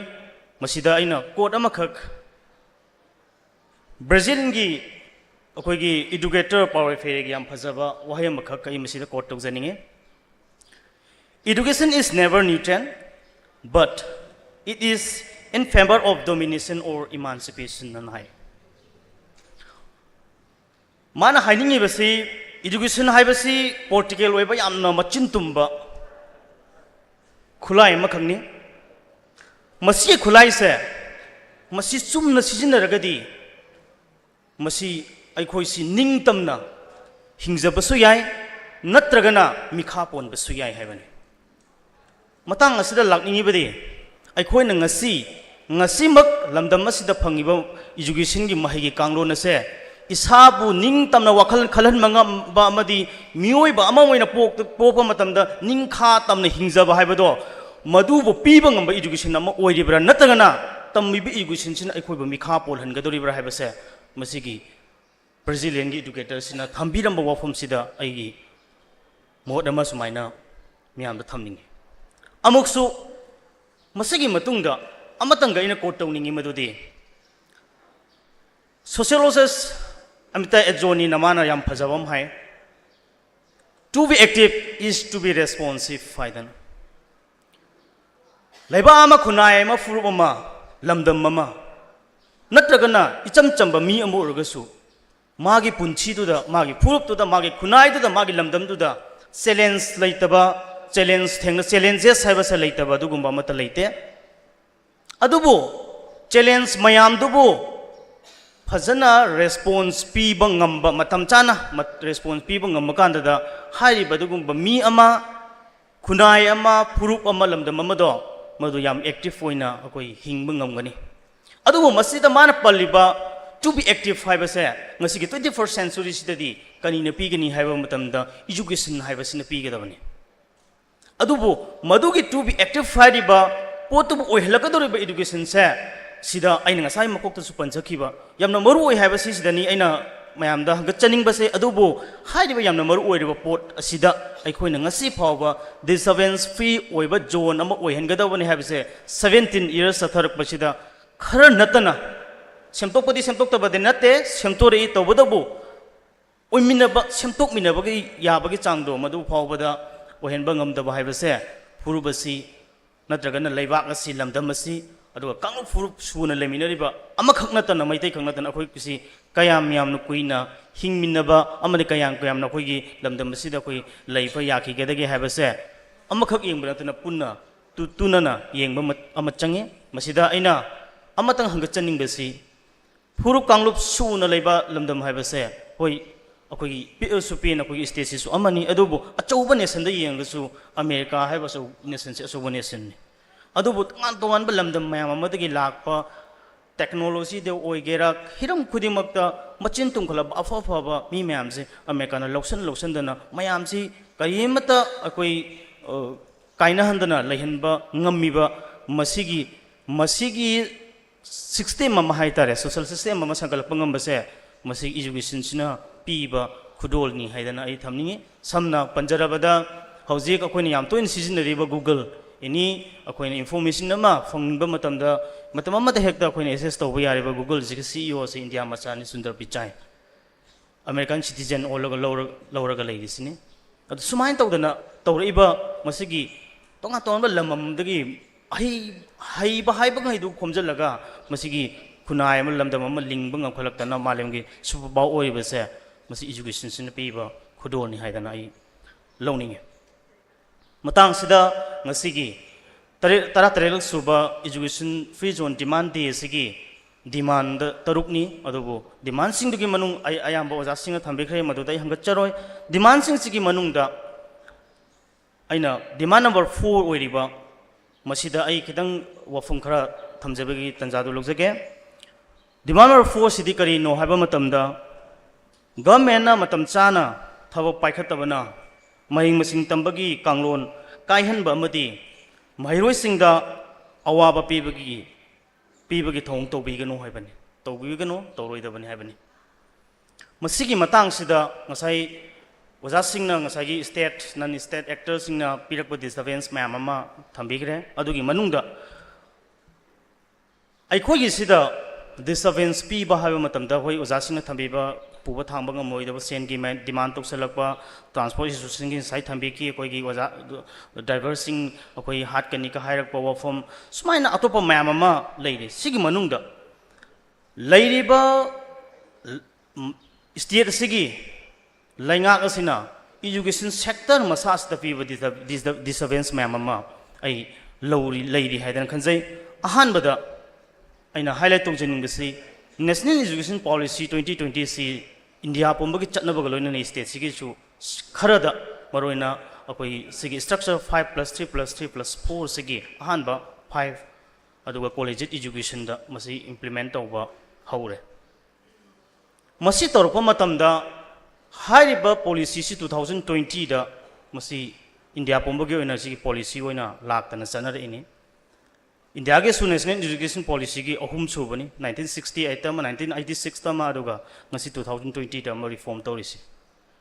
adubu lakningi badi hariba policy si chatnarani haidana India pomba ki torpoloina Manipur da torpa matamda achauba education ki reform amanina masida aikhoina matam chana paikhatlogodaba thabak mayam ama paikhatlogdabasina ngasi makri 2024 da di akoi education sida asoba mai masing tambagi kanglon teaching learning process sida asoba disturbance ma piri amakhak panjarabada masigi policies ki mamang da leiramba oja singi magi qualification aduga kana oja oigadage haibase masigi anuba policy sina mu redefine torpa matamdadi 4-year integrated course masidagi aikoi school education ke ma'am ji oja sing sidi masidagi puthorkadobani ha form thambire adu buluribadi ngasi phawada India pumbagi oina 4th phase 4-year integrated course hangbagi thabak tawdana mayam hangragasu state asigidi puju phawada mata hangdri loinana handaki madisuba phase 3rd akoi 23rd May 2024 da loikibasi aduga 31st pamung sangtopasida खरदी apply तौई है अदुबु how far मसी कयाम यामना कोई थबो ओइना फंगदगे हांगबा ngamगदगे हाइबसी question ओइ अनि सुबदा आई government पीबा डिस्टर्बेंसी मसीदा खक्ता focus तौजब नते ngasa oja singna thamkiba ma'am do hangatchadabani ani subada akoina huji huji ki mangda taraga leiba achoba issue ma hai taragadi ikoi koi dana oja sing mairoi sing ma'am ama ubiramgani ise san sing ma'am yaubirangani imung manunggi mairoi sing sing yaubiramgani state ki college education si asuki matik aikoi phibam soi haidana lawi education की reformation तौरक्पा streamline तौरक्पा school education फावबदे कोई खरमखै reform तौरी हैदना लौरगसु collegiate education ददी कोई अचौबा reform सी होजु फावबा तौबा ngamdri अदुबो अखोई state से की ओइना collegiate education की अचौबा reputation नमा लैबगा लोइनाना मसी अचौबा थौदांग collegiate education की थौदांग लौबीरंबा college खर पंजरबदा आई हुजी हुजिंगना दनमजु यूनिवर्सिटी की मखादा लेबर कॉन्स्टिट्यूएंट कॉलेज सिंग DM college of science DM college of arts GP women college अदुगा देम कॉलेज ऑफ कॉमर्स अदुगा लॉ की कॉलेज अमा यावबा अदुगा मणिपुर यूनिवर्सिटी ते एफ्लेट तौबा कॉलेज अफफबसु मैम यावरी अइना देम यूनिवर्सिटी की वफम हौदोकचरी इसिदि कइगिनो हाइबा मतमदा मसिके कॉन्स्टिट्यूएंट कॉलेज सिंग सी स्टेट सिगे ओना कॉलेज एजुकेशन दा स्टेट सिक नतना थंगनबा स्टेट सिंग की फावबा पुंगिंग सिंचिनबा ngamba अखोई कॉलेजिंग ओइरमीबनी 2017 द स्टेट सिना हारिबा दनमजु यूनिवर्सिटी की एक अमा पास तौबगा लोइना हारिबा कॉलेजिंग सी दनमजु यूनिवर्सिटी की मखादा लेबा कॉन्स्टिट्यूएंट कॉलेजिंग ओइहनग्रे लाइबा वफम दि कइनो हाइबा मतमदा हारिबा सिगुम्बा 2017 दगी ngasi फावबदा पुन चाही अखोई तरेत मया फाजलकदरबा हाइबा तारे मसिगी मतमसिदा मसिगी यूनिवर्सिटी की लाइफम थोप सुपनगी वाइस चांसलर अमखक रेगुलर दा ओहेलंब नतना मागी मथौक ताबा अखोगी रेजिस्ट्रार न चिंगबा कंट्रोल ऑफ एग्जामिनेशन न चिंगबा तोंगान तोंगान बा मैम से मसी रेगुलर अमता हापतना थंब मसिना मरम ओरकांदा महिरोय सिंगना हौजिक्सी अचौबा प्रॉब्लम अम लई कइनो हाइबा मतमदा इंडिया पुंबगी ओइना पीजी तोबा पोस्ट ग्रेजुएशन लोर मतुंग द मास्टर तोबा से नेशनल टेस्टिंग एजेंसी NTA ना कॉमन यूनिवर्सिटी इंट्रांस टेस्ट तौरगा खलपसिदा लूरीबदि करिनो हाय मतमदा मसिगी regular control of examination regular register regular finance officer अदो हौजे हौजिक मंगना रेगुलर BC लेतबा सिगी फैक्टर मैम सिना मरम मरकांदा हाइदिबा यूनिवर्सिटी सिदगी ग्रेजुएशन लोइरागा इंडिया की तोंगान तोंगान बा अदो मणिपुर दसु सेंट्रल यूनिवर्सिटी मणिपुर यूनिवर्सिटी दा लेरिबसिदा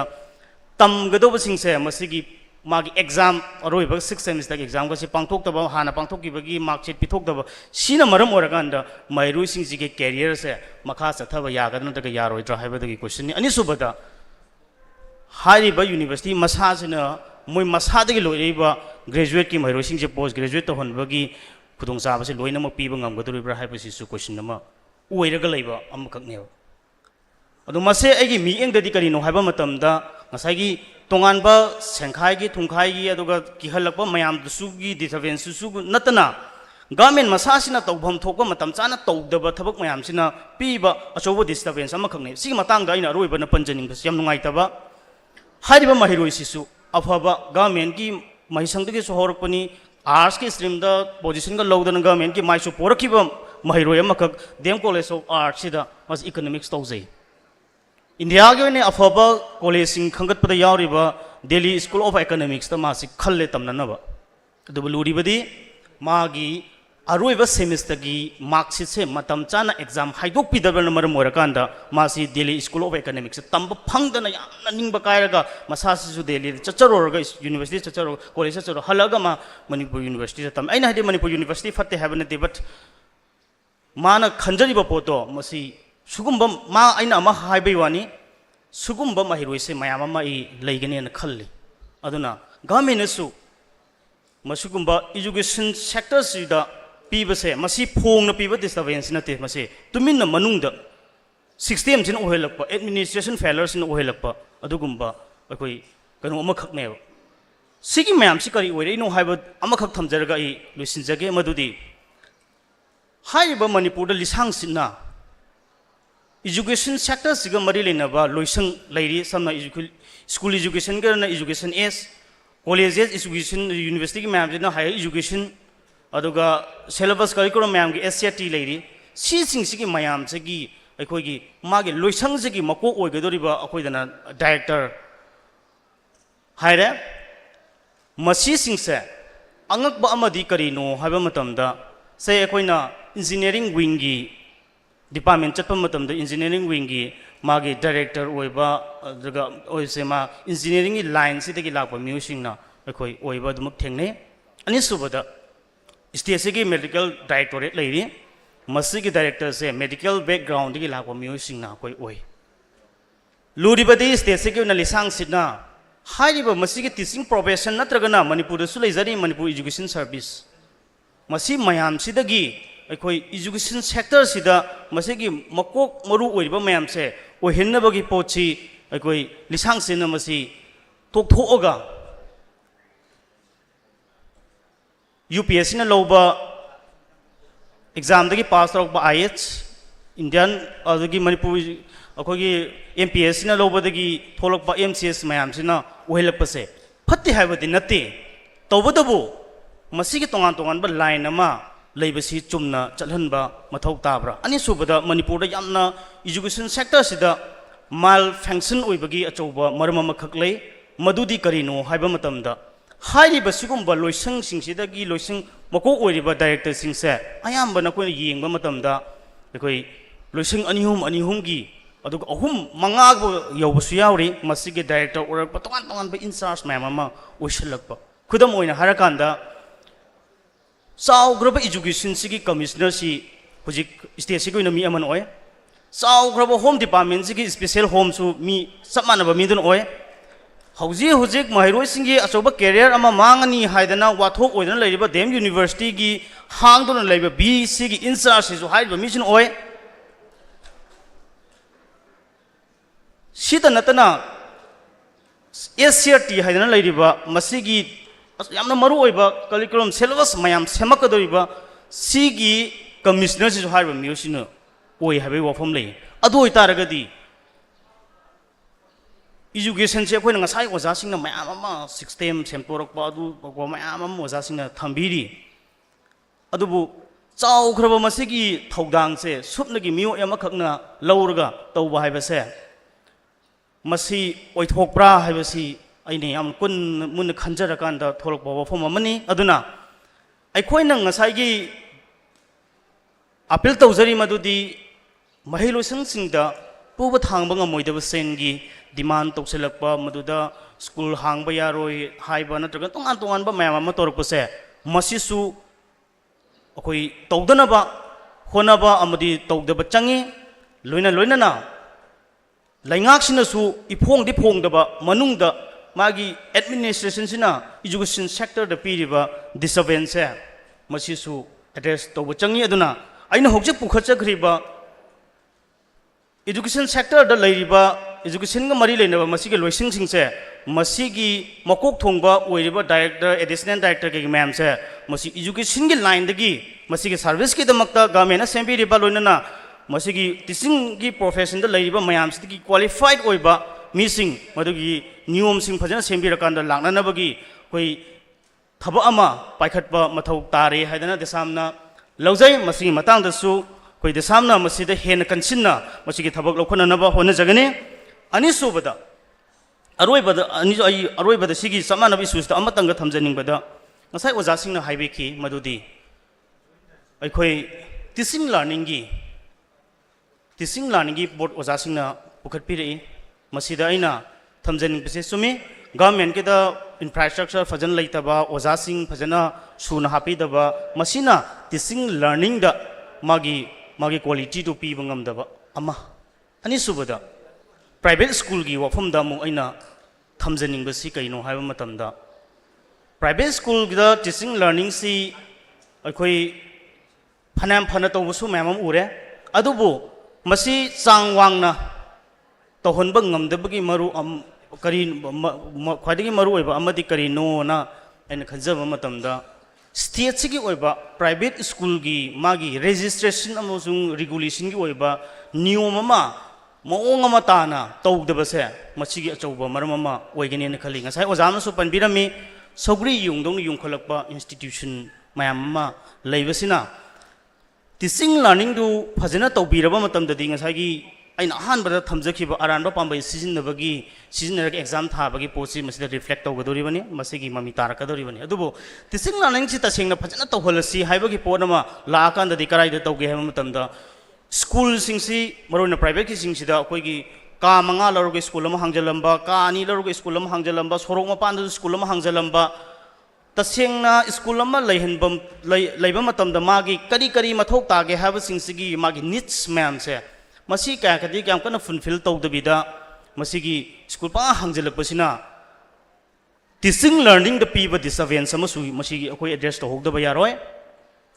अदुना मसी अखोय एड्रेस तौसी अदुगा मसीगी सोल्यूशन अमा पुरक्सी हाइबा तारगदी Manipur private school registration and regulation act 2017 से फुल्ली चटनहनबा अदुगा मसीगी मखादा स्कूल सिंग से नियम चुमना हांगदबनी नत्रगदी अखोई हाना हंगंबसिंगसिना कमाय तौसिगे लोइना नौना हांगकदबसिंगसे करंबा क्राइटेरिया फुलफिल तौरकांदा मसी हांगनगदगे हाबसिगी चप चाबा अखोई लेपथोकपा मसीगी वखैनबा मचंगनी नत्रगदी अखोई गवर्नमेंट के नतना प्राइवेट स्कूल लसु मसीगी टीचिंग लर्निंग की मागी क्वालिटी से maintain तौब ngamdabadagi mahiroi aduga ngahang haki oiba school ama saida mu hangamba ngalaga saida mu maming loroga mu hangamba suguma mayam sida mahiroi sing career mangbagi posi mahiroi luf mayam dadi am toina lakpa pone aduna mahariba masigi manipur private school registration and regulation act 2017 se masi mapung phana chanahan ba adugu masigi mityeng dagi gum private school सिंसे कमायना हांगदगे हाबसे Masih streamline तौबगी मतमदु ओइरे हाबगी वखल से थमजबगलोइना मसी मपुंग फाना चननब होनबद ngasiगी लेंसिन बिरिबा अखोइगी ओजागी association खुदिमंगना cooperation पिमिनसी हाबो वफमसी सु ओजासिंगी माइकैदा अदुगा मै लापिरिबा मैरुसिंगी माइकैदा अदुगा media गी सिनाउसिंदसु थमजरी अदुना अइना tension जरा कांदा हाइजनिंगबसी मतमसु याम सांगजले अफबा मतिंग लेबा खुनाय अमदी अखोई सेमदबा यारोय अखोइना याम तोइना हाय चही लिसिंग अनि गे पुवारी दुदा अखोई चाउथोकचै मधु हायरगा अखोई पेली मधुगी दमक्ता अखोई नुंगाइजै अदुबो ngasi leiriba अखोई गी मिरोना चही लिसिंग अनि गे पुवारी सिदा करमबो पुवारी अमनो अखोइना हापचलमगदोरिसे मैतैना अखोई लेमिनरिबा कांगलु फुरु मयामसी पंखत खनबा अदुगा अखोइसी अखोई मुदखिबा अदुमगी पुवारी अमा खुदोन तमंगदोरिबरा नतना अखोइसी पुनसिनना यामना मपांग कनबा कांगलु फुरु मयाम अमा तारगसु अखोइसी मपांग कन्ना हेन्ना सेसिनना अखोई लेमिनखिबा दुगुंबा फुरु अमा ओइखि हाबगी पुवारी अमा खुदोन तमंगदोरिबरा हाबसे ngasiगी मियामदा खनबा मतम ओइरे हाबसी थमजरगा पुनमबु थागचरि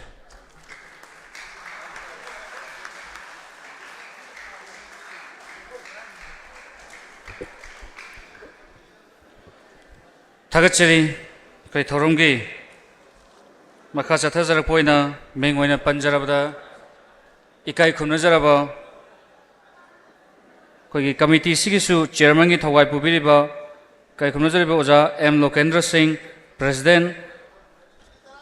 all Manipur college teacher association की प्रेसिडेंट ओबिरिबे ओजाना वफम खरा थमिनाबेदमता नोलुना कौसिनजरी थैंक यू पुंग तरा मखाइदगी हौजी फावबो सुम चथरकबनिना मी ngakta uramani hojik chauki ngakta usala ana ichai nau singsi loina thoktoi honare adu minit manga tang ngai ko na ina haijege ai mini manga di hen lojoroi kai gino da mayam gi pulse yengaga subsan waho waroni ina tawjar kadori se nasigi tara taret tak suba disturbance free education zone demand diega observation ga mari leinana pangthoi pangsal sita lengjen biriba अखोई member organization Singh की marup mapangsing satra gi organization gi lusing basing wang the lingchen biriba phang kya da gi lingbirak liba institute kya da gi lingbirak liba oja sing satra satri sing aduga ngasi gi pangsal asi gi thawai hapiriba koi gi media gi sil no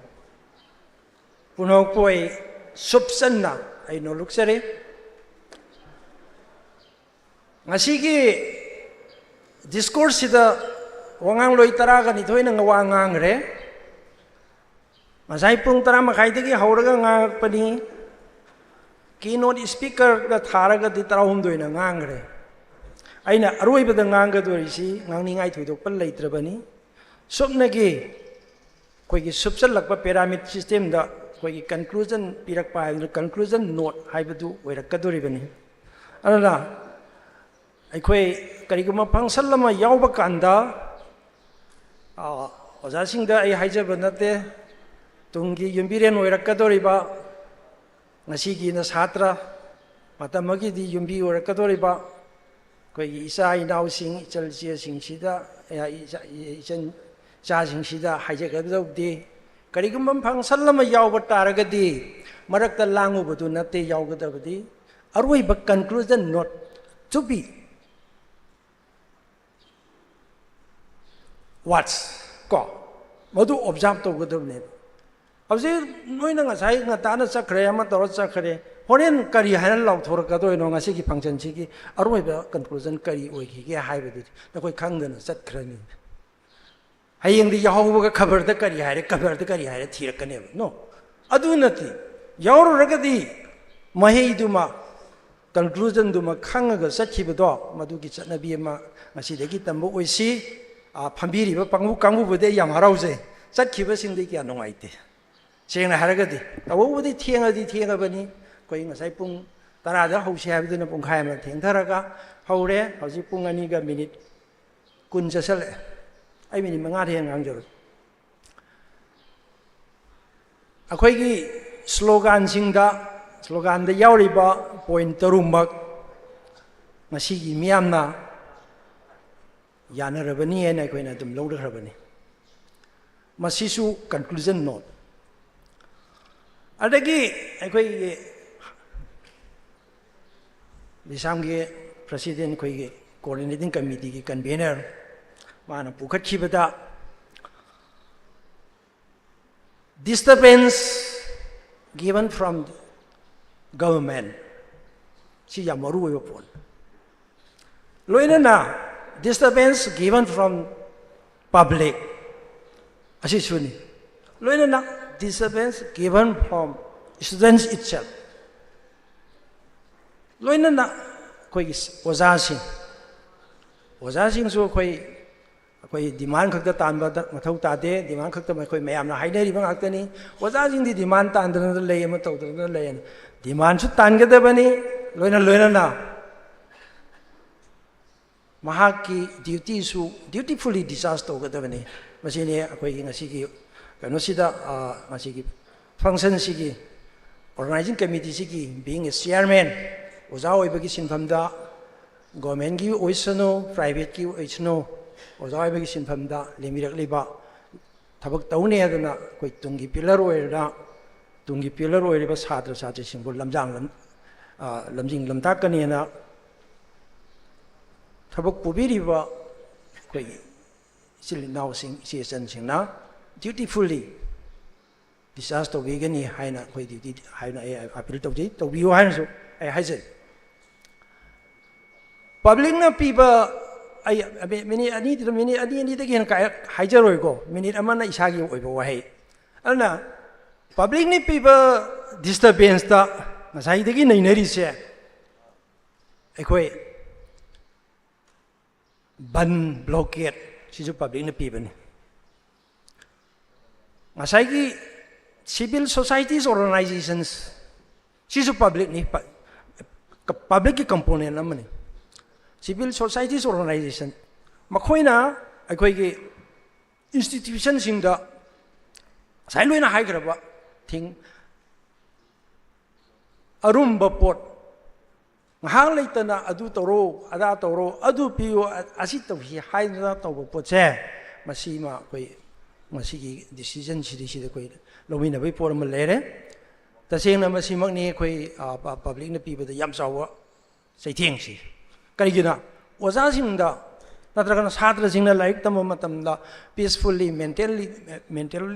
mentally कोई mental peacefully कोई class याव ngamdaba pukningda singnaba yawrba taragadi madugi disturbance su akhoi public na pibani then ozajing da suni ozajing da magi teaching learning system da magi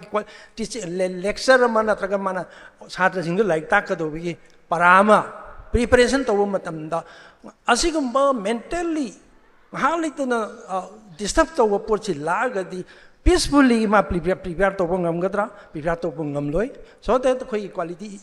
teaching haibado madudagi deviate to gidorim aduna masigi pochima khoi masigi function sina hanategi su tawdana lai prajana khoi environment da pirakli ba sai thing sigum mayam se akhoi tungda saukhatpa mating thokpa leiba am oisi akhoi manipur se mating thokpa leiba am oisi राइजमु ओइसी हाइबा तारगदी अखोई education institution सिंगदा सिगुम्बा सैथेंगसी पीरोइदबनी हाइबसी अखोई नतना कोई environment दसु कोई awareness पीबा ताई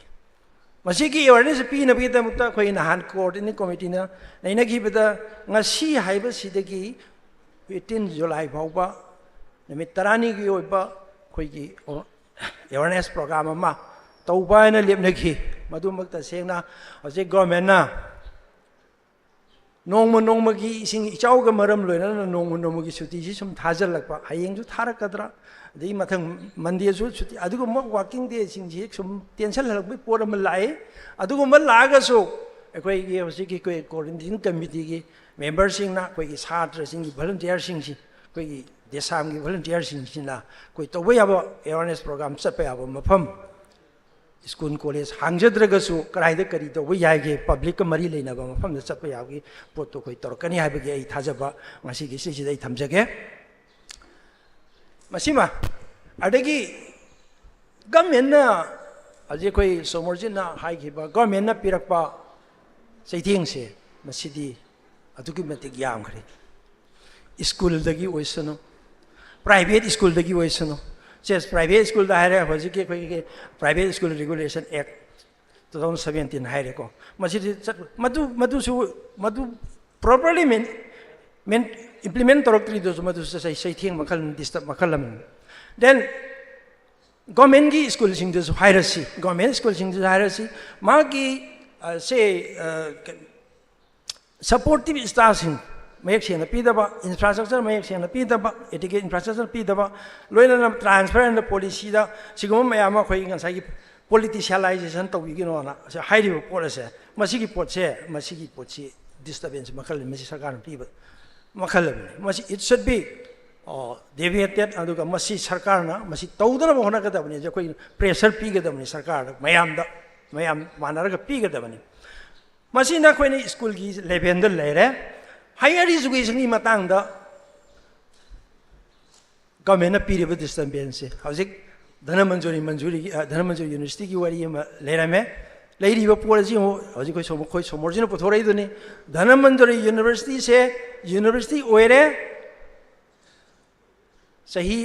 mari sujala mane sahi ko adu mangonda magi koi ki organization structure da competent oiba structure ma laitri professor vice chancellor ma hapami retire satkre hauji lady ba potsi vice chancellor su organize service tagi is sing tagi am oire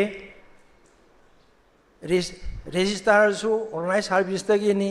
then finance officer kai kai loin organize service tagi ngak oire adu masi su aikoina Miyang changba ma changi sarkar na koi masi tawduba masi Manipur da university general university makhal ahum le se kaw le re MU le re se Dhanamajari university le re hairi ba university sing city sida makoi khudi maktab disturb se pi dana hona kadam masi ma aduna higher education na koi college education ni matang da Manipur University makha da ai isa se all Manipur College Teachers Association gi president we nei thopu jabane college gi oja sing da su college education da su sarkar gi government gi disturbance dugi mate yam ana masi gi disturbance so sarkar na masi koi sarkar da koi chi address to rectify to address to high na koi demand to gadorim se kudam hire da koi gi se promotional line da koi oja sing gi promotion to ni placement to ni ana mamang gi sahi da order thokre hojik phabu da moi gi format ta gi kari da gi di ma gi certificate ta kai gi loin loksal lagal lai re ado hojik phabu da sahi ma hel phabu da realization lagte ana masi su disturbance ma khala bani ai de gi se koi gi koi oja sing na hai gi ba appointment gi matang da ko appointment gi matang da ma gi regulation act lay UGC regulation je net or PhD ko PhD natraga net oiba taraga di koi higher education gi lamda changba yai haiba gi ama lay ana hana koi gi net khakta gi oiramba pot tu di oidre hojikti either or lere if whether he or she may be qualified net or PhD adorega di koi education da changba yare koi ge teaching profession da changba yare ha bor ma le ana masigamba mayam se ekoina oja sing na da koi ge educate school college sing da educate infrastructure piraba adu mo phajana piba taraga di hojik laiba NEP 2020 lakpa matam sida NEP 2020 se ekoi hanadi 3 years degree course oirame hojik di 4 year degree course oire hojik 4 year degree course oire hairi ba course da phajabagi wani syllabus da phajare aduga curriculum da loin phajare implementing area da di oja singna natraga na institution du da tawbo ngambagi sakti ji khara wali alna maji sarkar na sagi NEP si chanan ge hai taraga di NEP da sangi ba darkar roi ba infrastructure mari supportive kanomar da supporting document me am do madu mari leina ba sing du di mapung phabam change aduna masina sarkar na koi gi government sarkar na pi bi disturbance sigum me am se loina ma koi na sarkar da rectify to biu hai ba pur ma lere ngasai gi school amasung college da magi mafam da magi department da IAS singna IAS natraga MCS officer singna adi organized service hai organized service kitagi lakpa employee singna haibidi bureaucrat singna director natraga additional director oibse masi na maram oiraga su aikoi madu achawa disturb oi kaigino da sahi mo he oiram thamanga he oiram karai da karamaina streamline tawni ji khangdaba sigum mayam lei aduna masi akoi gi association gi oina su akoi amakta gi oina su appoint director and additional director from the faculty members from among the faculty members haibani ko adu madu maji gi demand se akoi gi dimasi hapu ko leiba aduna maji school da su school gi association sing ko masigumba policy not from bureaucrat high river policy from technocrat ki department ki mako oiba officer sing ji ohen bio hai ba koi demand to wo darkar oe koi education system ji niom chum la na ba masi ki por chimra da koi na ai point ani se thamjaraga hojik koi mayam na khang le re masi makta su koi masi koi na leiri se flat ni loina na se mamangi megi ahum dagi na ngasi phawbuda Manipur da soba irang ama thoktana leire soba irang sina su aikoi gi soba masida school state singa chawkhatpagi masida jamaning hanbagi disturbance soba mu oiribani ala masigumba koi gi crisis violence in Manipur se मसी सरकारना अखोई अथुबदा आईगी मीगी नाइदना मसीदा मसी अथुबदा अखोई लेबाग से हानागी फिबम हंजलहनबगी मियेंग अमा खोंथांग अमा इचंग मिखाई नादना आईगी party नि आई अदुनी अदानी तौदना मधु मसी संगठन संगे हाइबम संगे अदना आई मसी मसु आई सरकार अपील तौजनिंगे अदना हौजिक लोइसलकपदा मयाम से आई नसाई चौकी हांगे हाइबदी फरियाम दि थल्ले याम नुंगाइजरी थैंक यू लोइसलसी यामना कोइना मयाम वागरे अदो आईगी माइकैदगी कोऑर्डिनेटिंग कमिटी की माइकैदगी ngasi haiba sidagi manipur da leiriba miyam khudima ngasi phami ba khaksna da miyam khudima education sector da yekhai thingai ba piba potse ngasi gi potse tongna na ba karigama tauge khalak ba tar ga so he madu di tawno education je mai won chungki da ba tar ga di ekhoi aigi leibak se tungda mating thokpa tin jungle leibak ma oira pe yai mating thokpa di oira roi alna ikoi let us build our state a healthy habitat masi pau pimina si habitat loina na ai listen jagi thank you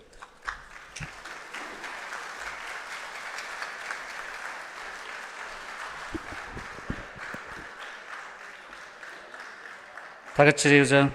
ramna marik chumlaba wafam kaya ama thambirong bidamakta haningai letana thagap phonglokchari kai ngasigi thorom sigi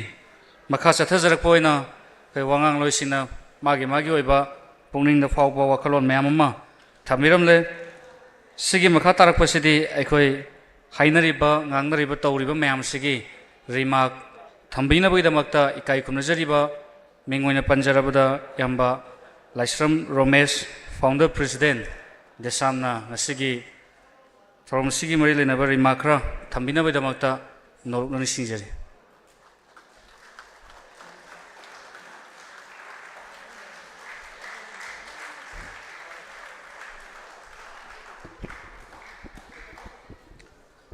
Kai kum nazar banga sigi Tara Tarelak Suba Koigi Mai Maxing Tambagi Lam Sida Koigi Free Zone or Hello Haibagi demand tegi ngasigi observation to sigi thorom sigi lengsin biriba daista lengsin biriba agyoja sing inaw sing marup sing isi kwaipum namak ikok no nai kai khum na chari loina na mangda lengsin biriba pum namak ikok na ikai khum na ba uchari tasengna 2008 tagi hauji phok chatharak pa chahi 33 chatharak pasi कोई काना फंगदे हाइबदी यारोय मयाम the मसिगी consciousness मा education की मरुओइबा education की दरकार ओइबा मियाम Humna education सी support तोबम थोई लेपाक सिदा लैरिबा लेपाक निंगबा लेपाक सिबो अफबा अवांग थाक त पुखत निंगबा मिपुंग खुदिंग बगना एजुकेशन सी योखत प मथौ ताय HYBE सिगी यामना मरुओइबा वाखलोन C एकोइ पीरगा लाइबनी अदुना section खरदी education da ban blockade to bakanda education section sector se masi sohloi da bani haiba section khara da masi demand to yaura bani natragana free oi ba yaura bani aduga sing da di aibadi khoi gi sigi demand to riba coordinating committee on khoi disturbance free education zone sida khoi chingi satra gi lup sing su yawi loinabak yawi adubu irang sinamar morga hantaki function si yawdabu yiwani moidadi mapungoina masi pura masigi consciousness ki level si yam wanga leihaga moidadi masi pura karigum makhalamdagi ayat athingba piba yaroi haidan moidi ware phok lau rabani adubu luribadi ikoi ki maitei society haibatare masidadi authority yamba lup yamba leipak ning base sukimatik yambadina loop amana puthorok natraga kanglup amana natraga group amana puthorok si koigi lanai interest puthorok padongna koigi support taunadaba masida fai phate si dialogue taunadaba madugi against moina du haradi hene hethong na bu tauge ga haibagi mungnabagi mawong ama laibasina tasengna koigi तंपाकलम हाइबा तारे मसीददी मसीगी कानबसी इलै लेतबदौना उबनी अदुना अइना appeal अमखक तौजनिंगी वफम खर थमजद्रिङै ममांगदा करिनो हाइबा कांदा हौजिक मपुंग अइना सिदैसिदा education sector दा free zone ओहेनगदबनी यैखाइ थिगाइबा पिरोइदबने से मपुंग अइना education की lambda profession सिदा लैरिबा ओजागी लुपसिंग अदुगा मपुंग अइना छात्र सिंगी होंदो होंजिन तौरिबा पुथोक पुचिन तौरिबा भेन की एसोसिएशन की कइनो सिंगना अखोगी इकाइ खुमना जरबा सिंगना हेना लैबदों तौई करिगिनो एजुकेशन की मरु ओइबसी असुक मतिक मरु ओइना खल्लदी मणिपुर लैरिबा छात्र की लुप खुदिंगमंगना मसी सपोर्ट तौरोइदोबि मरम से करिगिनो मसी लनाय ओइबा प्रोग्राम ला लनाय ओइबा वाफम ला अदुना मियोय खरददी कैदौरे हाइबा कांदा लैपाक से सेमनबगिदमक्ता लैपाक से कन्नबगिदमक्ता लैपाक नुंसीरिबा खुदिंमक्ना अखोइगी लैपाक से मगुल लैबा मथिंग लैबा लैपाक अमा ओइनबो होनबदा एजुकेशन से मरु ओइ हाइदना खनबीबा खुदिंमक्ना मसिगी हाइरिबा डिमांड सिदा यावगदमनेबा यावद्रिसे करिगिनो अदुन मियोय खरना लाना पाउथोएबा ओजासिंग खरना स्कूल लिंखटपा खरना मोई सेफ साइड ओइबा अदुगा मोइगी डिमांड फंगदबगिदमक्ता हाइरिबा फ्री जोन की सिगी डिमांड से तौबनीगा हाइदना पाउथोकपसु दुम यावरिबा मसी अरानबो वाफम अमखकने मखोई इमुंग मनुंग मखोई बोई मसासिंगसु लो यावरिबनी अदुना ngasiगी सिगी coordinating committee on disturbance free education zone से मसीदा अइना फिल्म खक तौजनिंगिदी यावद्रिबा लुपसिंग मपुंग अइना एजुकेशन गा रिलेटेड ओइबा से छात्रगी लुपदा मयामम यावद्रि अतै तै सीएसओ सिंगदु तौद्रगसु तंगाइ फदना एजुकेशन दा कंसर्न ओइबा छात्रगी लुपसिंग सिदी मसी यावबियु हाइदना ममांगदसु अखोइ लेटर थाबा लेरंबा याय अमुकसु रिमाइंडर थारगा मसी पुन्ना अखोइ तौमिनसी मसी अखोइ पुन्ना खनरगा मसी पांगथोकमिनसी से अखोइ हंजन्ना रिमाइंडर थारगा अखोइगी तंगाइ फदना मसी याहोन्नबो होनबियु हाइबसी आई अहनबदा आई ngasiगी कमिटी सिगी ओजासिंग इकाइ खुमनजरबा पुमनमक्तै कोकनोना हाइजरी मथंग अइना हाइजनिंगबसे ngasai mayamna panbikibada अखोइदा पीरिबा एजुकेशन दा पीरिबा डिस्टर्ब तौरिबा मसिदा यखाइ थिंगाइबा पीरिसि चौरकना अखोइना मखन तरुकुंब लै अहनबदा गवर्नमेंट ना पीबा डिस्टर्बेंस अनिसुबदा अखोइगी खुलाई पाइबा नत्रगना अखोइगी लालहौलुपसिंगना पीबा अदुगुम डिस्टर्बेंस अहुम सुबदा सीएसओ सिंग मणिपुर लैब लुपसिंगना पीबा डिस्टर्बेंस मरी सुबदा ममा मपा सिंगना मसा सिंगबु महि मसिंग तमहनदबा लोइनना छात्र सिंगनसु अखोइगी लाइक लाइसु सिदा पुनिंग संगदबा हाइबा तारे अदे मथंगदा ओजाजी ओइरगा ओजा ओइबगी सिनफमदा लैरगा ओजा ओइदबा मागी प्रोफेशन जु मुन्ना खंगदना थबक अमा फंगगदि लोइरेना चंगप कांगबुसिंगना ओजाने हारगा लाइरिक ताक्तना अखोइगी ठिका तौदना दुकान फमदना लैबा मयाम खक यावरी सुमाइ तौदना अदैदी तरुक सुबदा अखोइ ngasai इंटरनेशनल ग्लोबल की प्रॉब्लम ओरगसु एनवायरनमेंट अखोइ केनोना हाइबिगिबा एनवायरनमेंट ना पीबा अखोइ जोटिना हाइबिगिबा अखोइ एनवायरनमेंट ना पीबा अखोइगी मसी इसिंग चाउरिबा नत्रगा नुक्सा सारिबा नत्रगना अखोइ काय हेने इंबा सिगुम्बा सिना पीरिबा अखोइगी डिस्टर्बेंस मखन मयाम मा सुमाइना अखोइदा पीरिबा चाउरांगना मखन तरुकुंबा हेना यामी आइना सुम समझनजबय वानी तरुकुंबा पीरिबा सिदगी हेना ख्वाइदगी हेना मरु ओरिबदि nga साहिबिखिबा गवर्नमेंट ना पीबा डिस्टर्बेंस ने मतम जाना पाइखतबसे खुदमोइना आइना हुजिक ओजासिंग ममांगदा nga साहिबिखिबा डायरेक्टर ओजादिगा होरक डायरेक्टर सी एजुकेशन एस ओजा सामुंगोगी मतुंगदा लेरमदों मांद्रे अदुगा डायरेक्टर यूदना एल सानोय कॉलेज दगी ओजा अमु ओइरमी डायरेक्टर रेगुलर डायरेक्टर अमु ओइरमी मदुदगी डायरेक्टर यू की मखा ताबा डायरेक्टर ओइगिद्रेबा सही अनी की अहुम की मंगा की ट्रांसफर लाप MCS नत्रगा IAS तुना करिनो तौदोरिसी मतम मतम तुगी याननब खर तौरगा चटखिबनेबा स्टिल हौजिक एजुकेशन एस दा लैरिबा director Nand Kumar MCS Manipur government की हौजिक NEP 2020 की मतुंगिना प्री प्राइमरी ओजा लिसिंग अमगा खर लौनी हाइरे मसीदेशदा करिगुम मखलमदगी क्राइटेरिया नत्रगा करिगुम मखलमदगी लॉ अमा नत्रगा करिगुम मखलमदगी आरआर अमा स्ट्रिक्ट तौदरियबा अदु इतारदी हंतक तुये पास तौगिबा लाइक लाइक सुग मफम मरांग खंगदबा मसम मनागा चप चप जुंगबा ममा गुली साबा ममा पाना अंगांग से मगाताना लाइक तंबा ओइररोइना खनबा अंगांग मयाम सिंग लोय अप्लाई तौ यादोरियबा ममा मपा सिंग मखाताना इचा से लाइक तम यारोइदमनिना ला कुन तिंगसु कुंथ्रा तिंगसु निफु तिंगसु गवर्नमेंट की जॉब अमा फंगौरदी माइक लाइफ से यारेना लुपा ला कुन कुंथ्रा निफु पिसलगा ओहलकदोरिबा दुगुम मयामदुना अदुना ओजा ओइरगा करिनोबा ओइदोरिस बेसिक अमदी थंबम थोक्त्रो मासे बेड पास तौगदबनी नत्रगा डाइट लोइगदबनी नत्रगना प्राइवेट स्कूल दो सु सही 10 की 15 की टीचिंग एक्सपेरियंस लेगदबने हाइरदी ngасai 4 year integrated degree course तौद्रगसु NAP की मतुंगिना नत्रगना प्री प्राइमरी की ट्रेनिंग तो तौद्रगसु बेसिक खरदी सही 10 ताला बो ओजासिंग दु दिलाइरबनेबा अदो की क्राइटेरिया बु सुंपन पंदना खनबा लोइरकांदा ट्रेनिंग तौने यदुदी MCS खंगदे नत्रगना डॉक्टर का से MBBS से तमद्रियादा हाना लोई खलोदना लायंग हलोदना अदुगा कोन MBBS तो तममोने यागदोरी बराबर टीचिंग लर्निंग प्रोसेस वो फागी दौना कोना ट्रेनिंग तौनी गहाने एक हाइबा एक लाप्सेस फल लासेस होगिदोरे अदुदी 2020 दा 2020 दा वरेप लौरग एजुकेशन पॉलिसी स्माइन चेंज तौरनी सही मरी तुमगा लैब्राबा कैदौरगा लैगे बा हौजिक फल लाप्सेस होगिदो हारिसे तुमगा लैब्रा कैदौरगा लैगे सिनेबा मखल अमा बिजबई वानिको सुमाइन तौदना one time relaxation ना प्रोफेशन ओइबा सिनफम सिदा कया यामी तौरइसी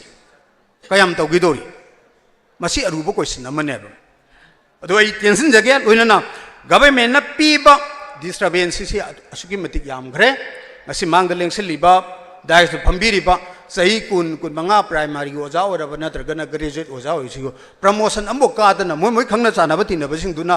प्रमोशन बगा अहनगरगा संघ लेजतब नत्रगना कनो तौसिंग नंगसो प्रमोशन लाइन अमुक थंबिदिस करिगिनो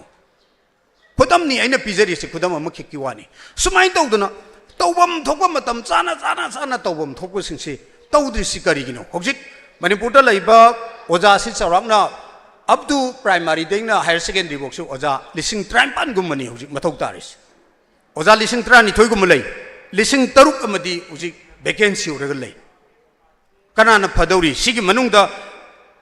माइमागी संघ पंगल लेरगा लाइक ताक्तब मीना कयाम यामी यंगने सरकार की मिंगसेने न लैरिबा सयंग मिंगसेने न लैरिबा इबोतोन्सना हाइरो नत्रगना कनो हाइरो अखोगी टीजी कनो हाइरो सीसी हाइरो जोनोसन हाइरो सयंग मिंगसेन दौला सरकार की माइ ngakna लैरिनेबा असिदबु यानादबु ओजासिंग ट्रांसफर तौनी मोय मोय की मी तांगनिंग दबा थांजनी पॉलिटिक्स ताव हेबा करमाइनो नो सिगुन फगलन जे मिशन ओनली फॉर करोड़ खरगे अनि अहुम दुगी बिल्डिंग साबगी स्ट्रक्चर सानबगी पैसा दु गक्तनेबा उरिस मरमदी क्वालिटी गवर्नमेंट अमा लैत्रमनिना क्वालिटी गवर्नमेंट से मपुंगइन एजुकेशन दे लाकदबो पोट अमा ओइबनिना कैनो हाय कांदा कारैबे MLA मिनिस्टर सिंग से अयामना ठिकादार ngakgi जेसीबी ड्राइवर ngak लाबनिना कैदौरे पॉलिसी मेकर सेमगदबा तौगदबो सिंगदि अमत तौदरेबा ओनली फॉर स्कूल फगलन से मिशन हारसु नत्रगना गो टू स्कूल हारसु तौदोर से स्कूल दु थादगदोरिबा करोड़ खरगदुगी मिकानबदु खक्तनी मदुगी ठिकादो मयाम उबिरमनी स्वाइद सारिबो खोलि थर्ड क्लास की चेकना लोइ सारिसिनी कयाम कोइनो सि लैदोरिसि स्कूल चाम लैबदा स्कूल 70% टॉयलेट मफम चाना लैते नुपी नुपा की तोंगानबा टॉयलेट थंबीते करमाइना नो असुक चावख्रब एजुकेशन सेक्टर सिदा सरकार सिन पाइरिबा मगोंग सिबो हाइतारेको अखोय की मणिपुर दा पाइरिबा गवर्नमेंट सिबो ओंथाक ओंसिन तौदना ngangiba तौरिबा प्रजा मयाम की मिट सुमनबो होनरिबा तौरिबा मयाम सिबो मसिबो अमेरिका दा यागद्रो चाइना दा यागद्रो रशिया दा यागद्रो इंग्लैंड दा यागद्रो नान पुल्लगा कनो दा थादघरनेबा अदुबो अखोय प्रजा मयाम दी ngasibo adum yaraga leiri aduna ani subada CSO सिंगना पीरिबा अखोगी जैथेंग सिसु तसेंग बेहरदी सिगी बॉडी से मणिपुर लेबा सिविल सोसाइटी ऑर्गेनाइजेशन मयामना तौगदमनि अखोई लेपाक सेमगदोरिबा लेपाक ngakadoriba अखोगी तुंगी खुनाई सेमगदोरिबा सिगुंबा सेक्टर सिता कनामता ना येबा पीगनु अया अयेपा तौरकनु ओजासिंगसिदा मखन मथेन कयागी गवर्नमेंट पीबम थोपे अहेनबे अलाउंस अहेनबे केनो पीगदबने मरमदी मखोइना निंगसी लेपाक्सी सेमगदोरिसे से पुन्ना demand तौबिनगदब नत्रने Madhu तौबई मुहुता ngasa habigra admission quota piu yadabagi school thinjanba dhamka tauba sigumba onna tainaba ngakta ba tawrisi aduna ta sengna samna hajar kanda adumai tawduna aikhoigi sinanaw singna su ngaka doriba senga doriba department sida nadragane education sector sida ngakbagi muhota kaidore moi macha su school thinjanba mayam yawgrene quota pi di school je thingjan gadamne na mayam yawgreba samna harakanda kaya yamna aikoi sida awaba pirabage haibaganda amot akai holiba bazar dagi mayam gi acha thaki amot akai lukhak sengdana leiriba mayam do madugi NGO si dudubu sahida dupi gidami thada dupi gidan haingam meba nungti gi bhan holiba bihan driver angang puthok pusin tawriba khusuman kharatu le imung manu hingna honari sida sahi mada ben amagi imung na natraga ben thawam na lupa asuk pi gidam ne demand to horam ne ba kaya lu khraba le pak amakhang adun ai tension jage sumaina ai khoi ta tawroi da ba sina tawgadabani sina tawroi da ba ne habasi khunai lon society sibu mamai chumaga afaba lambi da chatkadori ba singsinadi masi yengbam thokpani tawbam thokpani haba tawde aduna piri ba saitheng mayam singse mase punna khangminar kanda ngasi mangda lengsilliba mayangda leiriba isainaw mayam singsina matik chaba hayeng mama ima ipa singdugi phiji gi mani amam oira kanda ngasi matik chaba mi mama oira ka laipak se semaka dori bani laipak se kalaka dori bani aina hayeng si oira kanda igi laipak se kan ge ko ngasi igi imana wari ba igi laipak no wari ba igi khunai no wari se ai matik chaba mi oira kanda igi laipak se kan ge igi mong manung se kan ge igi society se kan ge na hayal na bagi wakhalon do agi sai naw sing sida pi ba changi aduna losalakbada aina pilam khak tawjaningi ba ngasai oja sing na pi khiba mayam sing dugi aina conclusion na moina aina thamjaningi ba famsi aikhoi sida lairi ba sigi demand akoi gi committee gi coordinating body gi laibiri ba sinasu misang mikhai nai ba mongda sida yawi association si yauri ba kara khokan pangan ba mibuna magi skunda natraga magi khangna jana bada chaitheng phangagana hekta khoi gi daruga saba haigadra eta lause haiba aduga khitang lapada leiragana madu silent hekta leibagi mawong masi leitana yamna alert oina yam active oina aikhoi sigi sector sida thengnarba khudong thiba mayam sagoi mayok na nena leiramnina masigi sector sida laiba khudong thiba khuding bakse masi thawna leina khoi thengnami na bachange silena ko singda so haiba change masi pumna makse tawra kanu haiba se change adubo ekoi ke lepak sida hoji oire iba phibam sigi matung ina di masi keno ni koi mayam da di keno taw jaroi ge hoji oire iba phibam sina hailak pani matam mamda di ekoi ki ho sina ekoi lepak sit kal libani ekoi ki ihosina ekoi khunai se lingi bani hingi bani social system mayam hello mayam hingi se ekoi ki ihosina ni hairam ya hojikti ekoi ki ihosina ekoi ki lepak si luk mu yot ka dorobra ihosina ekoi ki lepak se loisan ga dorobra habegi acho wang amala abani sigi situation sida laibiri be isle now sector section khudi makta laibiri be singna su khitang wakhan se khanbiraga media da natraga karigumbada en expose to gani hena kano to bogi mota lu luk thana akoi gi society akoi khonai sigi leiba phibam se masi tin yotharaga khanbiraga sina taw haiba thabakni sina taw hoidaba thabakni sina sokpa yaba thabakni sina sokpa yadaba akoi mayam na nga ka khat ka daba ngang khat ka daba haidi thangat ka daba akoi mayam na protection to godaba poni haba se madugi values mayam se khangaga akoi gi lebiri be sile naw mayam sina to wiragadi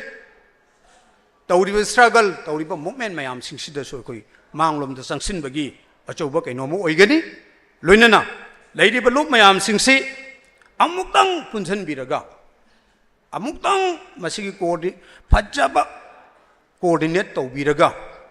sahi gi oina e lupa akoi mayam sigi lupa asuk darka lei masimadi pibam thoi masimadi tobam thoi habado soidana mage mayam na mateng pangani na khali अदु नतबा कनाना कनानो खंगदबा मयाम सिंसिगी अखोगी तुंगोन सिदा तुंगोनेना खल्लगा हुमजलाइबा मयाम से हुमना रेबा मयाम सिनदि अखोई लेपाक से मांगलोम the सपि Mukta तुंगलोम the हंथबा नतना तोप लंबी अमता लेरोय अदुना डिस्टर्बेंस अखोगी free educational zone demand day 2024 सिगा इरोइनना मसिगी कोऑर्डिनेटिंग कैबिनेट समाइना सिनबीदना लाइब्रेरीबा पांथोकपिरिबा मिफम असिदा यावबिरिबा पुमनमक इकोकनैने एकुमना उचरगा वालहौरिबा एजुकेशन की लमदा वालहौरिबा चिथौरिबा अखोई खक्तगी राइट तानबदौना उहल्लिबसे मसी उहंदना वालहौरिबा मयामसिंसे अखोई फजना उतंग कोऑर्डिनेट तौरगा अखोई अपुनबगी लमदमसिगी अपुनबगी डिमांड अमा ओइनबा अखोई होनमिनसि हाइबा वारोल खरसे थमजरगा है वारोल खरसे मतांसी तेंजंगे पुनः बुखमजे थैंक यू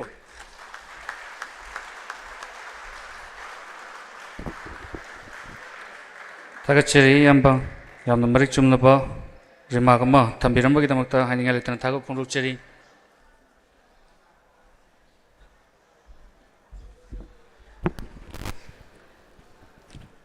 लोइसलकपगिसिदा रिमार्कसु कोई रोमेशना याम सांगना पिरमे तसेंगनबगिदि presidium ngangragadi remark si pinadabnebako adumpo aikoi chanabi ama oina program du su yaurambe ai uhaude sigi damakta masigi function da lengbirakpa mayam bungak bigane loina ma aikoi ngasigi romesna thamamba potto mamangda thambiramagadi koi khanabada yaugadamni ado ko ona thamamamnina ngasai akhoi kari dogada ge revert chatpagi porama ngasai pung mari chathraga lai revert chapi porama lakadore madugi poto amuk akhoi khanana ba patungda tawjage alna being a chairperson of this committee I makha tarak basidi noi board of thanks lai ba oh board of thanks to ba I jage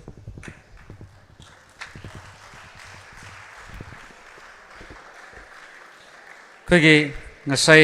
अयुग अंगनबदगी हौरगा चथरगलिबा थौरम असिगी लोइसिलपगी तंजा मयाम थागर वरोल पिबिनबैदमक्ता कौसिनजगी काई खुनुजरिबा ओजा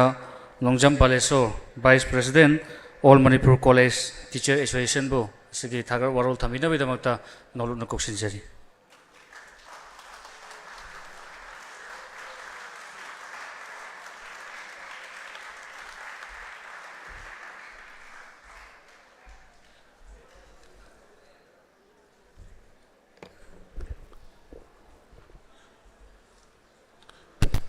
Very, very good afternoon, ladies and gentlemen.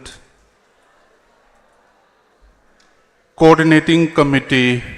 on Disturbance-Free Education Zone Demand Committee na Sinjaba ngasigi Thauram Sigi Chairman's Coordinating Committee on Disturbance-Free Zone Demand Mingoina hangatcharabada Sri M. Loken Singh, President Amakta na ngasigi asikumlaba function sida yamna marik chumba government ki site gi akoi education free zone da disturb tawrapasigi matangda yam phajana thambiramba gidamak organizing committee ki maigedagi heartfelt from the bottom of my heart I thagachaba phongdokchari. Thank you so much. Next, I would like to extend my gratitude to Laishamjoy Kuman, President, the United School Association of Recognized Manipur, Gi President, Ozajoy, I Mingoina Hangacharabada, Ozajoy Naso, Magis Pista, Nasigatsumlaba, Education Free Zone C. Lup tara marina semba aduga lup tara manisina matamatamgi lakpa akoi educational free zone oinabe damokta matamatamgi face tauriba gi matangda ojajoi ne yam phajana thambirami. Next, I would like to extend my heartfelt thanks to Oza Doren Khanganba, President All Manipur Recognized Private Schools Welfare Association Ozana ngasai thambiramba ngasigi function sida yam maru oiba haidi Manipur lairiba akoi education zone sida disturb toruk sing si huji thoi irang sina so dukimutik saitheng pi akoi more rom chatpa matamda palende haijan ba yadaba aduga akoi Churchanpur chatpada moirangdagi haidaba yadaba aduga sekmairom-dagi headchat yadaba niyu kaital mambiden chat yadaba sigi matangda ozana yam phajana thambirami aduga 1824 to 1828 ta akoi Manipur gi matam amagi hero Marjit na Myanmar ga thengnaba lan gi matangda sojana yam phajan thambirami ngasigi mangda election biribai gi nuksijaraba students sing na so yamna si marik chumna aduga yamna masi makhoi gi pukning loksing oigani haibado ai wajabu so hana a special thanks ai tauzari. Next, I would like to extend my heartfelt thanks to Madam Sograpum Sumati, Secretary AMSOGO. Akoi Madam si hana dagi shu adum akoi educational free zone sigi matang da akoi cha sing desamgi cha sing aduga akoi gi aims ki cha sing makhoi na hek pukhalakpa yamna positive oiba problem sing karmai solve tawgadang gi haiba sida akoi Madam si aina khangjarakpada sahi manga tragi mamang dagi yamna actively adum work tawbirakpa Madam ni ngasi su mahagna akoi gi position holders sing aduga achi puthokpa school sing sida sigi manung sida akoi students sing na kota gumba kari gumba demand tawba school sing da madugumba du tokpinaba aduga atotopa sigi education free zone si tangai phana oideya dabani haibagi matang da Madam yam marik chumna thambirami. Next, I would like to extend my heartfelt thanks to Laimayum Ishorjit Sharma. Ishorjit Sharma aigi marupsi ma kaurambaya aiga matam 1982-83 adaida Impang College da aigi classmate oikhibani ado ai marupsina su yam phajana thambirami akoi nation nama chawkhatpasi masi classroom dagi haugadabani kaina yamna angang singsida yamna innovative oiba inspiration nama piba aduga plan tawu matamda sahi chama plan tawragana kari oirakpa yaba tara plan tawrang kari oirakpa yaba aduga sahi ama plan tawrang kari oirakpa yaba sigi matang sida angang singsida yamna phajana akoi Koigi Wakalon Tungda Moina Kai Taugadabado Yam Pajan Thambirami. Next, I would like to extend my heartfelt thanks to Dr. Naringbam Razib Kumar, President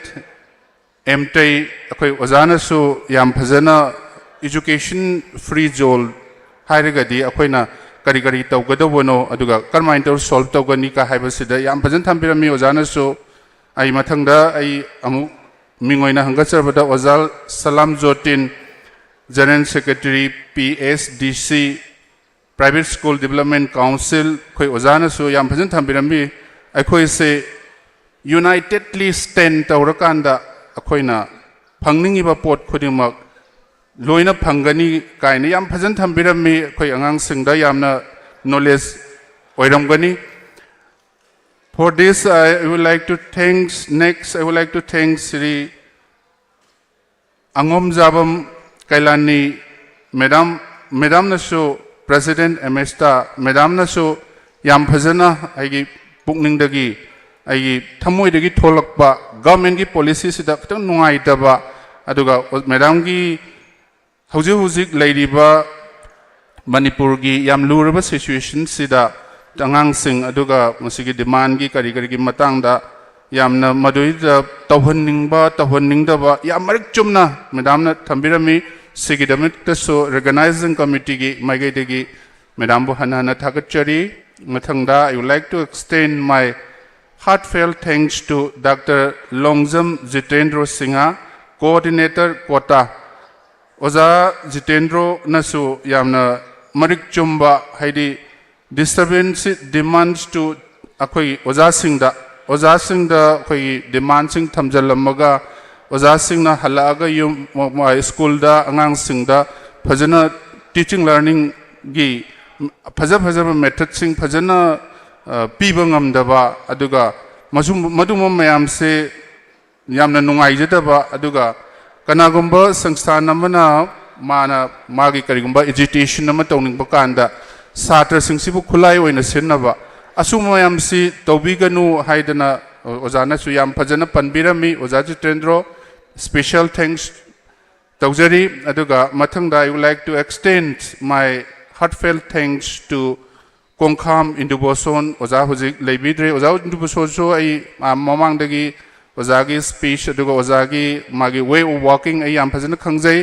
oja boso ainingai leitana thagachari aduga next maibam Kennedy oja sri lak khidraba male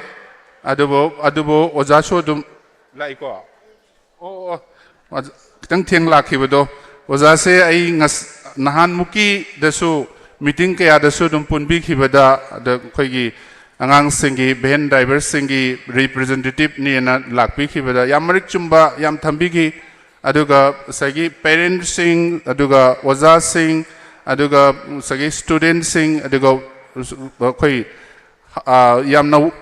thawai yauna work tawjariba ben driver sing ga lainariba mari sing aduga moi marakta su leiba any problem sing mana dum loina matam chana dum takpi ra u mana leader moina mayam da dum aisima tawdana ba khotana ba haizage kaina yam phajana thambirami ojana so aduga I would like to thanks and extend my gratitude to my students Oinam Nickerson President Ems Hanadagi so aigi chanapa se dum mayamgi karikurumba tabak singda adum yamna thawa yauna adum yawbirakpani manangasi mentally pankhibada education gi sector singsida akoigi teaching gi profession dagi laaga akoigi director gumba commissioner gumba adagi OSD gumba si oihanningbagi apamba aduga oihannabasu masi tangai oihanbasu tangai phade haibagi matangda yam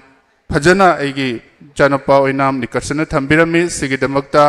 organizing committee gi maige degi hana ai chanapa sibu thagachari aduga mayengum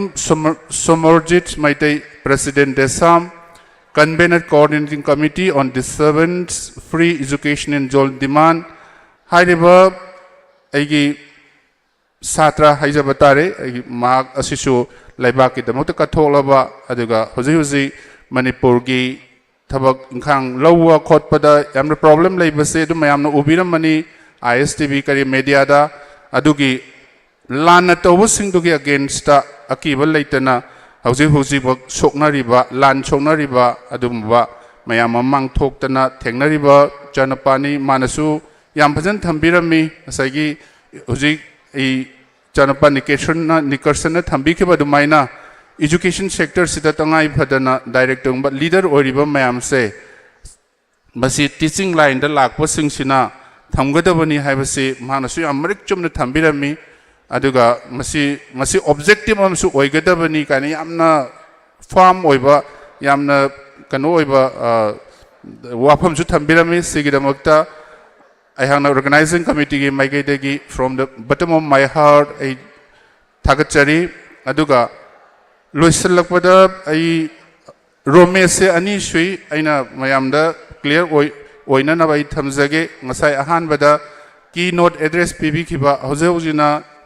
desamgi secretary oisisu romesh kawi mahana keynote address ta akhoi ngasi chathajarliba program si hek hawbadagi loiba phawba aduga sigi pandam yamna maru ba marik chumna thambiramaga akhoina madugi maramda akhoi mayam se dum khana nainaba gi yam achoba tanjama pikhiba keynote address pikhiba agi satra Romesh secretary Desambuso from the bottom of my heart I thagachari aduga aroibada Romesh atopa hoji remark pikhiba mahakso akhoina matam kayagi mamangdagi yam loina jarakba mayam gi damudi yam khanjaba अदुगुमलबा मिसकनी महानसु ngasi program sigi remark yam phajan thambirami mahana all student community should join the education free zone haibadi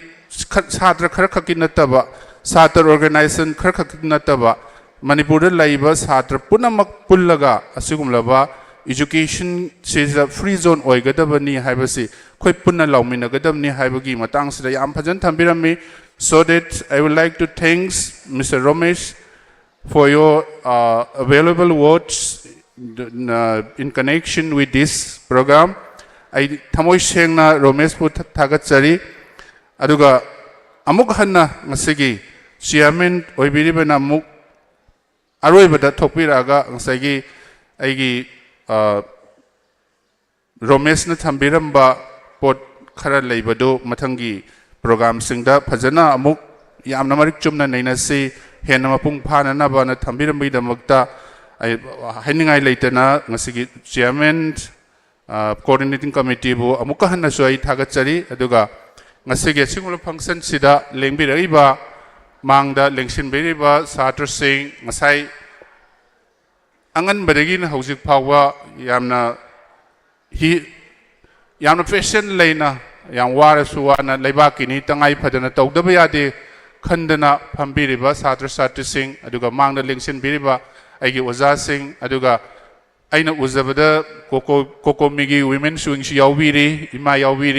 ima hoi kai hoi yamna nganta lakpiraga chaba thakba ai isaju sak sajade du chade haibasi thurokna feel tawde sigumlo function sina hena maru oi lawjaraga lakpiraba punamakpo aduga dais lengkhat piraba punamakpo ain subsan jaraga amuka hana from the bottom of my heart I organizing committee gi mohut chinjara punamuk thagachari aduga ngasigi program sibu akoi media akoi ngasi tawjariba mayam sibu akoi mayamda utpi gadoriba aduga mayamda message pp gadoriba electronic media gi lakpiriba akoi newspaper gi team khuding makpo so aina subsan jaraga पुनमपु थागचबजु फोंदोकजरगा आइगी board of thanks मतंग सिदा tension जगे thank you